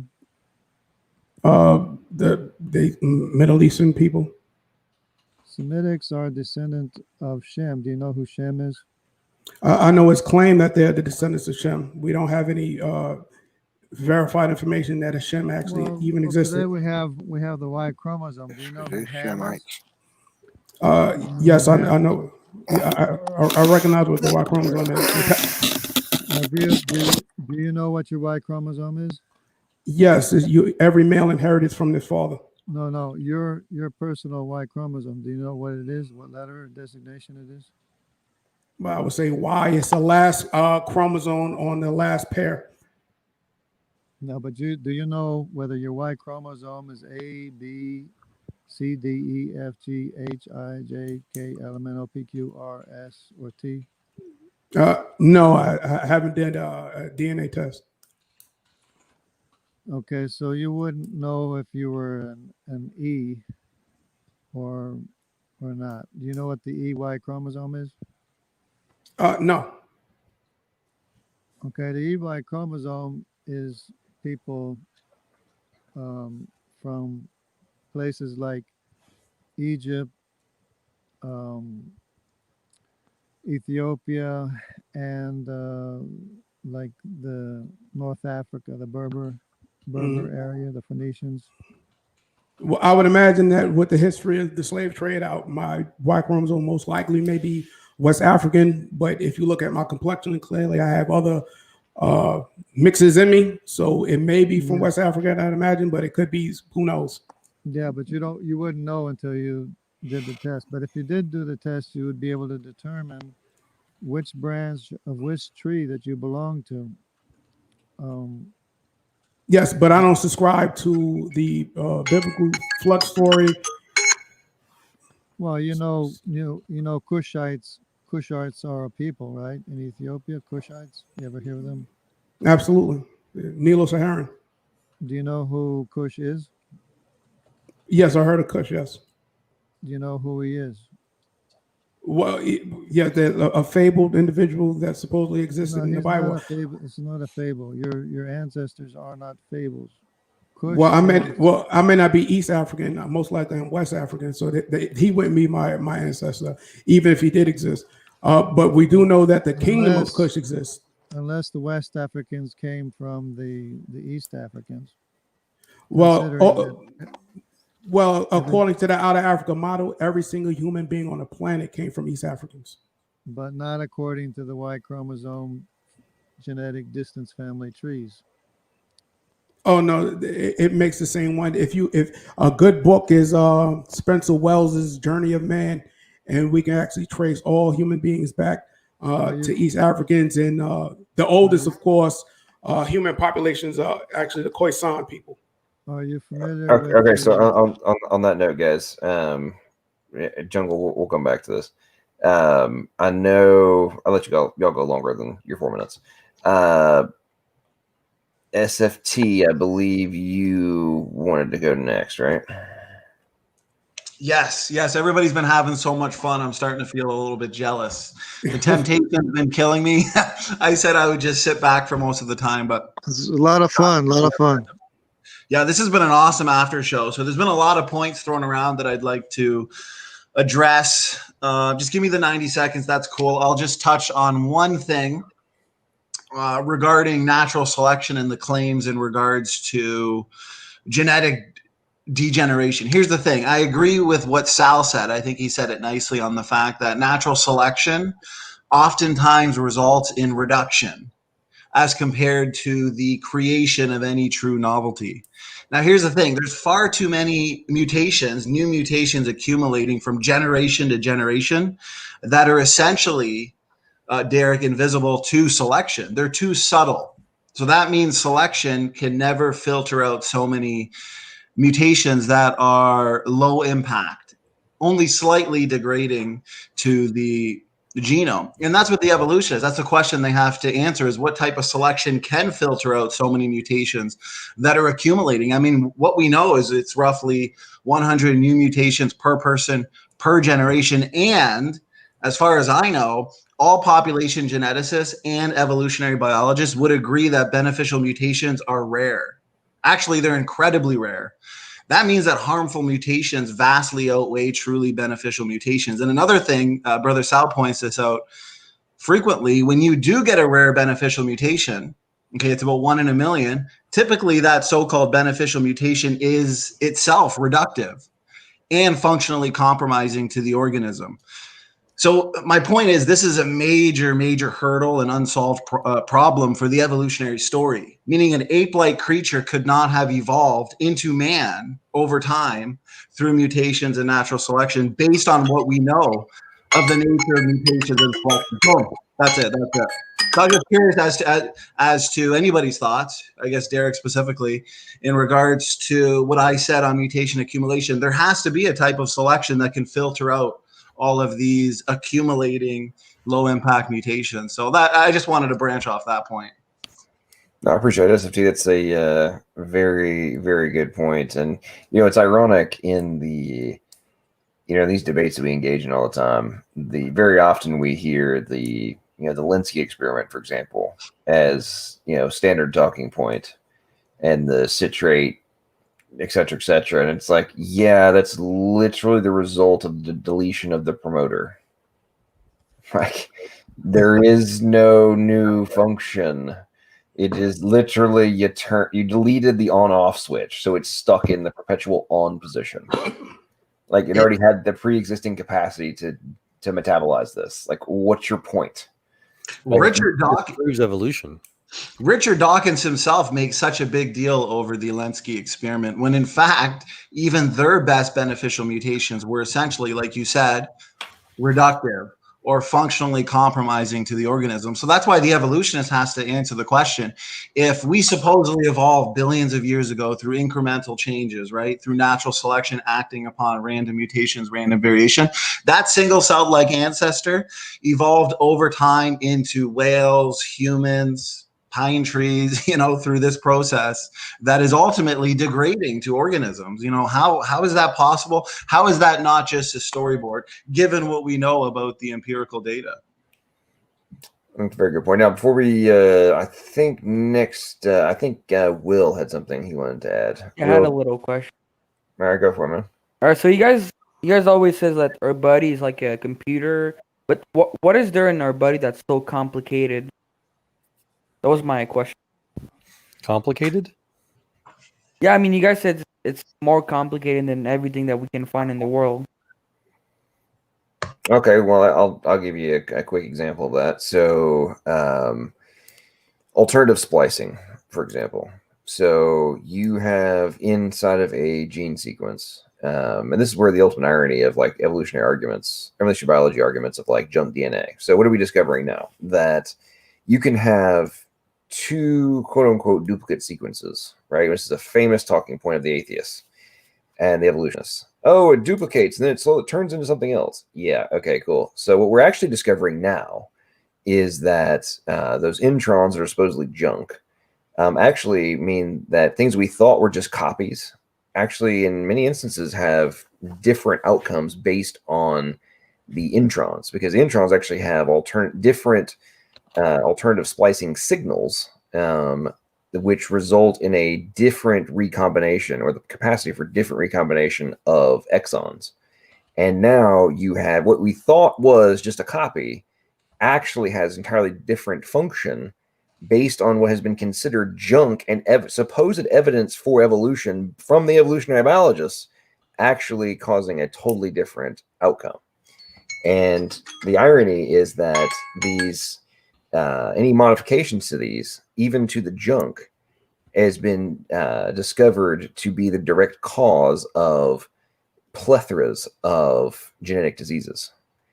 And irony of ironies, we've been being told, and Derrick earlier tonight was relying on all these folks doing research and such. Well, guess what they're finding out in the research, specifically in the medical field, which is a lot of the talking points of the evolutionary biologists are literal BS. And not only are they BS, they've actually been acting as barriers in their research.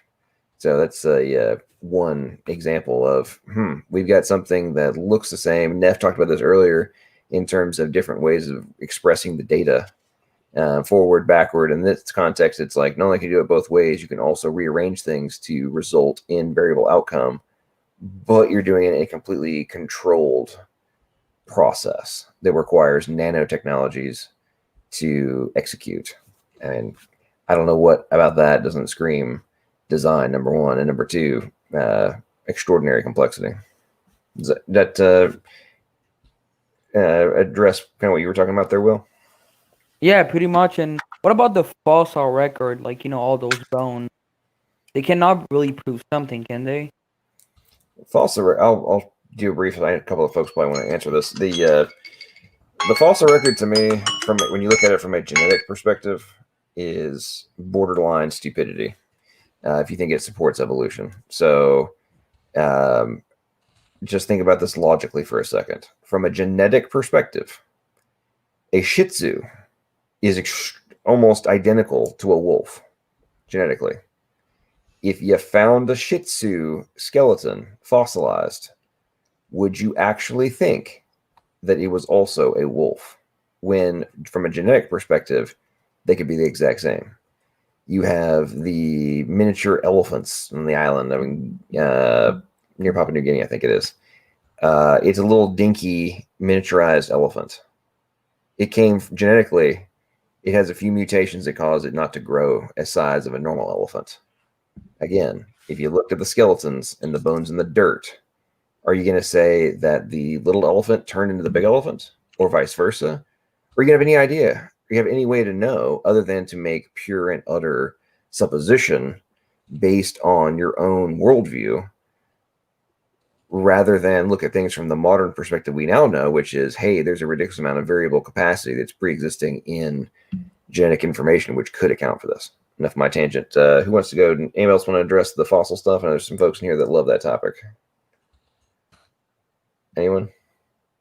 Most of the world's major secular scientists have acknowledged the fossil record doesn't show clear, that's a key word, clear evidence of evolutionary transition. Yeah, and I guess we could just say, like, for some type of animal, it could just be an instinct animal, too. Well, that too. Yep, it could also be a extinct animal. That's very correct. And here's the other piece of where the reductionist logic comes into play. This is why I use the example of WordPress again. Anybody who's ever done anything in web dev will know that you can go and buy a WordPress theme, and it can have a whole boatload of pre-existing templates built inside of that one theme. And based on which one you activate, you can restructure a whole bunch of components of it, but you still are operating on the base source code. You just create some variable possibilities inside of it. Now, just because it's not activated doesn't mean that the capacity doesn't already exist.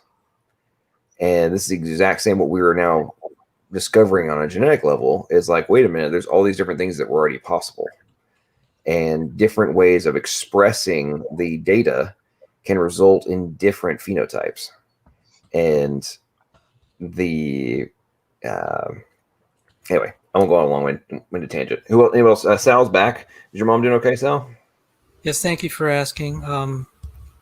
Yes, my mom's very elderly, and she needs a lot of love and care. So it's really nice being able to talk online. I can hang out with my friends and also be close enough to take care of her. I had some thoughts. What was the 90-second thing? I totally missed. So we're doing. Well, while you were gone, we started going crazy. So we have now switched over to roughly 90-second exposition. So Sal, you've been gone for a while. If you want to go ahead and go, and then I think we'll go back and it'll be Derrick's turn. All right. This is a quote by someone. The presence of a creative deity in the universe is clearly a scientific hypothesis. Indeed, it is hard to imagine a more momentous hypothesis in all of science. And that was by Richard Dawkins. So the question is, what would constitute evidence of God? I personally think God of the gaps is actually a pretty good argument. If there is something that is beyond our explanation that contradicts our accepted laws of physics, we could consider that as a possibility that God did it. We can always forever appeal to some unknown mechanism, but if we keep appealing to unknown mechanisms and things we can't explain, how is that really formally different than appealing to a God that we can't completely explain either? So there is some question there that we may have some things that are formally unresolvable that we just accept some things as on faith as little children. So if we have scientific evidence that Noah's flood happened, not specifically Noah's flood, but let's say we have scientific proof that the fossil record is young, would that be enough to cause someone to consider a creator God? Because that would totally shatter evolutionary theory. And so as we collect facts, it seems that the problem of the origin of life, the problems of evolution, and also problems with evolution at the planetary cosmic level, showing there's God of the gaps. Thanks. I'd like to follow that up. You mentioned like little children, Sal. It reminded me of this quote. I am not an atheist. I don't think I can call myself a pantheist. The problem involved is too vast for our limited minds. We are in the position of a little child entering a huge library filled with books in many languages. The child knows someone must have written these books. It does not know how. It does not understand the languages in which they are written. The child dimly suspects a mysterious order in the arrangement of the books, but doesn't know what it is. That, it seems to me, is the attitude of even the most intelligent human being towards God. We see the universe marvelously arranged and obeying certain laws, but only dimly understand those laws. End quote. Albert Einstein in his interview with G.S. Farrick, 1930. Appreciate that, Joel. That's a good one. Okay, so we've all gone. Derrick, if you want, I'll give you, let's see, I'll give you 2.5 minutes. If you want to go ahead and respond to whatever you want to address. Go ahead, man. All right, I'll address Sal first. The God of the Gaps argument you said is good. It is good for the ancient Greeks to believe that lightning was caused by Zeus. Actually makes sense. He didn't know that, so it actually made sense. But belief in Zeus changes the way that you live your life, and it turns out that was not the case. So even though they had good reason to believe in Zeus, the fact that we later found out that it wasn't Zeus should give us pause to want to continue to do that in the future, because the Greeks was living a certain type of way based on the notion that Zeus exists. And I'm not willing to do that. So that's one. If we were to discover that the Earth was young, 6,000 years old, and that there's irrefutable proof that the Noah's flood did take place, I would be very likely to jettison any type of agnostic or atheistic belief, and I will become a believer. That is a fact. All right. So that's that one right there. I did want to address was it the fossil record? I have to get back to that. Okay. To stand for truth. Though that genetic entropy, those benign mutations that take place that does not lead to, that's not necessarily deleterious, that is the seed of variability amongst human beings. We want that. We need that. That's what variability is. Because if conditions change, then that extra DNA that was there may allow some individuals to survive while others perish. Whereas before, the original stock would have all perished because of that variability based on what is called genetic drift. Because of that entropy, that variation allows some humans to survive. So that's a good thing. All right. We do know that we've actually had delirious mutations. We used to in the historical past, and not us as human beings, but before we were actually humans, but what led to us, were able to produce vitamin C on its own. Of course, if a species start eating fruit, then not being able to produce vitamin C is no longer deleterious. Even though we lost the mechanism to be able to produce vitamin C on our own, which many animals still can do, because we're eating fruit, we no longer needed it. And that's why we can lose it and it doesn't wipe us out. So yes, deleterious mutations happens all the time. And sometimes things are added, like our ability to consume milk later in life, lactose tolerance. You can finish your point, man. Okay. Well, I did want to address the fossil one, but I forgot exactly. I had my thoughts on that, and then I lost it. I would probably have to that's why, man. There was a bunch of people all going. So let's see here. Let's see who's standing. Do you want to respond to anything?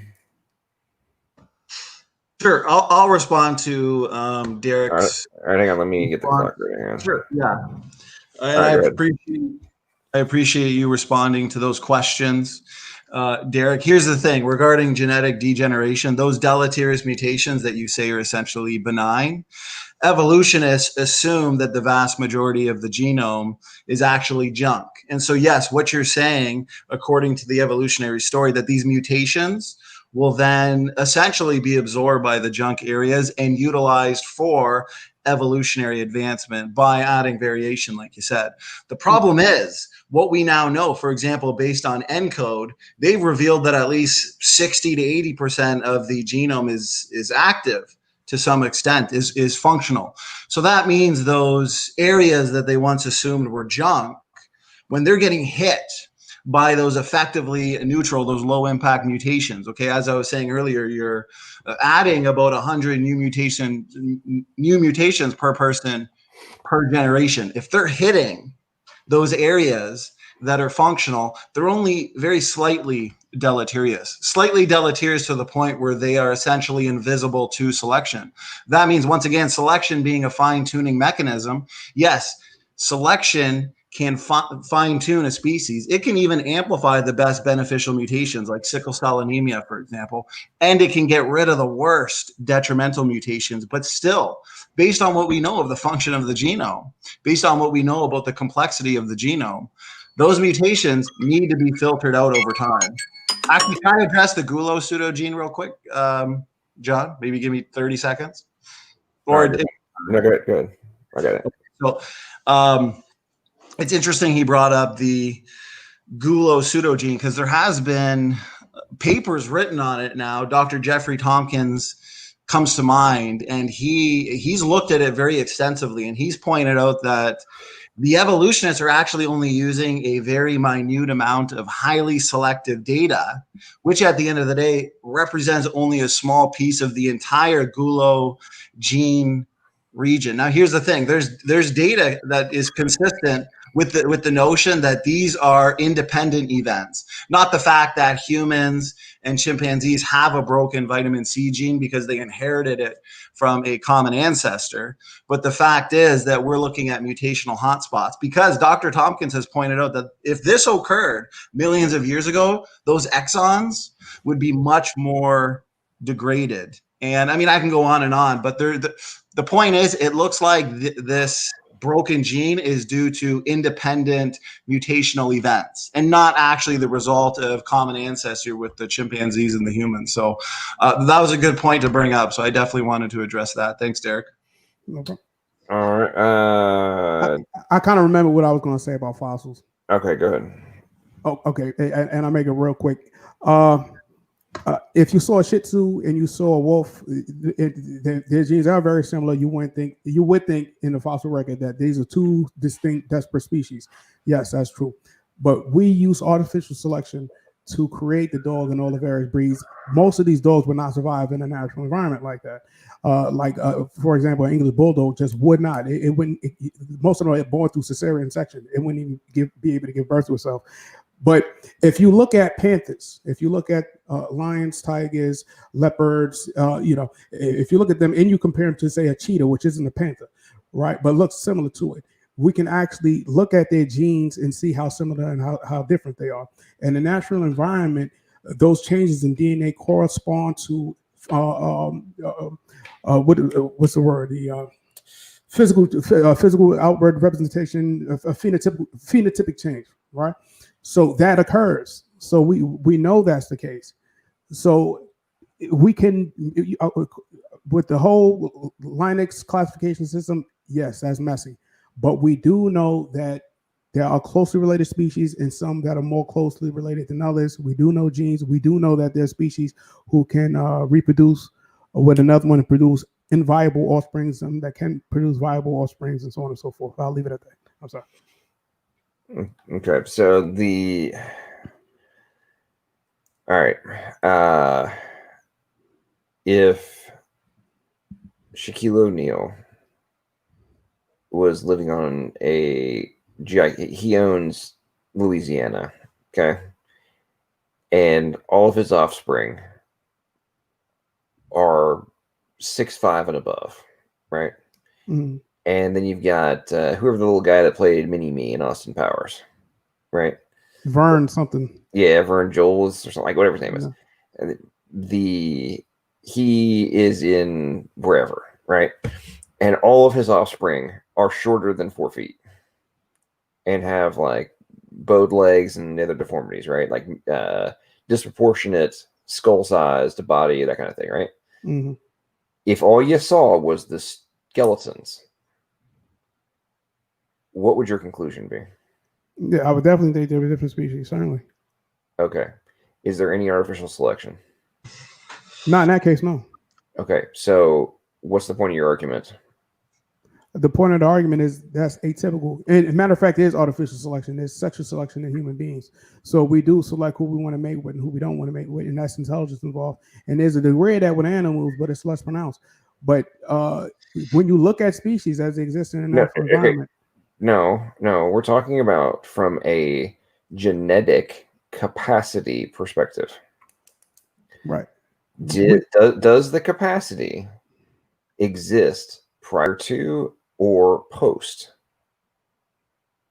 to have the variability? Oh, prior to. Okay, so it had to be pre-existent to have the capacity to be 7 feet and to be 3 feet, 3.5 feet, under 4 feet, right? Yes, in that junk DNA that the Center for Truth was talking about. Okay, so what's the point is that it's not junk DNA. It has direct functional capacity, control of these different things. And I know it's not The point I'm making about in terms of fossils is that the supposed proof of evolution stems from, oh, we're going to assign these skeletons to be the transitional forms of X. Insert whatever it be. I think I've heard you talk about horses, right? Mm-hmm. Okay, so Shetland ponies, right, versus a Clydesdale. If all you had was the skeletons, are you going to say that the Shetlands came from the Clydesdales, vice versa, same species, variability of horse? What are you going to talk about if all you have is a skeleton?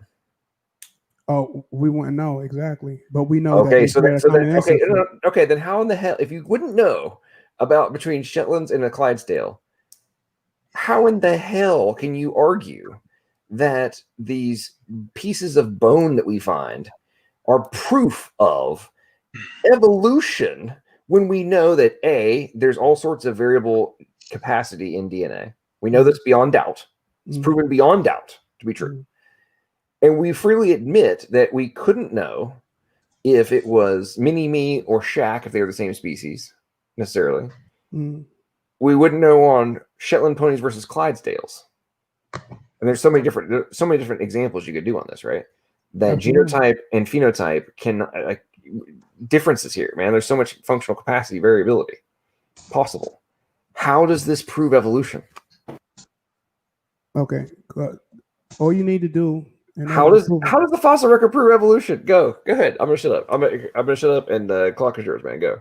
All right. Yeah, give Derrick like 2 minutes if you want, and then whenever it's my turn, I'll take another couple minutes to address. Yeah, something. and after standing for 2, if you don't mind, I have a little question to ask you. All right. Yeah, no problem. All right. Okay, Derrick, whenever you start, man. You got 2 minutes.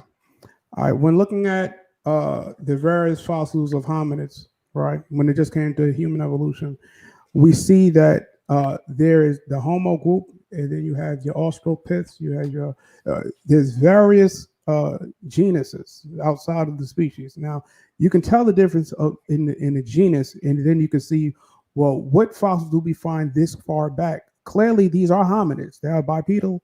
They do have larger brain cases than a monkey, even though they're nowhere near the size of our brain cases now. So these are hominids. They have opposable thumbs. They are hominids. And if you go far enough back in time, the only thing that we find is these things that we label in the genus Australopiths, right? As opposed to being in the Homo genus, right?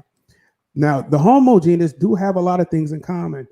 Is Ergaster the same as Erectus? Is Erectus the same as Heterogenesis? We don't know. Is Antecessor and Heterogenesis the same or different? We're classifying them as different species because we see there's enough difference there.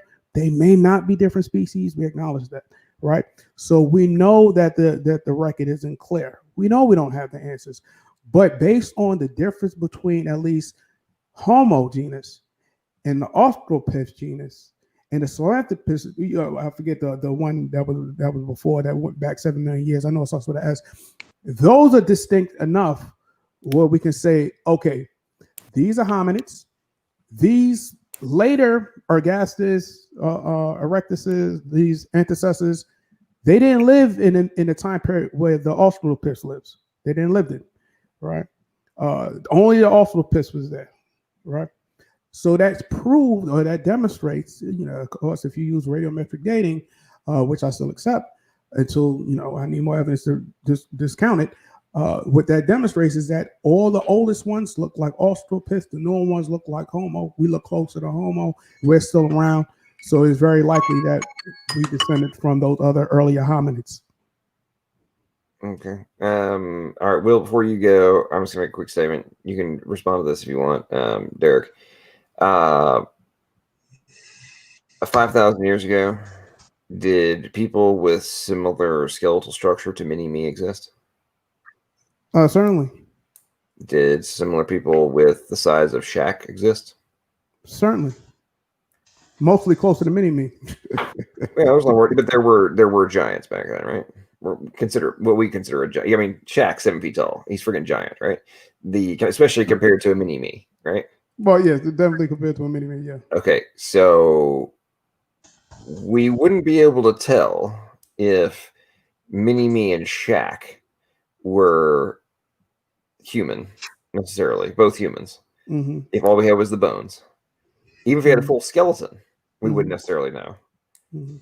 But you're saying that partial fragments of skeletons of these different hominids enables us to know beyond doubt that these things that you're referring to were the evolutionary predecessors to Homo sapiens. Is that correct? Yeah, like imagine the Verns. So with a full skeleton, we couldn't differentiate between a little person and Shaq. Right. But with fragments of bone, we know beyond doubt the predecessors from an evolutionary perspective of humans. Right. Yeah. So watch it right quick. Let's imagine that if you went 3 million years ago, the only skeletons you find is Verns. And if you go back 1 million years, the only skeletons you find are Shaqs. Then you can make the conclusion that even if Vern and Shaq is the same species, there are differences there. And Shaq came from Vern. You can make those statements. But that's blind faith. Rocks and the shapes of bones never prove anything, changed anything else. It just proves something died and got fossilized. Right. But if those similar bones, right, they're very similar enough where you can group them together and you can say, yes, that's the same dimension of hip bone there, the same dimension of hip bone there. I mean, pelvis bone there, same pelvis bone there. That's irrelevant. Yeah. That's always irrelevant because, again, you're trying to, the assumption is that things changed into other things. The shapes of their subcomponents aren't relevant. You have to know how they changed, and you have to see them. You have to see the code changes for it to be scientific. We can see the phenotypical change, and we know by looking at animals that differences in DNA relates to differences in phenotype. Okay. We're gonna. It's Will's turn. Dude, you didn't listen to a word I said about the differences in genotype versus phenotype outcome. But okay, Will, you're Actually, John, can you? Well, I got my screen shared. Do you want to go first, Will, and then? Oh, you can go because the subject is. You can go. It's all good. Okay. All right. Standing whenever you start, man. Let me get the clock ready. Okay, go ahead. And then just share my screen if you can. I think So I've got some slides here. So here's the thing, though, based on what Derrick is talking about with the hominid fossil record, with the Homo genus, the Australopithecines.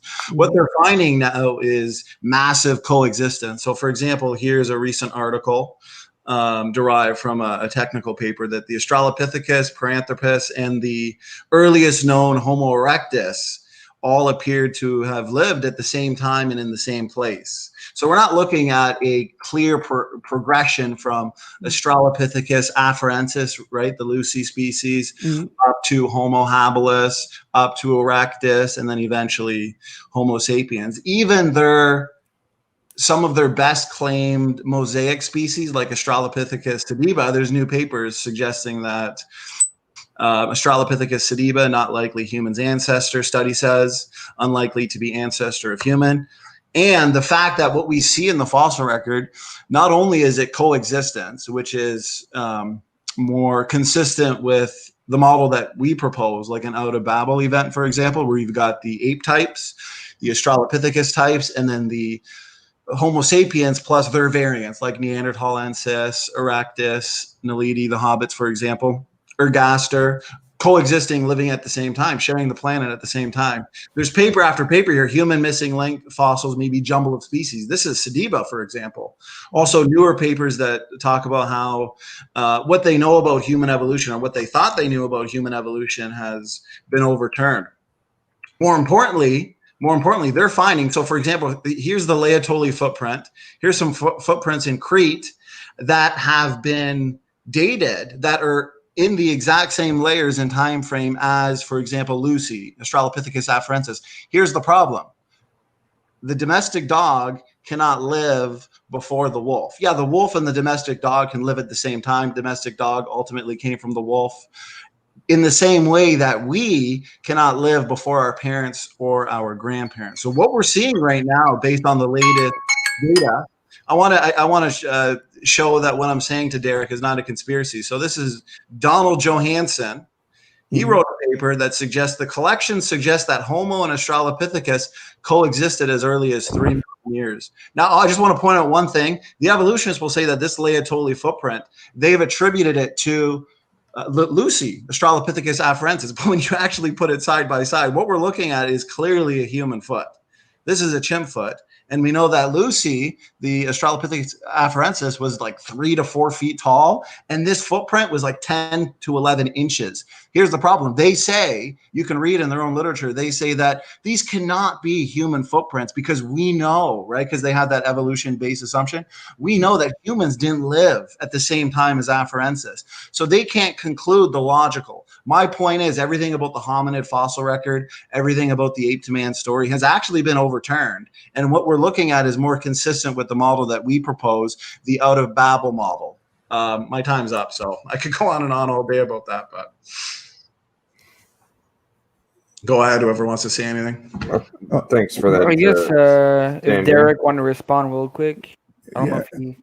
All right, genetic evidence. So hang on, let me get the clock. Derrick, you go ahead, and then when he gets done, Will, you can go ahead and be your turn.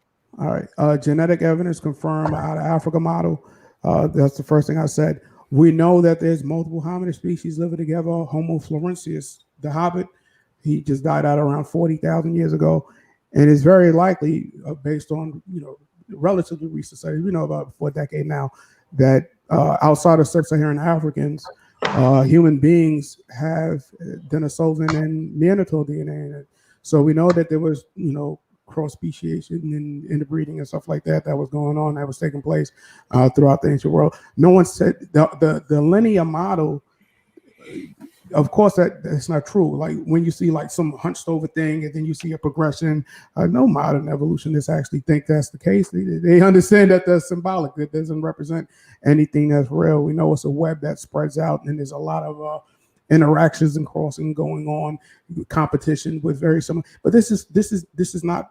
We accept the notion that all monkeys came from a common ancestor, but there's tons of monkeys that's living around contemporaneously, simultaneously. It's the same thing for apes in general. We believe all apes came from a common ancestor. They're essentially monkeys without tails, and they're all living simultaneously. So that doesn't discount evolution. The original parent species can still survive and produce offspring species, or the original parent species can die out and go extinct, and the descendants, desperate descendants, can exist as separate species.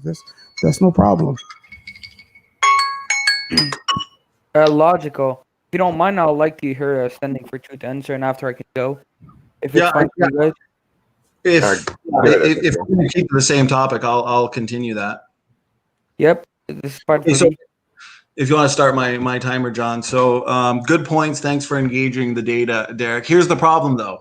There's no way to say that the early Australopithecines, like afarensis, for example, Lucy, that's why those Laetoli footprints, they have to conclude they belong to Lucy. But I showed, based on the images there, that it's clearly a human footprint, based on the size and based on the smallness of afarensis, for example. So here's the problem. There's no way that humans could have coexisted with our earliest ancestors like afarensis. That would be like me living before my grandparents. So yes, that's why I pointed out the fact that the domestic dog and the wolf, they can coexist at the same time, even though the domestic dog came from the wolf. But guess what? The domestic dog cannot live before the wolf. That's the major problem. So what we see with this coexistence, intermingling with the out of Africa scenario, when humans left out of Africa after their so-called population bottleneck event, they found what? Other human variants outside of Africa, like Neanderthalensis. And it turned out that we interbred with them, which means the exact same species. We coexisted with, like you said, Floresiensis, which are the hobbits. We coexisted with arachnid, the Denisovans. So what we're looking at is massive coexistence. But I did want to say one thing last on the junk DNA and genetic degeneration. A lot of times the evolutionists, they want to fight tooth and nail to hold on to that junk DNA. So I like to point out the fact that the numbers have been done. And the fact is, I'm almost done here, even if the genome was only 10% functional, that is still 10 new deleterious low impact mutations accumulating from generation to generation that are essentially unselectable. So even if you give the evolutionist their view that only 10% of the genome is functional, that still means large-scale evolution is scientifically implausible. But I want to say one last thing.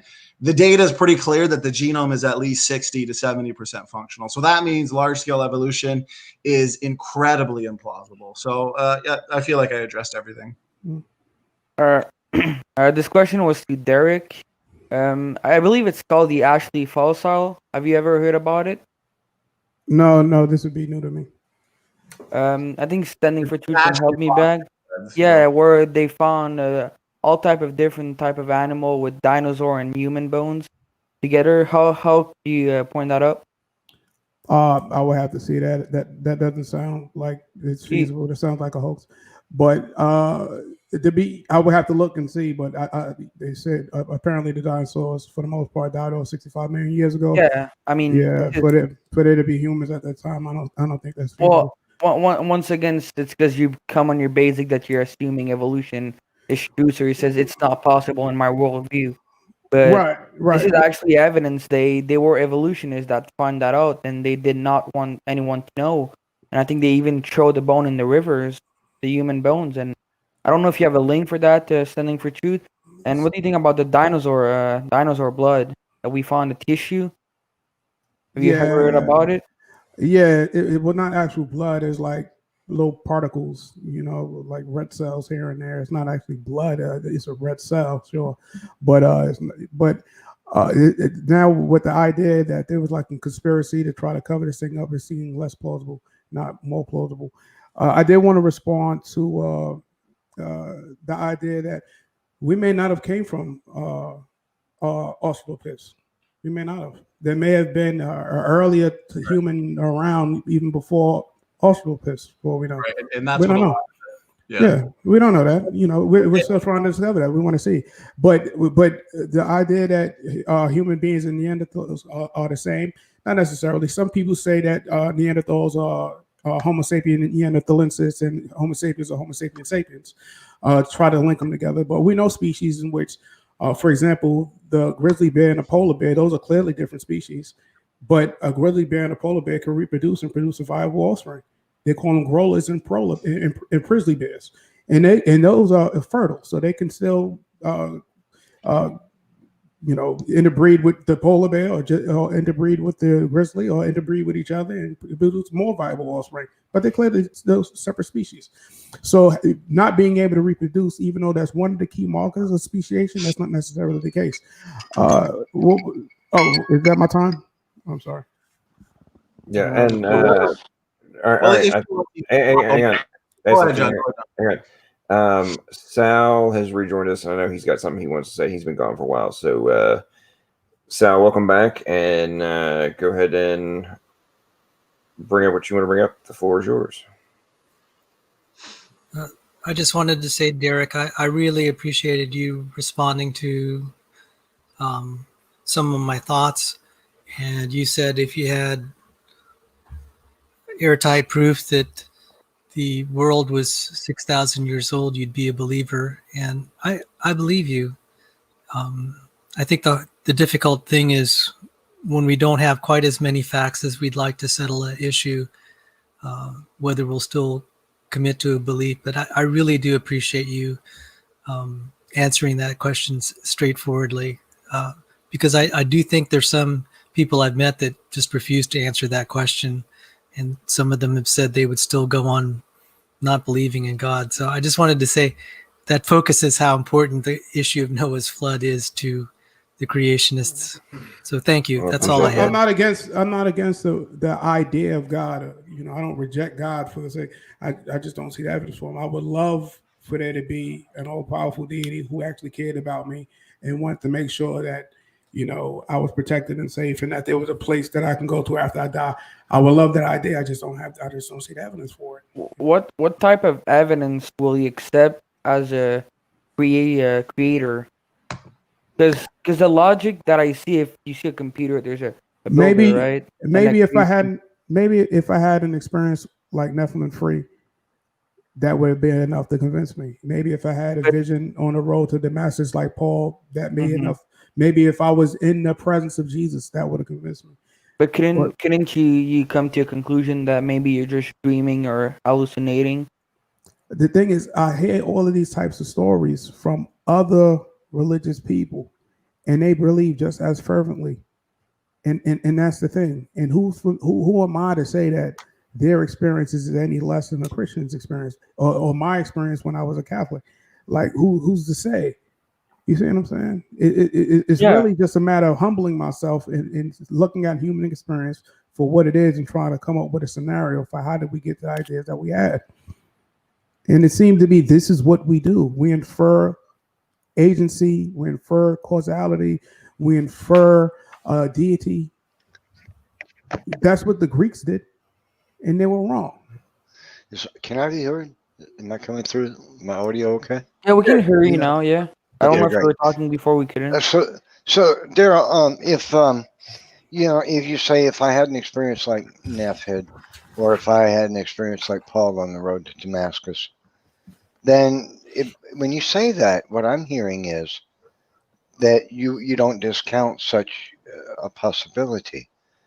It's possible. Yeah, it's possible. Okay, so then that doesn't really jive with the way you seem to respond to my experience. Right. You seem to be so dismissive of it, and I now wasn't. you talk as though, well, that's plausible. No, I didn't mean to be dismissive, and I know this is a sensitive subject because this actually happened to you. Oh, I'm not offended because it's happened to me. Right. I just wish that you'd see things with the way that I think they really are. Right. Like, but simultaneously, by looking at it from a naturalistic perspective, right, I can see alternate scenarios for why people would think that way.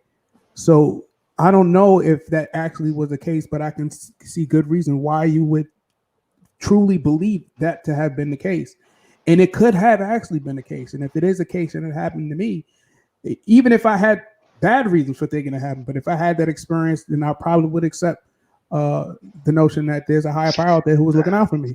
But I know that people from around the world have shared these types of stories. You know what I find rather sad, Daryl, and I don't mean this to be facetious, and I'm not trying to be. I don't mean it in a smart alecky way. I honestly do. I think it's sad when people come to believe that they're a soulless bag of talking matter, and that's all they really are. And I just find that to be so utterly sad that people are willing to accept or find it plausible to believe such a worldview, where they downgrade themselves to being nothing but animated matter. There's no ghost in the machine. There's nobody really there. Mm-hmm. It's an illusion. Your thoughts and feelings, things that you believe, they're all an illusion created by chemistry. And none of it's real. There's no you experiencing anything. It's just a bag of matter that's having chemical interactions. Mm-hmm. That's the way I find that to be so utterly sad, that people are willing to accept that's a plausible idea. But I think I understand if you have a notion of what it means to be human that you learn and it's magnificent, then to lose that, I could see why you would think that. But I'll replace that notion that I had with another magnificent view. I see myself as the living embodiment of the universe itself, able to experience itself. So, but here's the thing about that is when this universe has lost all of its energy, you won't have mattered a bit. It'll be as though you never existed. Because I'd be dead long before then, though. I'd be dead long before then. But because the finiteness of life, because life is so finite, that's what makes it meaningful to me. That means I want to live it to its fullest now, and I want to treat people as nicely as possible now because I want to have a chance down the line. There's no redos, there's no takebacks. This is what gives my life meaning. It's finiteness. And this would drive me to want to make the world a better place here and now. You see what I'm saying? So it all depends. I hear what you're saying, and I understand that you feel that way. But I don't get it myself. I don't see how there can be, a human being can have value in a system whereby they're just a soulless bag of matter. Value is something assigned to something, and I don't see it plausible that matter assigns anything. So I don't think there's one thing about your whole worldview that is logical or rational. I just don't. And I find it's a little disturbing that people are willing to believe that. And I'm not like Sal. I like Sal. Sal's a great guy, and he's really smart. And he really does a great job of being a really sweet fella. He really does. But I tell it like I see it. I do my little psychoanalyzation deal. I really do. And I think that it needs to be done in many cases because people need to see and really think about what it is that they're telling themselves they believe. Mm-hmm. And I see this whole worldview that you say you believe in. I don't see it as anything you believe because you have actual scientific or philosophical reason to believe it. I see it as a fabricated worldview that you have created for yourself, or adopted rather, because the alternative is unacceptable to you in some way. That's what I think every atheist is, or even agnostic, because I think the evidence for the existence of God is so overwhelming for a designer, a creator, in everything, just common experience. I think that anybody who says I'm an agnostic or an atheist is adopting that worldview because to them the alternative is, for some reason, and it's probably different for different people, it's unacceptable to them for some reason. They just don't like the idea of there being a God. And I would remind you of Richard Lewontin. Well, one famous philosopher, I can't remember his name, he said, I don't like the idea, I'm paraphrasing him, he said, I don't like the idea of a universe with a designer, a creator who made the laws of physics, who has moral values that I'm to answer to. Because I just don't want a universe like that. Hmm. And I think that's what atheists are, is people who don't want a universe like that. That's my take. Yeah, I don't mind that universe.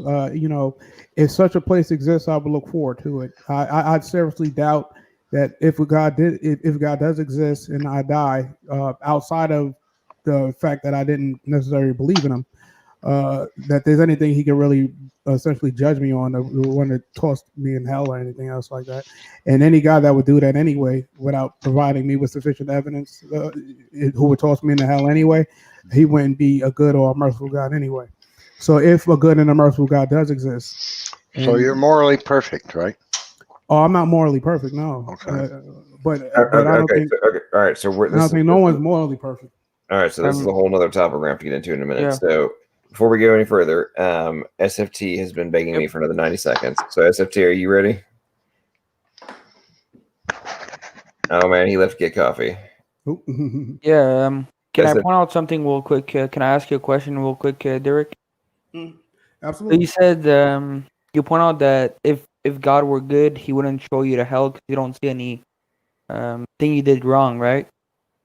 I said more along infinite torture for simply not believing in him. I don't think that's that punishment merits the crime.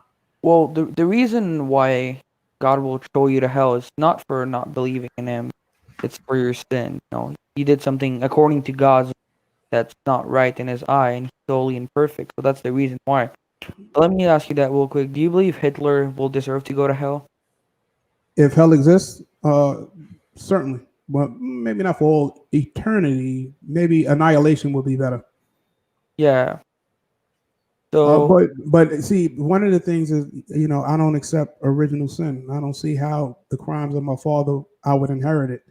So I don't accept original sin. The Bible doesn't teach that. No, it doesn't. That idea, though. Just to point that out. Yeah. Yeah, I mean, it's just the thing. Well, I was a Catholic, so I learned of original sin. Yeah, I think the Catholics are wrong. Yeah. Yeah, there are. But the thing, there's no such thing as original sin. The reason why you're condemned to hell, it's because you're gonna act on it. God gave you a choice. Either you do good or you do wrong. Everyone has done something wrong in their life that you feel remorse about it. I don't think you can deny that. Let's say you started to, insult your girlfriend without any reason, You did something wrong, you insulted a child or something like that, You did feel remorse about that, right? Well, certainly, but I don't believe any of those actions would garner eternal torment. And I don't think a just, merciful, beneficent God would create a scenario in which that was the ultimate outcome for such trivial and minor infractions. Yeah, I know that, Neff. I'm not sure. I think you don't believe in eternal hell. I'm not sure about that. No, I don't. No, the Bible doesn't teach that idea. Yeah, All right, I mean, all right, guys. Before SFT, are you back yet? Where the heck did he go? He probably went making coffee or get something to eat. Oh, Well, I've been on mute. Hey, John, I didn't even realize I was on mute. I was even saying stuff there. So yeah, no, I'll John, if you want me to finish off the Derrick and I's discussion there on human evolution, then maybe we should move to the morality, because that's a good topic. Mm-hmm. Yep, I agree. All right, go ahead.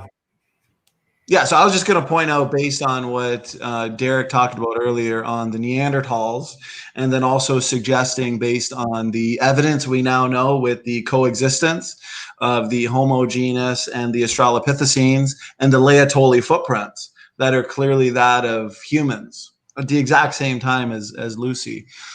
He suggested that, okay, well, maybe, humans didn't descend from Lucy. Maybe there's another ancestor somewhere down the line. But that's the thing, is the evolution story is ever changing. They're constantly retrofitting the data, just like the Neanderthals here, for example, on the screen. We were talking about the Neanderthals. They were originally representative as brutish cavemen, some ape men. And now what we know is they buried their dead, made musical instruments, tools, cosmetics, and their DNA. Because we were talking about the fossil record.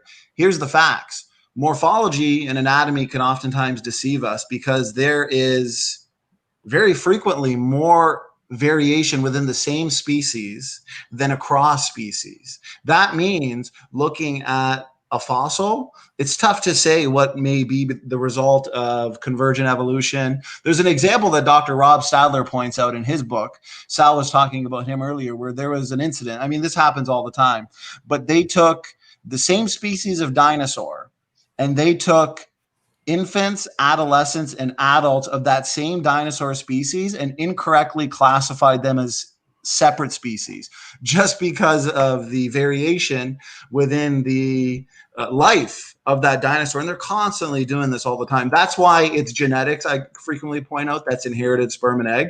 And when we look at the genetic data, we can clearly build a phylogeny and see that humans are their own independent created kind, not related to the great apes. And that's looking at the direct lines of evidence, like the genetics. So that would be my point in a nutshell, is all of these things were not predicted. All of this extensive coexistence, the genetic data that suggests, low genetic diversity, mitochondrial DNA, Y chromosome. So yeah, you can keep changing the story, is the point, push it back further than afarensis. But that's the problem with evolution, is they can always pull up the storyboard. So I'll end it there. Yeah, we don't know the answer. We're discovering things. This is what science is all about, not assuming we know the answer. The only thing is, religions, all of them, not just Christianity, but Islam, but that's Abraham. All religions believe that they receive something from on high, that they got all the answers.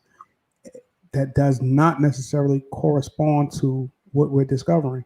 If it did correspond to what we were discovering, then we will move in that direction. But at this point, that's not there. What I see with that, we don't know the whole story of the human family tree, or if a human family tree even exists. We don't know that. We're trying to discover it. But in a naturalistic worldview, we have the mechanisms, we have the tools there. We do know mutations occur. We do know that similar species can interbreed and crossbreed. So we know that does exist contemporary. We know that these types of species exist now. So in a naturalistic perspective, we have all the tools we need to describe where life originated from and came from, and how the diversity of species spread. It makes logical sense, even if we don't know all the details. But the stories that's found in the various religious texts do not correspond to the evidence that we're finding at all. So, which is a more likely one, the naturalistic explanation, even though we don't know it because it's science and we're discovering it. Mind you, I think I made the point with Smokey Saint. Whenever human beings emerge, whether we're only 200,000 years old or whether we're millions of years old, or whether we're 6,000 years old, whenever human beings emerge on the planet, they emerge here without a biology textbook. They just found themselves in a natural world and they're trying to make their way in it and understand the world. And the best tools that we've discovered so far to understand the natural world is the scientific method. We thank Christians for that, certainly. But the best tools we have is the scientific method. And the scientific method presumes methodological naturalism. So you think you know more than us or not? Do I think I know? I think I know more than you on some subjects. I think y'all know a lot more than me on other subjects. Certainly, human beings are human beings. We only have access to our previous experience and the things that we learn. The things that I learned in science convinces me that the methodological naturalism and the scientific method is the right way to go. I appreciate technology. I appreciate physics, and I recognize as proof of concepts that science, technology, engineering. Yes, we know the philosophy of methodological naturalism is there. Using induction, it's a safe bet to assume that it goes all the way down. It doesn't seem like it could. Hang on. You use induction? Absolutely, I use induction. Okay, so you think that you can use induction to prove methodological naturalism, but you don't think you can use induction to have the inference of intelligent agency? Not to prove anything, no. But as far as the intelligence went, that would violate the laws of physics. It would violate what we know about minds. How would it violate the laws of physics? Okay, I tried to explain that. How would the necessity for an intelligent agent be a violation of the laws of physics? Okay. A mind, from my understanding of a mind based on neuroscience, is like an emergent property, like wetness is an emergent property of water. The thing that exists in the water is the H2O molecules, which are composed of atoms. Wetness is a concept. It describes a process. The mind, I said that's emerging from neuroscience, is that the mind is a process. It doesn't actually exist the way a H2O molecule exists. Wetness is a concept. It describes a process. Mind is a concept. It describes a process. The thing that actually exists in water is H2O molecules. The thing that actually bro, you're literally reading talking points. The whole wetness argument, I mean, that's literally a talking point. I mean, it's a good analogy. No, it's not. It's not a perfect analogy, dude. In the wetness versus intelligence. Are you kidding me? It's a mind. So water is going to be able to have the IQ to create an ice sculpture. No, it's an emergent property. Dude, that do you have to have process? Does something that has the capacity for intellectual process, is it required to take water, freeze it, and then turn it into a sculpture of a naked woman? Does wetness have that ability? Is that what I can address that a little bit I'm too. saying, does anything that does not have intelligent agency have the capacity to take water, freeze it, and then turn it into a statue of a naked woman? No, only an intelligent agent can do that. Okay. It has a physical body. So we now have a inanimate sculpture that's shaped like a woman, and it's not plausible or even possible from your perspective for that to happen without an intelligent agent. Is that correct? That is correct. But you think it is plausible that the underlying control processes of physics and chemistry that are being manipulated in order to create a naked woman in the sense of an actual biological entity, you're saying that does not require an intelligent agent? Cells do not have brain cells. They don't have neurons. Dude, cells cannot be intelligent. But a collection of cells, some specifically designed to process information, like nerves, like brains and nerve cells, those can do intelligence. So is it your position that your cells, unless it's a neuron, is not processing information. Well, it's certainly, well, for the most part, yes, it is processing information insofar as it's reacting to its environment. It's responding to stimuli, certainly, but it's not processing information the way What do you a think nerve cell does. what do you think a drone is doing? You talking about the flying drones that we create? Any kind of drone, whether it's flying or any other kind of robot. Is it processing information in real time and making a modification? Certainly, we created a computer. Is it using input-output receptors or input receptors and then executing output based on? Okay. Yes, we coded What for the that. hell do you think every cell is doing?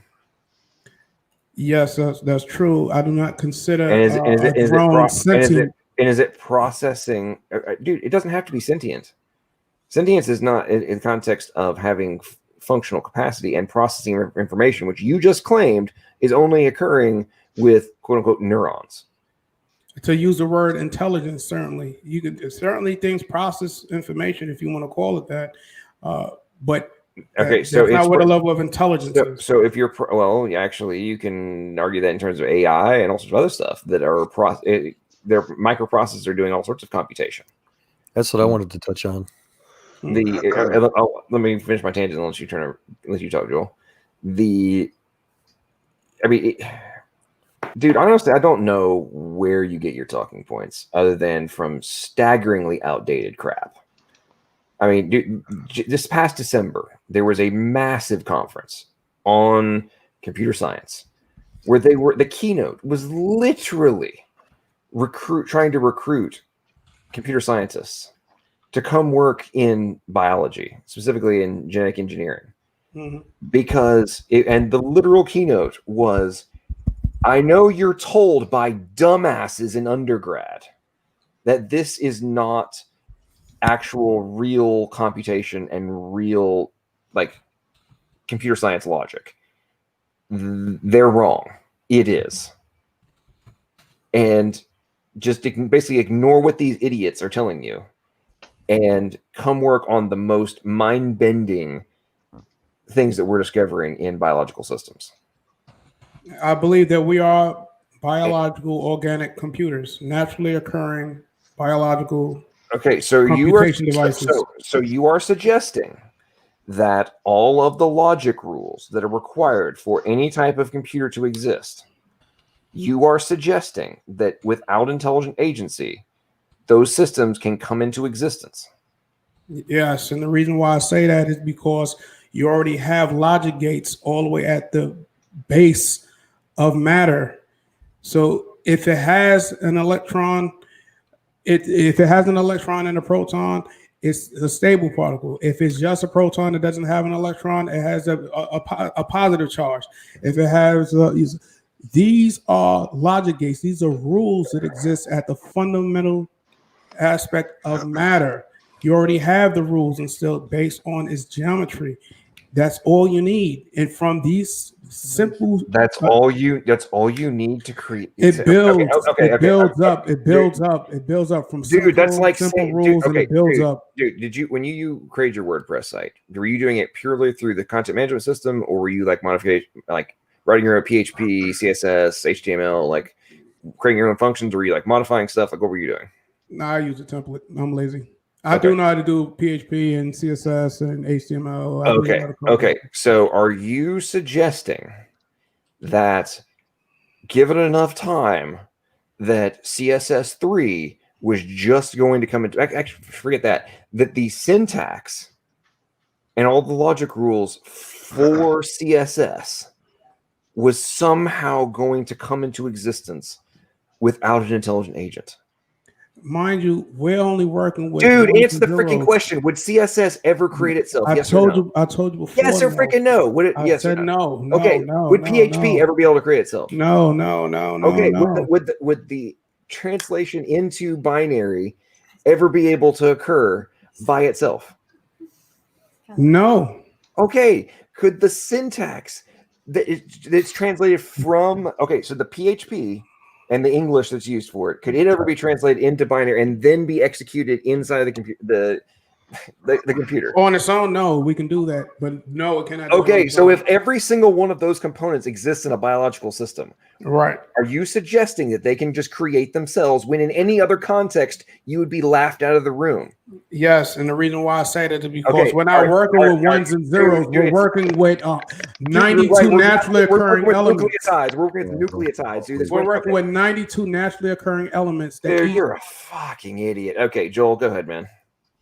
Wow. Yeah, sure. Very Christian of you. Very Christian of you.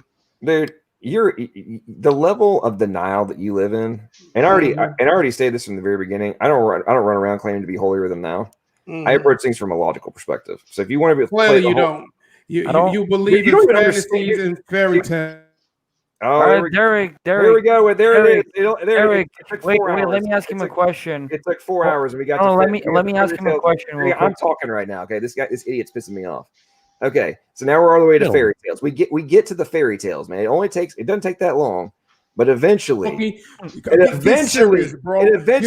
little jokers, always get to fantasy land. You believe in the same fantastic bull crap that ancient sheep herders. Are you kidding me? You believe that the Bronze Age bozo. Here we go, man. We got the Bronze Age. Let it come out, all the nonsense. Yeah, bro. Here we go. Novelty It's always logical like this. It's always like this. Okay, go ahead, Joel. Yeah, that's what Derrick just said. That's called an appeal to novelty logical fallacy. And atheists always religiously repeat those same accusations to the point it proves they all come from the same church. But I wanted to address the emergent properties conversation from half an hour ago or so now. We used to try to do that. We used to try to adapt theoretical biological evolutionary algorithms and whatnot, mechanics, to artificial intelligence and machine language, but we had to abandon it about maybe 10 or 15 years ago because it always fails. It always destroys every model, every attempt, to the point where instead we had to completely abandon all of those theories. Today we only use what's called predictive probability or percentage predictability type algorithms for our neural nets to try to calculate how off the neural net thinks its learning curve is off when it tries to make a predictive analysis. So it's basically the exact opposite of using random evolutionary type, whatever you're going to call it, the idea that things could be emergent on their own, because they just can't. We again, the information science is thoroughly debunked that entire hypothesis. And there's something else I wanted to address too, but I forget what. Oh, you mentioned logic gates. So before I became an information scientist, I was a telecoms specialist. Before that, I was a nanotechnologist. So I'm an electronics expert as well. Plus, that's what I did when I joined the military as electronics expert. So I know a lot about. I also did micro machines and stuff like that, nanotech stuff. So I know a lot about logic gates, and the idea that they just can randomly just kind of be piled on each other to eventually do something is astronomically ridiculous. It takes an incredible amount of very difficult, it takes us 1 to 5 years sometimes to plan out the even a large scale circuit design type architecture for some of the most advanced, the latest technology that I'm sure you probably couldn't even dream of right now if we wanted to get into the details of. So to think that things could just randomly happen is anti-scientific to me. Derrick, I'd like to ask you to think about something. The basis of your evolutionism is the idea that random genetic mutations selected by the environment, natural selection, the fitness of an organism in that environment is the base mechanism for evolution, right? But I want you to consider this. Genetic mutations have been studied in the laboratory setting since about 1935. Sal could probably give us the exact year, maybe 33. They've been mutating creatures like crazy since then. They've done 1 million studies in mutation. They're being conducted at every major university in the world every morning at 8 o'clock. And here's the thing. There's never been any scientific evidence from mutation studies that mutations do anything but cause weakness, death, deformity, and stillbirth. There's not one shred of scientific evidence been ever produced by any experiment in mutation This shows that mutation is a mechanism for the structural design change of an organism incrementally that moves it towards becoming a fundamentally different type of organism. It's just been established for 90 years now in the lab that mutations don't change the structural design of animals except to give them deformities, which are weeded out by natural selection. The organism, it makes them unfit, and that one is selected out. It does not change the structural design of its biology, its physiology, in such a way, in little steps, incremental. Nothing new arises in the body plans of organisms because of random mutation. All they ever observe is that creatures like a fly can get deformed wings to curled wings, and that's a negative, and the organism's unfit. It can get a change to its eye color, which makes it unselected as a mate because a female fly looks at the guy and says, he doesn't look like me, I'm not going to fool with him.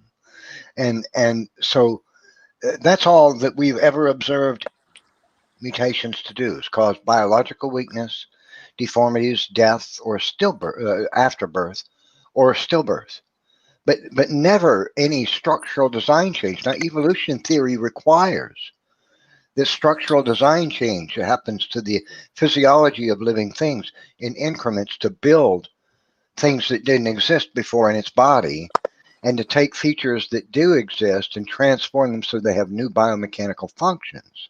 For example, the stinger in the tail of a scorpion. It allegedly evolved from a tail that had no stinger, but because of mutations, it gained a venom sac. It gained muscles that constrict that sac to eject the muscle, inject the toxin. It gained this keratin syringe at the end of it to administer the toxin, and the nerves that operate the muscles to constrict the muscle sac to inject the toxin. These things in a valve in there, all these little features allegedly arose from minuscule structural design changes in organisms due to random mutation and natural selection. But there isn't one shred, not one science paper ever published in a journal that states we have observed that after mutating this creature and its offspring and its offspring and its offspring's offspring's offspring, which they've done a million times, we have observed that a structural design change is taking place in the organism. They don't have any evidence for it. So why in the world would you believe that mutations do design these fantastical, marvelous, ingenious things in the body plans of living things, when the only thing that we ever observed mutations to do in experimentation is cause weakness, deformity, death, and stillbirth? There's a major problem with evolution theory. This myth of believing that random mutations are designers, when 90 years of study has proven consistently they're simply destroyers. You need to really think about that, because there's just no scientific support for this idea.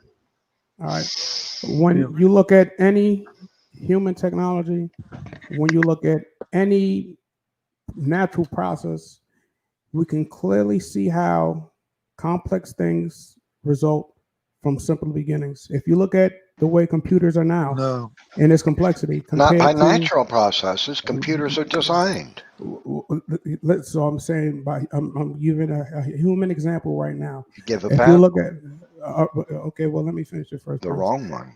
All right. Now, if you look at the way computers exist now, they're very complex compared to just by looking at the smartphone, compared to the first computers, which wasn't even digital. They were all designed. Yeah, I know they were using examples of intelligent design to posit nature can do this. Wait. It's a fail. Let me finish my point. Like, if you're not even listening to what I'm saying, if you just want to chop Are down you listening to what you're saying? I am listening. We want to see. Is it not obvious? Hello, is it not obvious? Is it not obvious that over the course of time and continued tinkering, that simple beginnings can result in complexity. Not And nature. Not then- without well, that. let me ask you a question. Let me ask you a question. Never. In what example, in what world are we living in? Can we think of that at the source of everything, the most advanced and most complex thing? You will have to say, well, how did it come into existence? Well, that's easy, Daryl. Derrick, that's easy. Doesn't work that There way. is nothing about Everything- nature that shows us that everything- complex things arise from simple things. Of That's a course myth. it does. I addressed Everything that in reality 4 has hours ago in here. demonstrated that complexity derives from simpler origins. No, Derrick, I addressed that in here. I addressed that in here three hours ago, Derrick. That's a myth. There is no scientist, Derrick, no scientist knows of a mechanism whereby natural processes build complexity that is any reasonable by any measure by natural processes. That's a myth, you believe. No scientist has ever elucidated that in a science paper. The notion It doesn't that happen. at the beginning is the most complex thing that it can ever exist. That's And beautiful then- evidence of and then creation, Derrick. If that were the case, then we would be going downhill from more. We are. If you look at Yeah, the we world, are. if you look at civilizations, then why did the Israelites, the Hebrew, live simple lives compared to the life we live now? If that was the case, we should have been created in an environment that was highly advanced, and we should be declining now. But that's We not are. the case. Yeah, we have that's- evidence we that we are. had Still a are. simple origin, hunter-gatherers, tribes and clans. More and that we myths. built out. This is ridiculous. Like More Yeah, myths. you're Derrick, buying you guys- everything you guys- they feed you. you guys. Okay, so Derrick, I'm Derrick, out you of put here. forth a false I'm not- idea. Derrick, are genetically, from an evolutionary perspective, which your entire worldview is dependent upon evolution. If evolution is not true, then I'm going to assume that you will concede that your worldview is stupid. Correct? If evolution is not true, well, no, my worldview would not be stupid. Using natural, methodological naturalism and physicalism is it's clear these are stupid. These are the most Okay, so do you? idiotic Okay, so idea do you ever concede? proposed. they're the most logical position to take in philosophy. They are the most. There's the vast consensus of philosophers. Consensus message.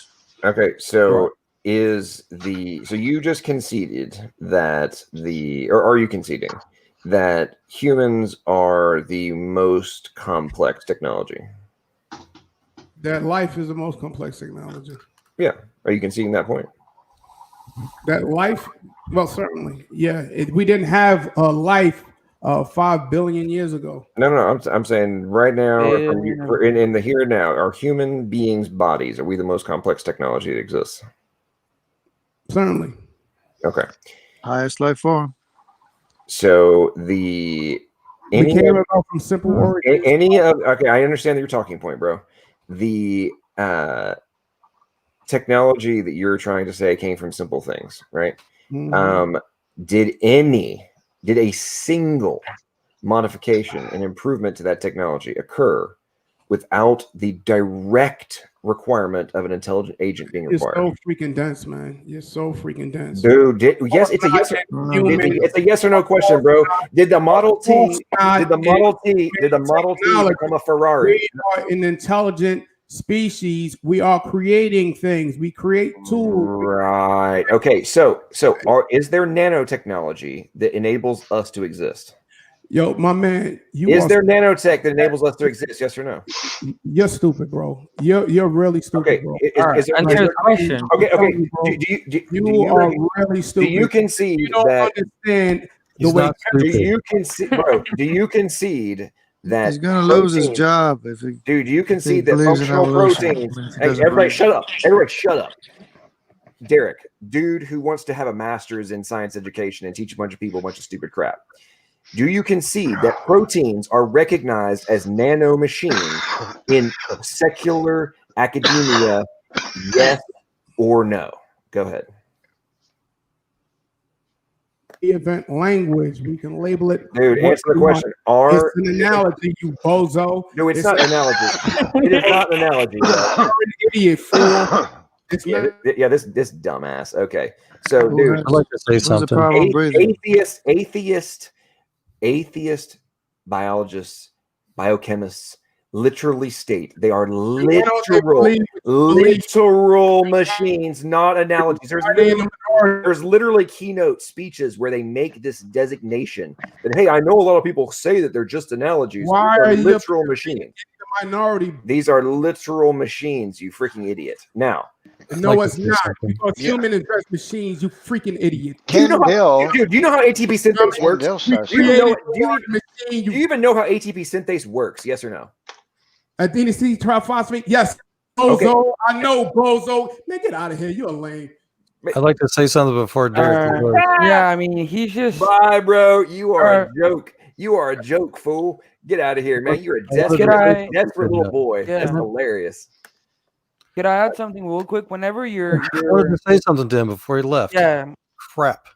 Whenever atheists are close to get their worldview exposed, all they'll try to do is dodge the question or change subject slowly or insult your religion or starting to call the Bible a fairy tale, but that doesn't make a clear statement why Christianity is stupid. I mean, we saw the perfect example of what atheists are really. They just here to insult and spread their BS.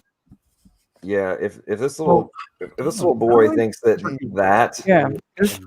if that's not a machine, You want to say something for the last 10 minutes? ADP and inorganic phosphate. Go ahead, Joel. It's too late now, but I guess for the sake of anybody daring to watch this big long friggin' thing, I wanted to make the observation that this guy, this atheist, wanted to tell us about everything that he believes for his religious position. He had two professional scientist engineers here, me and Sal, and I mean, you guys obviously know your stuff as well. You guys are citing all kinds of scientific details. He had an opportunity to learn from professionals in a live chat. Awesome. And he never asked any questions, not from you guys, that aren't doing these things professionally, not from us that are. Yeah. Did he give any citations to back up his postulations? No, he hasn't. John, You mean he was making all those assertions and he never gave one citation to back it up? Are you kidding me? He never gave one link. I remember during the debate of hilarious, dude. I remember during the debate against I've Neff. given him a billion links.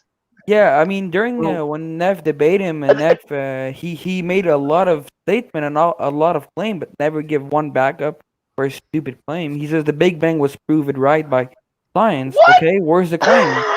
I mean, where are the claims?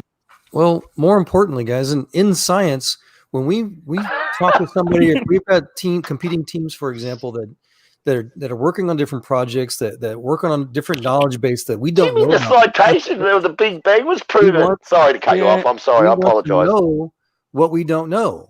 That's the difference between scientists, I guess, and just non-scientists. So when we try to have a scientific conversation, and if somebody's talking about things that we're not aware of or that we disagree with, we dig into that. We don't just bash each other with religious assertions. Amen. And I just wanted to point out there real quick, 2 hours ago, I point out the Ashley fossil, where we literally find all type of variation of animal that should not be in the same place. And he completely dodged my question. He completely did not give me an answer. I don't know if you guys ever heard about the Ashley fossil. Phosphate beds, yeah. He believes in magic. Yeah, I mean, here's the thing. He says we're fairy tale. I mean, do you believe... What he believe is beyond miracle. I mean, I wanted to point him out. If he pointed out the computer, evolving, right? But I wanted to ask him the question: is if you say a computer, if I sit my computer there for 10 years, is he gonna evolve into another type of computer without any intelligence behind of it? Because what does this claim? A computer evolve over time? Yes, because they have a new research on it. But a computer by nature will never evolve into another type of computer. He's just an idiot. Well, we do have projects we try to teach computers how to design. Yeah, play it. The new thing to try to design a new machine language type algorithm, but it requires a pre-designed algorithm to teach it to how to teach something else, if that makes sense. Exactly. Yeah. If you Yeah, can't play hear it, Nev. this, if you can't hear this, let me know, and I'll move my microphone to the speakers. All right, we can just hear it in your mic and echo, but we cannot hear it. Then I cannot hear it. Could you not hear it? No, I can hear it in your echo though. Okay, here. Hold on. He won't give citations because Dan warned him. Dan warned him not to give citations because if you give citations, they'll ruin you and make you look like a complete moron, and you'll prove that you're a moron. Don't give them citations; they'll destroy you. That's what Dan said. The case I want to make for you is that proteins are machines. You have 20,000 odd different types of machines in your body, and then other kinds of living organisms have other kinds of protein machines. There's tens of thousands to hundreds of thousands of different machines. And the first case I want to make for you is that these are real machines. That's not a metaphor. They use energy. I've just shown you a few examples of tens of thousands of protein machines, but the case I want to make for you is just to convince you they are real machines, just at the super microscopic level. Amen. Yeah, and after he's like saying, no, they're not complicated. I mean, This is awesome. Keep playing that, Neff. Don't take it down. Well, that's all I have. It's a little snippet. Oh, that's awesome. Ken Dill, he's a prominent biologist, and Is he an evolutionist? This is not an analogy. They are really machines. They are real machines. Is that guy an evolutionist that you just played? Probably. Yeah, he is. Do you guys want He's a scientist. Oh, friggin' poor Derrick. I feel sorry for you, Derrick. Here's the thing with Derrick it's very, very obvious that he is nothing but a talking points spewing desperate soul. He is desperate to avoid the obvious, which is that God exists, that we are created by an intelligent agent, and ultimately we stand at the from accountability perspective, we will stand before God, and he is desperate to avoid that reality. You guys want to know usually power, sex, drugs, or money and that they want, and therefore they can't have it with God. He's a teacher. I mean, they can have money, but yeah, I mean, he's a teacher. He's gonna teach. Imagine, I just cannot imagine. He's gonna brainwash all those children, and just Well, that's the thing. See, because of his denial of hang on, everybody. Joel's going to play a video. Sorry, I was all right. I was loving listening to you. Joel, is there audio? Is he speaking right now? Because I cannot hear it personally. I'm not sure if there's audio or not. Let me see. No, I can hear it. It's just an example of what we work on. Oh, here we go. Techniques and materials of microelectronics. Thin layers of materials are deposited onto a base and then are selectively etched away, leaving a microscopic three-dimensional structure. In this way, MEMS processes construct mechanical as well as electrical components. The electrical elements on the chip process data, while the mechanical elements act in response to that data. Hence, a complete system on a chip. Integrated circuitry provides the thinking part of the system, while the MEMS component complements this intelligence with active perception and control functions. Known as MST or Microsystems Technology in Europe and Asia, the potential for MEMS technology is endless. MEMS devices are already used in an extensive range of products. They can be produced in large quantities with proven fabrication techniques. For example, crash sensors for airbag safety systems are actually MEMS devices that measure the force of an automobile crash and deploy an airbag if the force is great enough. Also, with the help of MEMS printheads, inkjet printers have developed from crude, slow black and white devices to fast, flexible photographic quality imagers. And thanks to MEMS digital micro mirrors that control light, video projectors in offices around the world are now able to produce razor-sharp, bright, colorful images. MEMS technology, film projectors.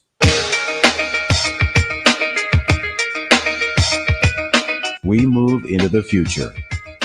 We may not be able to see the devices, but we will see its applications as they continue to affect our lives. You could tell that was obviously an older video as well. Yeah. Those things Stuff all that we do in evolved. that field, what God does in every basic cell is light years ahead of what Yeah. we're What were you going to say, Neff? About the Well, before, after that you played that thing? Just sorry to cut you. I don't know who that was that was speaking. Sorry, Joel. Sorry, Joel. Neff, what were you going to say? I wasn't going to say anything, I don't think. I thought you were going to say something about what that guy said about the machines. Oh, No, so I was was just looking making forward to a you joke. rubbing that in a bit more. The things in the video we just watched, they evolved, I said. Just being. Oh yeah. That's right, Joel. That's right. All those parts. All those are parts. You know what? You can get a 747. There's 6 million parts in a 747. Individually, they're paperweights, but together they're a plane. So if you have 6 million tornadoes in a junkyard, you could possibly get a 747 jumbo jet. I mean, just give it time. Just give it time. Everything will happen. That was just a enough random time. video I pulled up, by the way, John. I'll try to find a better one some other day, but Well, try to make the point. Well, what you were showing there, I mean, the irony of the three-dimensional structure of MEMS technology, for one. I mean, what gets me is the atheists seem to live and die on the premise that chemical structure versus more of the what they perceive as the slightly macro shape of something somehow creates some massive line of demarcation between the two in terms of information processing. And I'm like, I don't understand how this is so difficult to comprehend just because you're doing it on a micro level. Like, we used to use gigantic vacuum tubes and computers were the size of a freaking house.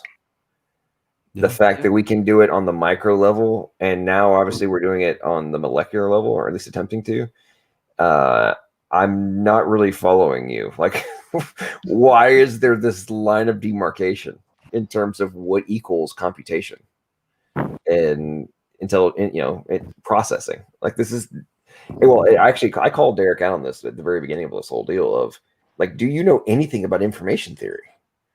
And then the answer is, I mean, he claims to have, had a class on it or read a book or something, but I'm like, if you had and actually have, or maybe you did and you actually understand what you were told, I don't know how anybody can deny the foundation in terms of whether it be genetic code being literal or the information processing happening via the ribosome and the other systems that are happening. Like, there is no way around. If you know anything about computer technology and information processing systems, there's no way around realizing the obvious.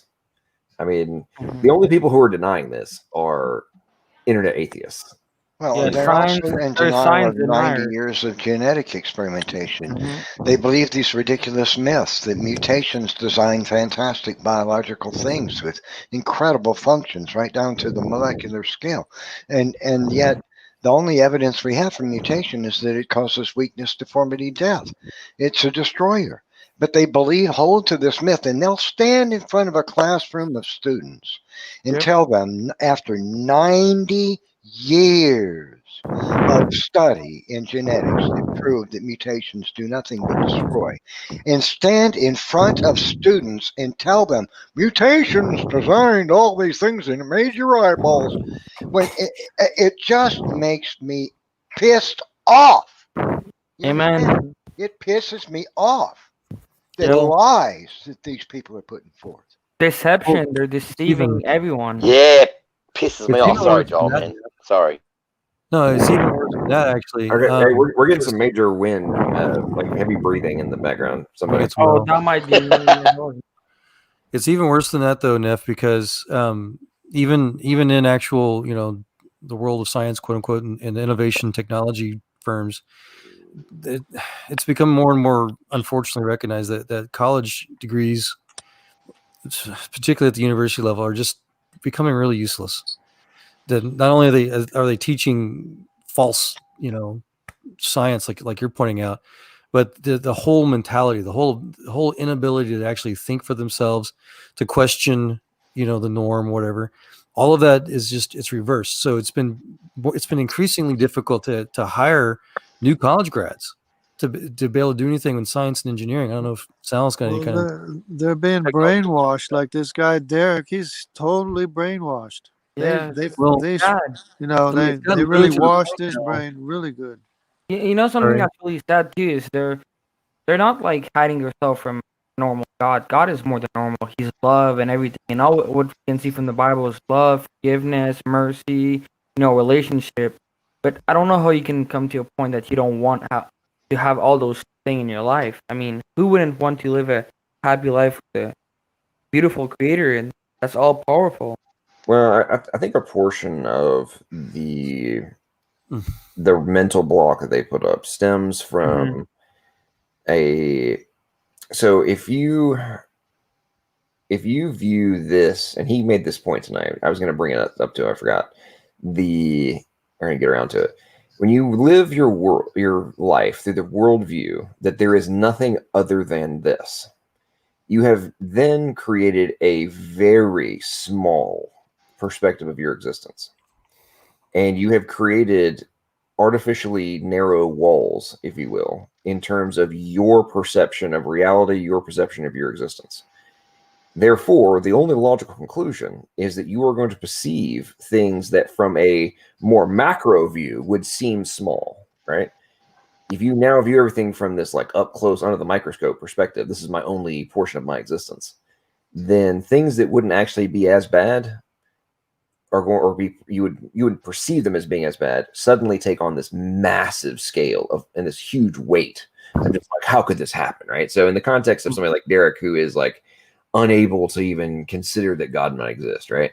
He doesn't understand how God lets these things happen if he was actually a good God, that kind of stuff, right? It's like, well, you're viewing God from your worldview, which is there is nothing other than this. Therefore, if God exists, why does he let all these things, which in my own mind I have now artificially created to be this just completely catastrophic happening, right?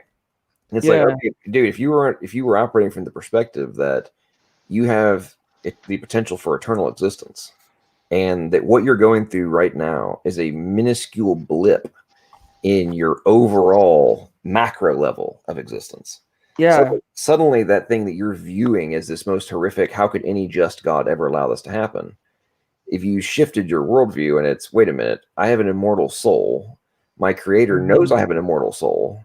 And he also knows that when I shuffle off this mortal coil, I will actually be progressing into a eternal state that removes all of these negatives from the equation. And I'm going to get to have this eternal existence and learn things and have all these different fundamentals. And that this time in life is literally like your infancy and like some learning experiences, right? Yeah. When I point him out about the dinosaur blood and the Ashley fossil, you know what was his first reaction? It wasn't really blood. It cannot be true because we know that dinosaurs did not live with men. He's already assuming his evolution point of view.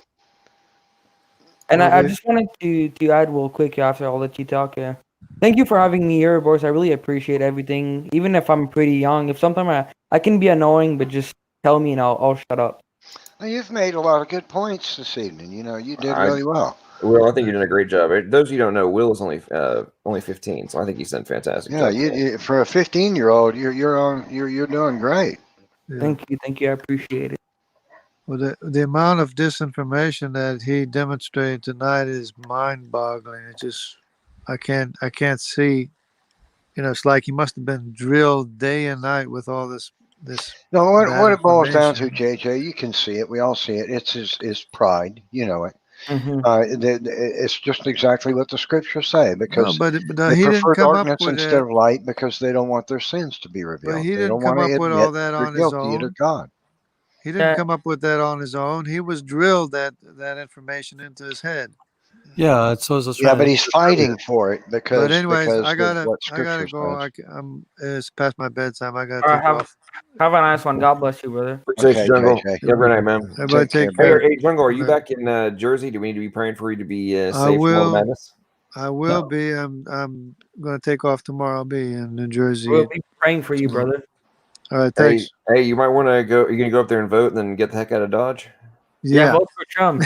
Yeah, I'm gonna vote, and then take off probably maybe to Florida. I don't know. All right. Well, you don't stay in Jersey. It's guaranteed to go nuts up there. Yeah. First thing in the morning. Yeah. All right. Hey, Every Saul, night, drive safe. we All right, haven't good heard night. you for a long time, Saul. Yeah, that's what I was trying to highlight more on earlier was that, it's his profession. He's trying to become a teacher, a professor, whatever in these fields. You have to believe this version or whatever, this religion to be able to hold a job. Or you lose your job. Literally, they'll kick you out of your job and you'll lose everything. Right. So I've this seen is that his from many livelihood. people. This is his profession.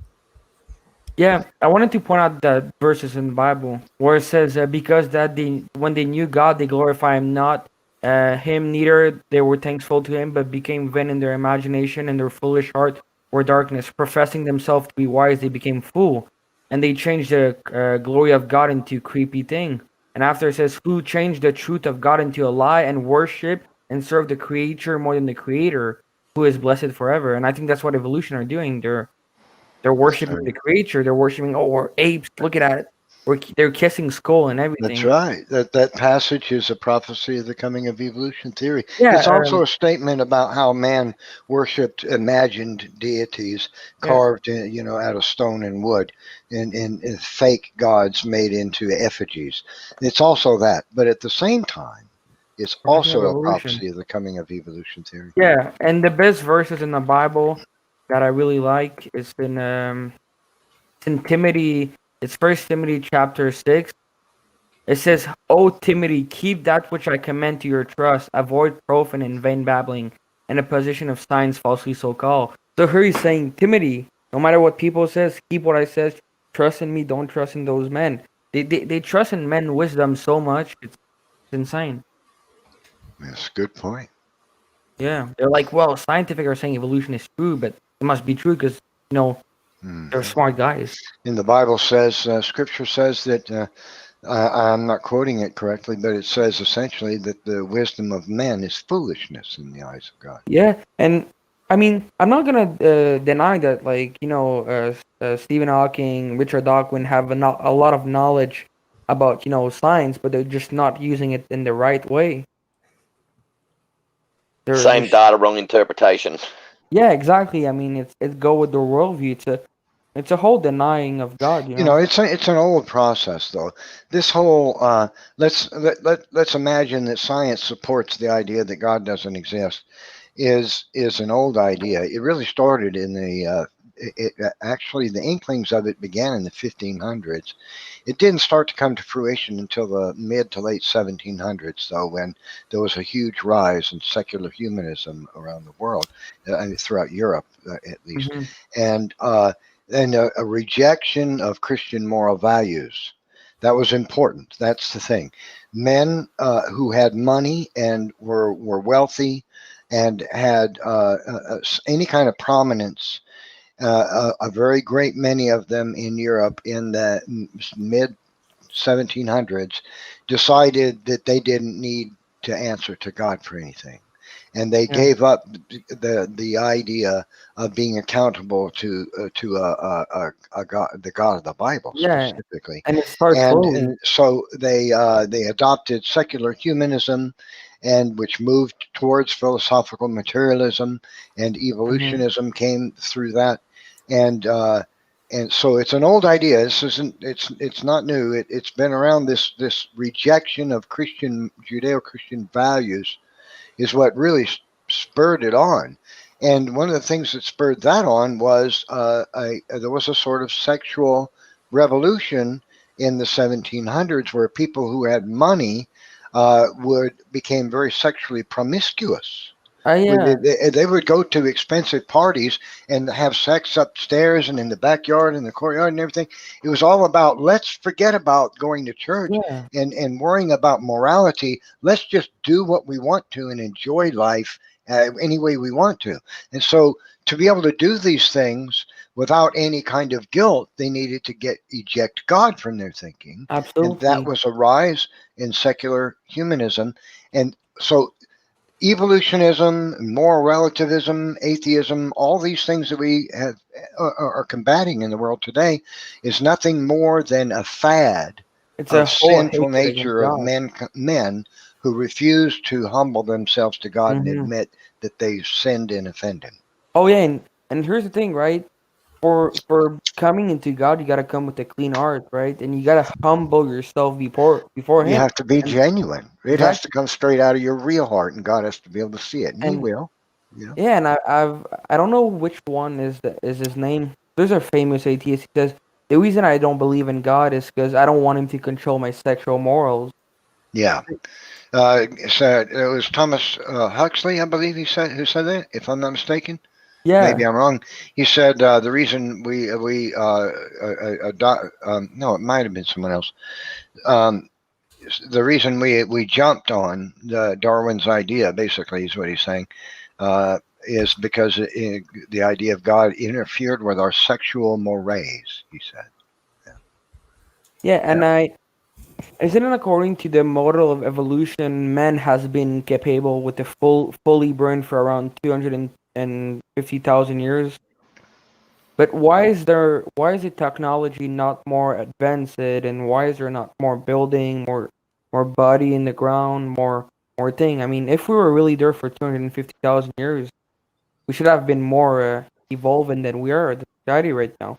We shouldn't still have they didn't use like spurs and bow for 250,000 years. I mean, Well, something I like to point out to people who say, these humanists who say, we're evolving, we're getting better, man is growing, he's we're not. improving, all this stuff.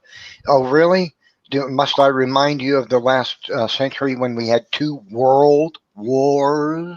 Yeah. More human beings died because of famine, disease, and Yeah. greed, theft, and murder in the 20th century than all the world's wars combined prior to the 20th century. Yeah, we And you're gotta going to mention tell what. me that mankind is getting better?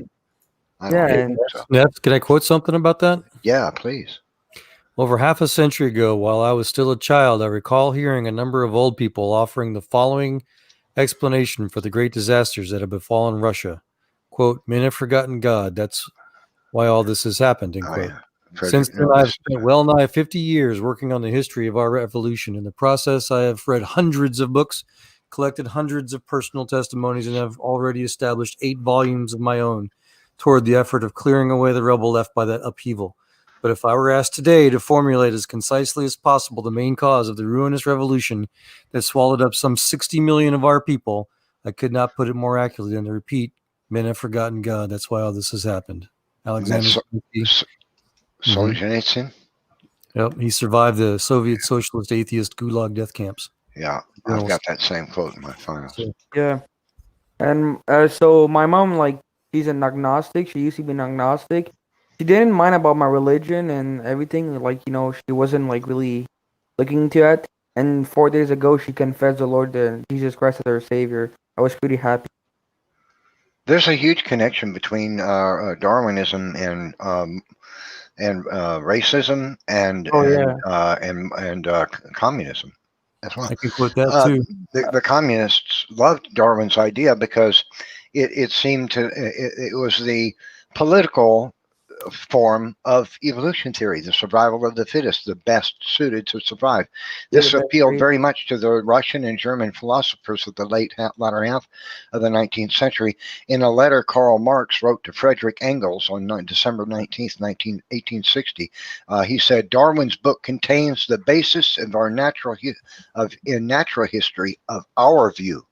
In other words, Darwin explained biologically what we think politically, which is the best, those who are best able to survive or should survive at the expense of anyone else, of others, so also, and Lassalle, a French atheist philosopher of that same century, wrote a letter to Karl Marx, and he says.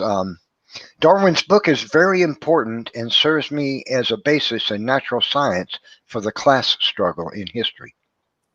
So Yeah. these guys thought that Darwinism, social Darwinism, applied to mankind socially, was strong support. See, biology proves what we're thinking, and it gives us substantiation for our political views. That's what they believed. It's a horrible way to twist the mind.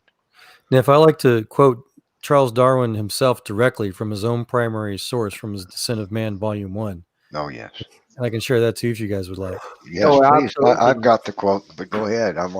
This is where Darwin himself wrote that his entire theory of evolution was basically and strictly to show how his preferred and civilized race of white people will exterminate and replace throughout the world what he called the savage races of anthropomorphous apes, of black people and gorilla.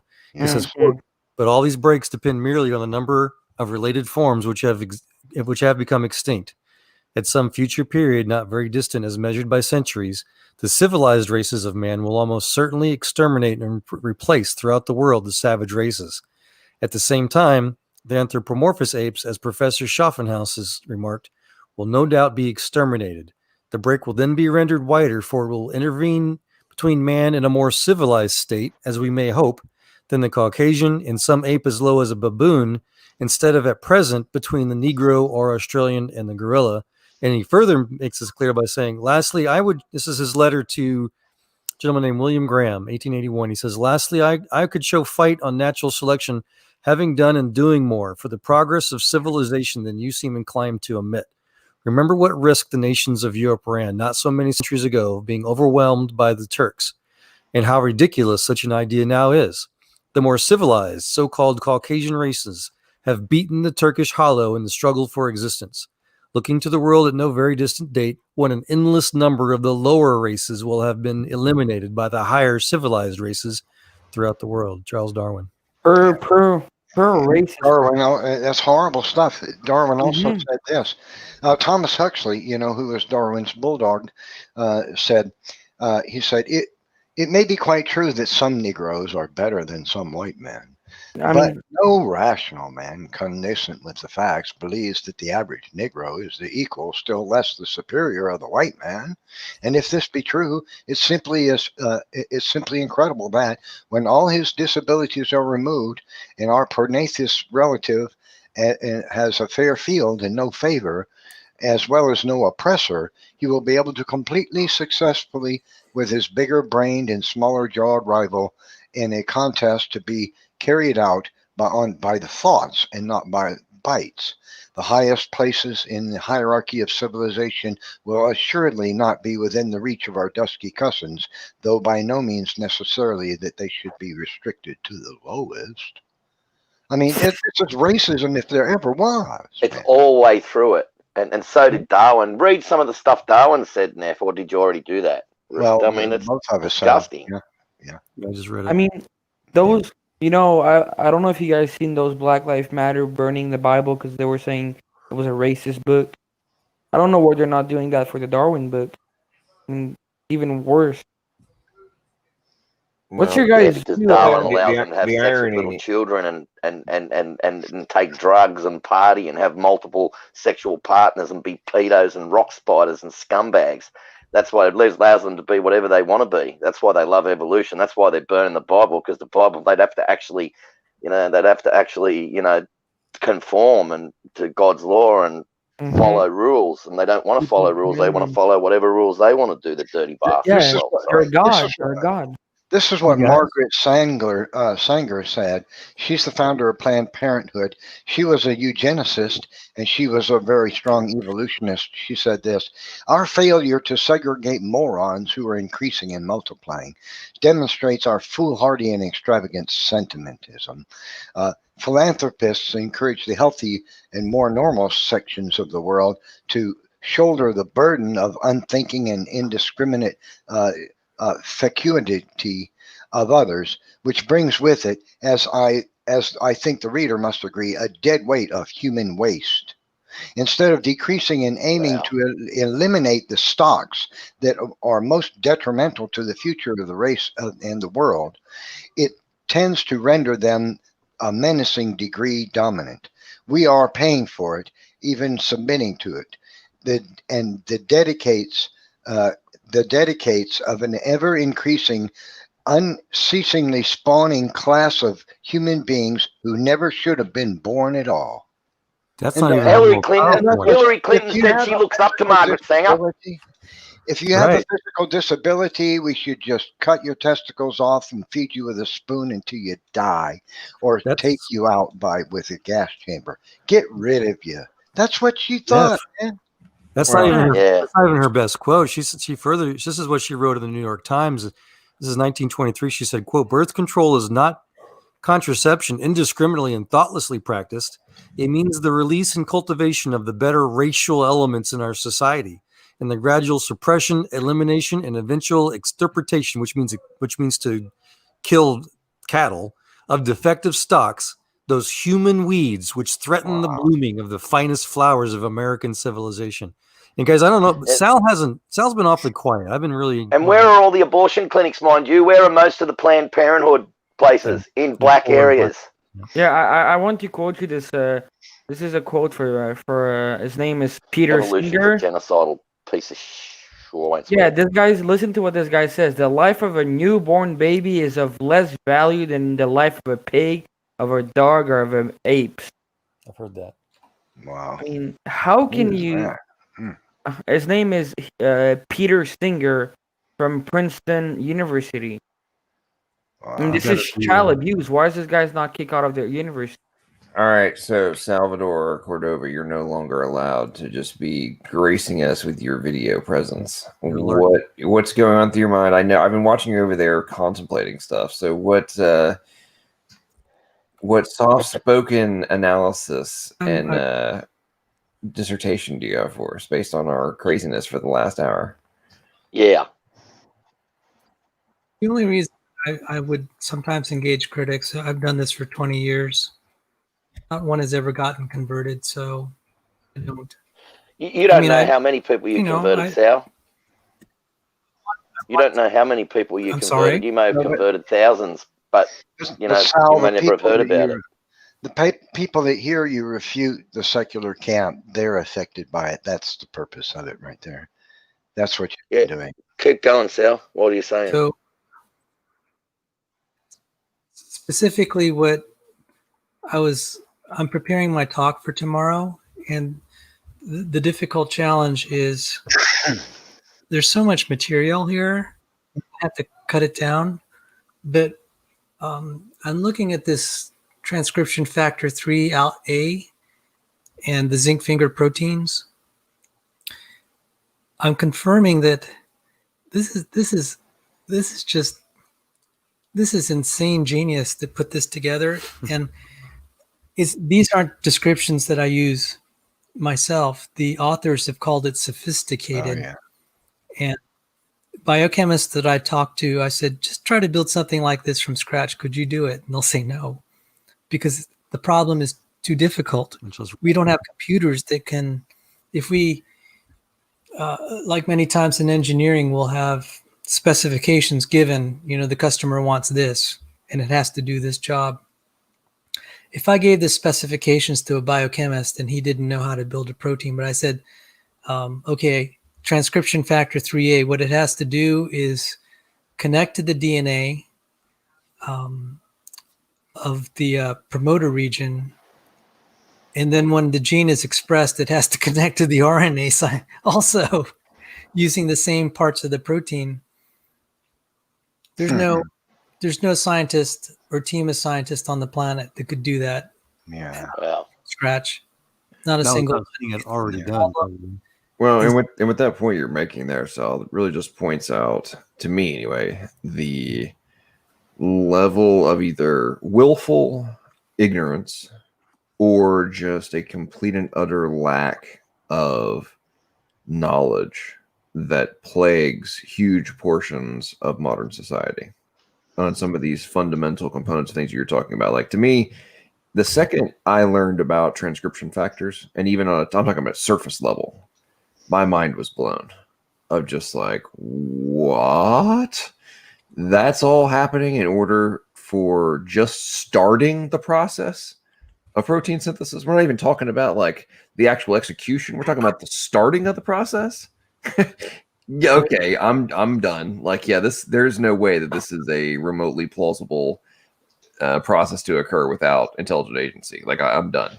But I think tonight was on full display that, number one, Derrick didn't understand half the words that were coming out of my mouth, and you, all the rest of us that we were talking about and trying to break down the details, and then was also willfully refusing to even do anything other than dismiss it as analogy.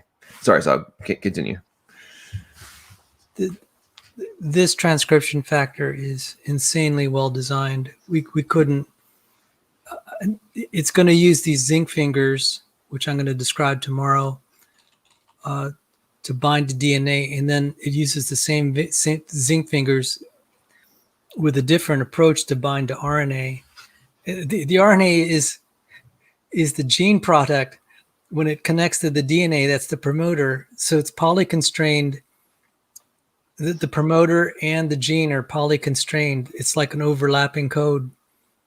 It's unbelievable. And then it ties to the protein. But then I had some of these videos with the signal sequence. Dr. Dan got a little bit under my skin today when I was just talking about zinc fingers, and I presented it on Speed of Sound's channel, and he said, "Oh, that's good evidence of evolution." And then he ran. Didn't want to challenge me on it. And I said, yeah, you could just kind of do a drive-by passing shot. You're not going to back it up. I know that because, and that's what I kind of have a chip on my shoulder. It's like, this is what I want to show. It's like, you can't just throw garbage like that and claim it proves evolution. And that's what I'm going to try to show tomorrow. So that's one reason I've been up a little bit later. He kind of motivated me, you know. He basically threw down the gauntlet. I'm just like, dude, you've been spending time on viruses. Those aren't very sophisticated compared to these proteins here. And I don't think you know what you're talking about. Well, I can tell you one thing, Sal. I don't know if did you read, when you say Dan, you're talking about Daniel Stern Cardinal, right? Yeah. Okay. Did you read his dissertation? No. I read his dissertation, and I mean, it was like, okay, cool.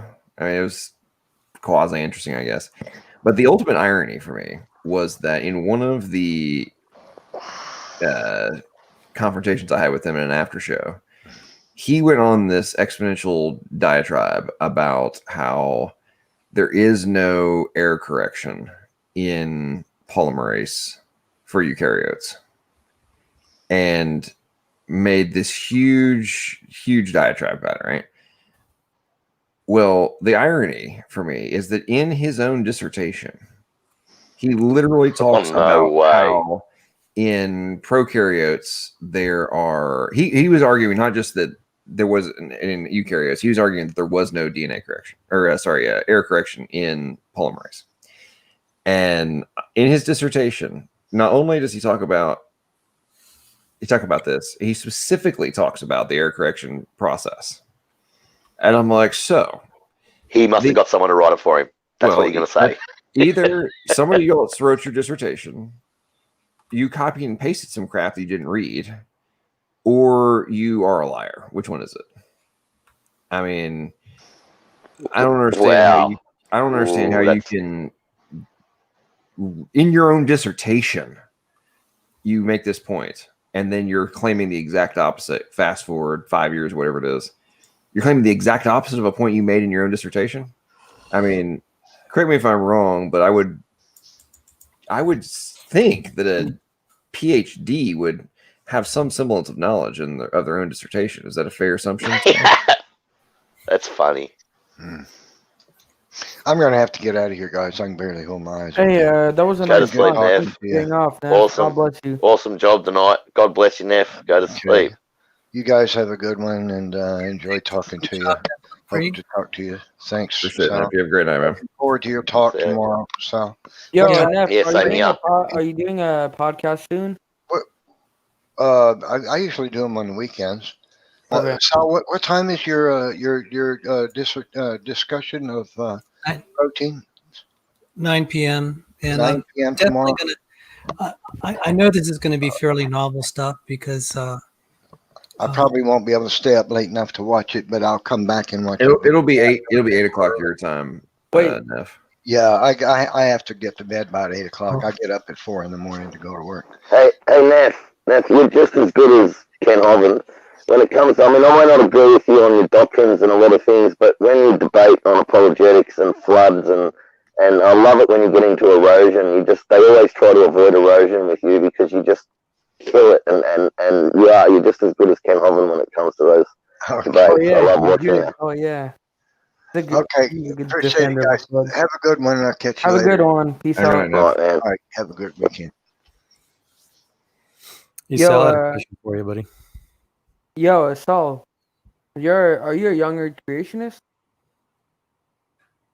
I have a question. How did fish survive the flood, guys? How did who survive the flood? Fish. There had to be places on the world where the water was calmer. Yo, I can hear you good, Jason. Oh, you can't hear me? Yeah. I mean, yeah. No, it's fine. Oh, okay. So, sorry, it was probably in a fault. I was like, I'm lying down and it's caught between my. Anyway, my neck. The floods. I don't know, man. There must have been air. Like I see fish today. Like I used to live on the Hastings River, right? And the Hastings River used to flood really, really.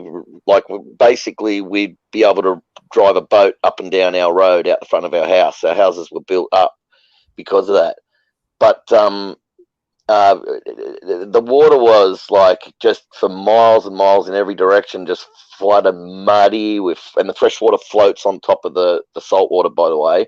And it was just muddy and filthy. And I mean, all the fish survived that, all the local fish, the little fish and all that are there, they survived that.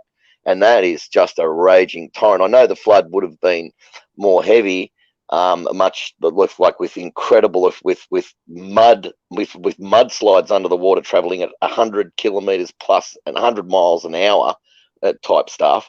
But there would have been places on the surface and around areas around because the globe's a massive place where they would have found, like hiding places or calmer areas. There would have had to have been, because how do the fish survive the Hastings River when it's just like raging flooding out of control? And you've got like water. We've got our houses are 2 stories high, but the bottom story is just built up, you know what I mean, because it's a flood area, and you've got flood water just below, a few feet below your door, and that river's just raging with billions of logs and sticks and all churning and twisting and muddy, and you got a 17-mile long beach up the other end, and the whole beach is covered from one side to the other with just thousands, millions of tons of wood and logs and stuff after the massive floods.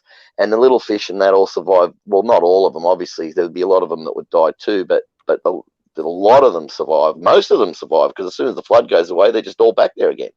And those fish can't migrate. All of those fish can't all migrate to get away from it. So if they can survive that, and I've seen that, and I've actually seen it. Well, I'm not going to get into erosion, but yeah, anyway, that's the answer. Well, the simple answer from my understanding is that saltwater and freshwater don't easily mix. It takes a long time for them to diffuse together. That's right.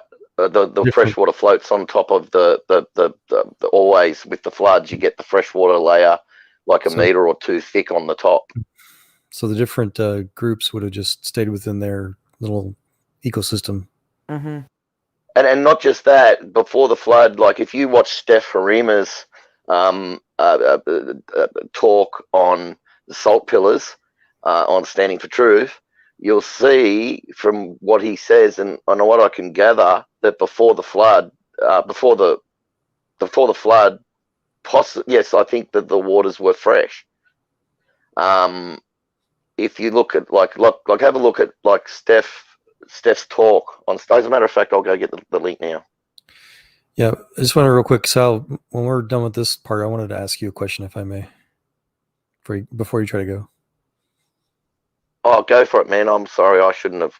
We've been cutting Sal off. He was trying to talk, and we've just been raving on. every time he takes a breath, we're straight in there. Don't worry. Your YouTube debates. I You're don't know if muted. you're talking. You're muted, Sal. Sorry, that's okay. It gives me more chance to do this research. Uh-oh. This is just if I don't know if I can share my screen. No, unless John's still floating around. I saw him. I wonder if he bailed out. I saw him moving some of the whatever you call these little boxes around, but he probably crashed. Because it's really hard to communicate this because to really understand the complexity of proteins, you have to get into the details. Yeah.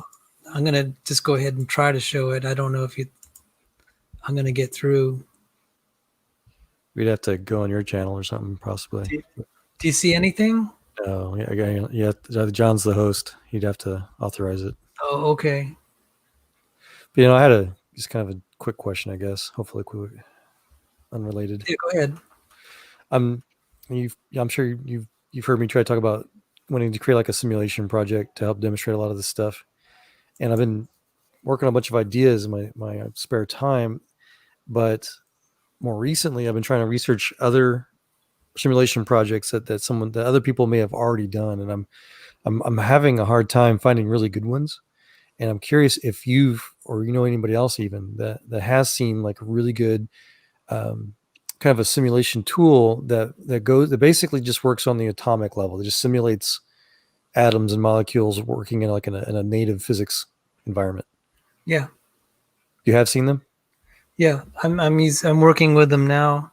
I'd like to talk about it. 'Cause, I've seen some that they're like usually just 2D models, just real. No, these are 3D. These are used professionally by protein structural biologists. Wonderful. Can you give me a name?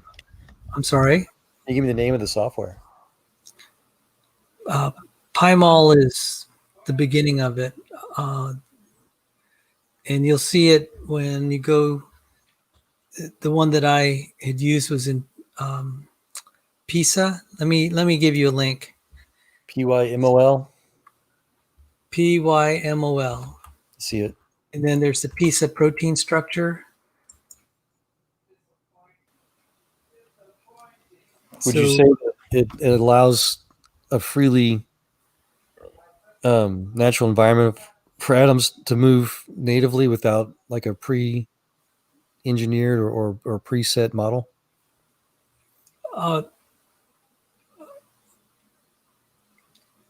That's not quite. I don't know quite what you're asking for that. So. Sure. There's two methods I'm thinking. You can create static models of atomic structures or molecules or even protein chains and then just kind of animate them, I suppose, versus creating actual just entities that are programmed to only imitate atomic covalent bond type forces and just atomic forces alone, and then watch them interact as we know how chemistry essentially works at the most fundamental levels without any pre-designed model. I'm putting the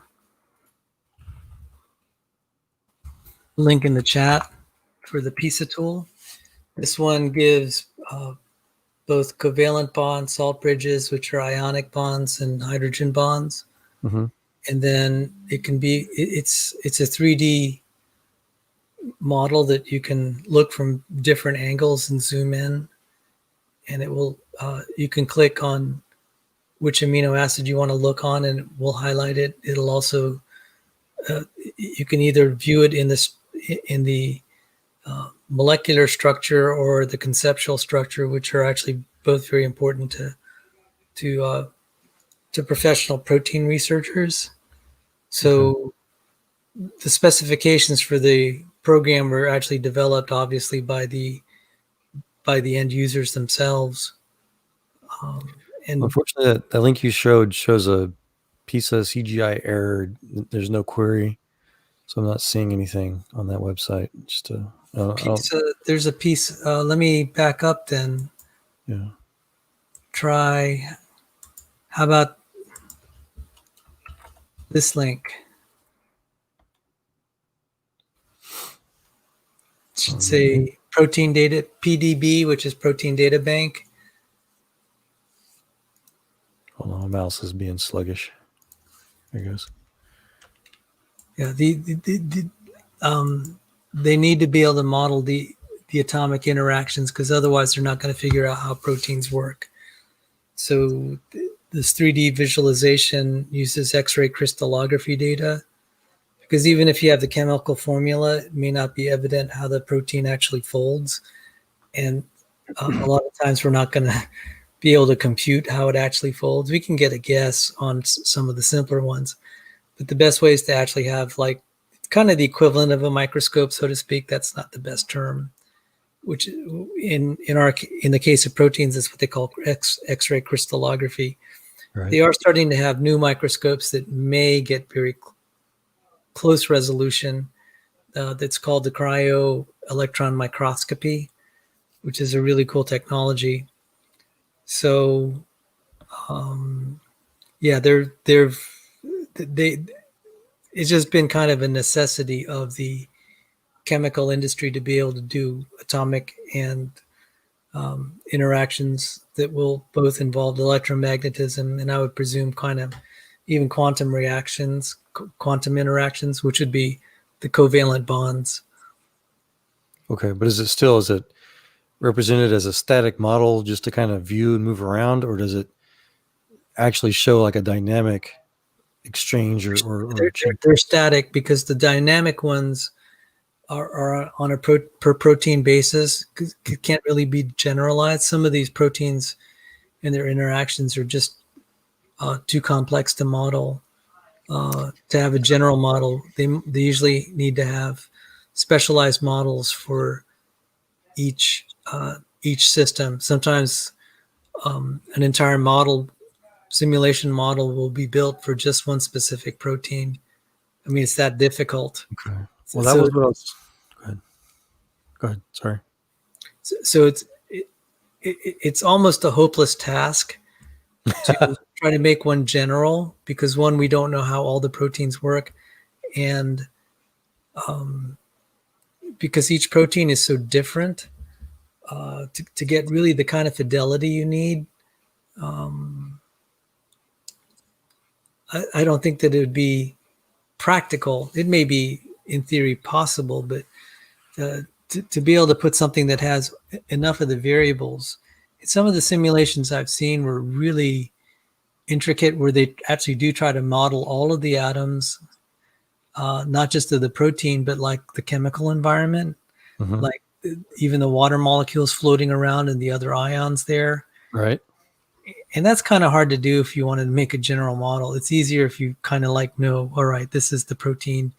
Here are the chemicals we're just starting with. We know how they behave, because there's a real huge knowledge base that's involved in each of the, even the specific single molecules like water. I mean, water is well characterized, but there are other things like ions and stuff. So, isotope elements, right?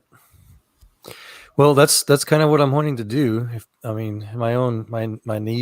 naive chemical engineering background, I guess, and that's kind of the beauty of simulation programming. You know, you can create an environment that has all of the molecules and all the other stuff in the way, and then put those in a layer, and then you can just kind of make those kind of invisible, even though they're still interacting in the simulation environment. And I'd like to think, again, in just a strictly naive sense, that all of the interactions could be calculated. Hey, that link that didn't work, could you just copy paste the title in the chat, please, Sal? That's all I want. Just copy paste the title, please. Thank you. And now I'll shut up and let you guys get on with it. Well, if I had my wrench, if I could have done a screen share, I could have actually shown you the 3D. Let me see if I would love to see that. Yeah, I was going to ask that. Just post the title in the side chat. Tell you what, maybe I might be able to show it in my presentation tomorrow if I remember, if I can fit it. If not in my presentation, what I might be able to do is do it in the after show. You can ask me stuff like this. Okay. And let me see if I could do a view. Just copy paste the title, and I can. I was going to try to ask you at time if you could show me how to do that with this sometime. So I'm clicking on like visualization. I'm clicking on launch the piece of viewer, but it's not actually doing anything for me. Yeah. It takes a while to be able to navigate. Yeah, learn how to navigate. I mean, it took me a long time to figure out because I was having to crawl through it, and there are other. Actually, I mean, it was really cool because some of the viewers are just. I don't even remember how I got some of the viewing machines, but sorry, I'm getting really sleepy. It's that's why I'm slurring my words. Some of the browsers, I don't know how to get back to it. It's like I navigated to that spot before and it was really cool. Now I don't know how to get back there. Well, this is the coolest one I've found so far. Are there better ones than this Rastop render? Do you think? I have a screenshot on that link I just shared. Yeah, I don't know. Okay. So,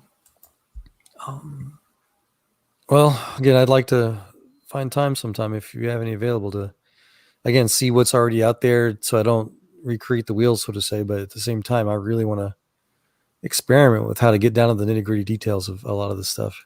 Because I've done that for other things, for rocket science stuff and whatnot and MEMS, but I've never done it for like a biological or whatever biochemistry level stuff. And it seems doable. It seems like I'm surprised it's not already done. Well,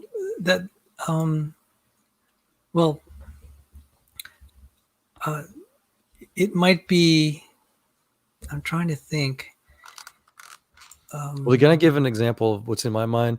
The basic ability where you literally put two hydrogen atoms in a world environment and watch them turn into H2, and then put an oxygen atom, watch it move itself, and then all the different energy bonds to twist into the H2 molecule, and for that momentum, the momentum that itself creates to move, in a certain other vector, colliding and interacting and repelling to other atomic structures, other molecular structures.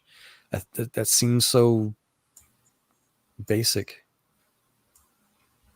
I think though that when the interactions get to be beyond 30 molecules, it starts to become non-trivial very quickly.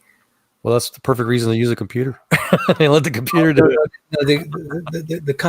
The last I heard was, and this was 10 years ago, that it would strain our best computers. That's why they want to have quantum computers, because they realize these such a combinatorial nightmare that you would need something that powerful to be able to do the computation. If we had been successful at this by now, we would have solved the protein folding problem, which we haven't been able to because it is too difficult. The space of possible interactions is so large. In fact, I'll put that in the chat. It's called the protein folding problem. Okay. When you say 30 molecules, how many atoms would you suspect those molecules are using? Are we talking hundreds, thousands, hundreds of thousands? No.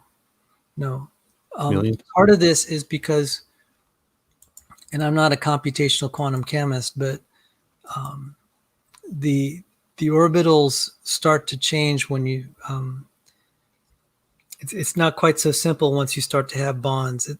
That's why hydrogen is such a nice model, because you could solve the Schrodinger equations with really nice spherical harmonics. It starts to break down when you start to deal with anything that's above non-trivial. So So let me see. I'm looking this up. Process protein. Let's see. Here it is. This is the industry, at least that I'm kind of somewhat in. Computational studies of protein folding include three main aspects related to prediction of stability, protein stability, kinetics, and structure. A recent review summarizes the available computational methods for protein folding. And in 1969, Cyrus Leventhal noted that because of the very large number of degrees of freedom in an unfolded polypeptide chain, the molecule has an astronomical number of possible conformations. An estimate of 3 to the 300th power or 10 to 143rd power is made of in one of his papers. So, yeah, we need computers to be able to search that kind of space, and that number is right now beyond the reach of our computational power. We take shortcuts with heuristics and all, but it's not trivial. So a protein may have the average size of a protein is 433 amino acids. So however many atoms that is, you can kind of that may give you a feel for the kind of complexity that'll just blow our computers off. And you're just like, oh yeah, it's just a string of 430 letters. It shouldn't be that hard, but it is. Yeah, because my understanding, amino acids always have ammonia, and then at least I don't even know how many other. Has an amine group and a carboxyl group, and then an R group. And what makes it difficult is that you can have the same chemical, but it can adopt, like in this case on the Wikipedia article, 10 to the 143rd different 3D conformations without changing its chemical structure. You can change its three-dimensional fold structure, that's what makes it especially difficult. So when you have a water molecule, just hydrogen and oxygen, it's like, it kind of just looks like Mickey Mouse's head or something, the little ears, the two hydrogens on the oxygen. So the 3D structure is well characterized, but for proteins, it's a different ballgame. Well, again, just to my strictly naive, non-experienced view on this, I don't know exactly what he means by conformations, but the theory. Sure. No, I'll tell you what the conformations are. It's just like if you have a string, if you just take a string, you can either stretch it out or you can knot it up in so many different ways. Proteins are like that. They can adopt many different folds. And in fact, that's actually kind of important that they can change their fold. That's of substantial interest that it can change its fold. The other thing is, if it can adopt all these conformations, then what conformation does it really have inside a biological system? Just like asking, okay, we have this string here, just like a cloth string. And it's like, well, how does it actually fold itself or knot itself together in a biological context? And that's actually a challenging question.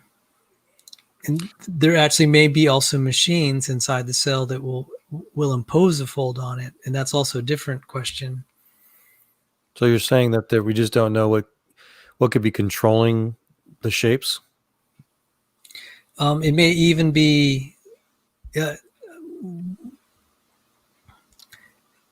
that's one of it, but even something more basic, it's like, what is the shape inside a biological organism? So, okay, because that's one of my we can have a guess. We have a guess on some of them. Some of them, it's not, we don't have anything. For example, the protein that I'm helping work on is the topoisomerase 2 enzyme in humans. There's one part of the protein called the C-terminal domain. It's about 400 amino acids. We don't know how it's shaped. I mean, we don't have microscopes that can go inside the cell and say, okay, this is what it looks like when it's doing its thing. Okay, so yeah, what's kind of wondering, a bigger question in my mind is, so these shapes, I assume that they're dynamically changing, or are they actually part of a atomic structure? We don't know for that part. There are parts of the protein we know how it might be shaped, have a good idea of how it would be shaped inside the cell. But there are parts of it that we're not able to characterize. We don't have the instrumentation to characterize it. If we could simulate how it does it, that would be great. But one of the problems, the big uncertainties, sometimes we actually don't know what's inside the cell. Okay, yeah, no, I can understand that. I guess, I'm sorry, I'm just having so many questions. Yeah. So that's kind of it's where not we're strictly governed by just the raw atomic forces, is what we're talking about, though. They can dynamically change shape based on the external forces to the structure. it can dynamically change shape. Okay. And then the other thing is it can have a few covalent bonds with chemicals that are not part of the protein. These are called post-translational modifications. Right. That can definitely change the shape. Okay. Yeah, because I can think a lot of the confusion is you see a lot of just static models of proteins and enzymes floating around that they don't really change shape. They're just I can only Some don't, but there are some simulations. Let me see if I could put one that has a. Well, I was going to say that I just. Why don't I give you some of the cartoons, and you can see topo. I was going to say sometimes I can only assume that they're just kind of fake static models, just to kind of represent, like the squirrely Q things, I guess you call them, the little pigtails. So if you look at videos of the potassium ion channel, you'll see some that are cartoonish, and then some that are actual. They attempt to model it molecular. So I'll just type that in. That would give you a good starting point. Okay. So again, some are just cartoonish, definitely cartoonish. There are a few that model at the molecular level, and that can be said for just about any of the major proteins that are under study. I'm trying to see if they had one. I thought I saw one that was pretty impressive that showed the potassium ion channel. It did a molecular model of it. I'm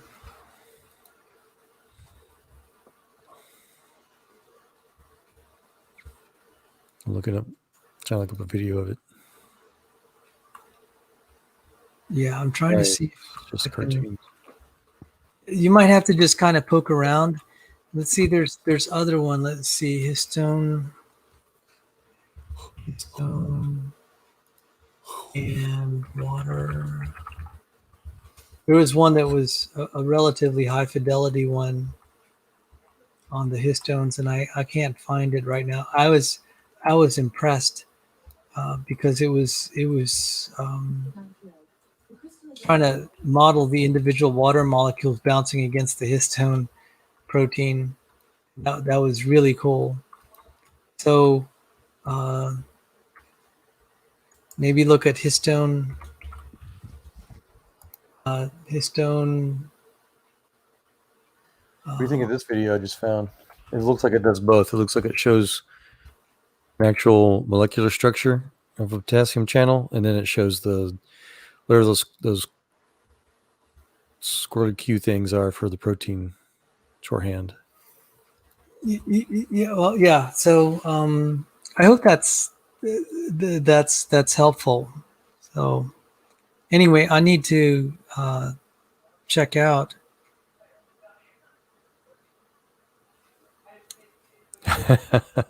And so let's say goodbye to all of our faithful listeners. Yeah, I mean, I appreciate it, but yeah, I'd like to pick your brain sometime when you get some free time. And I have seen the histone simulations that you just mentioned.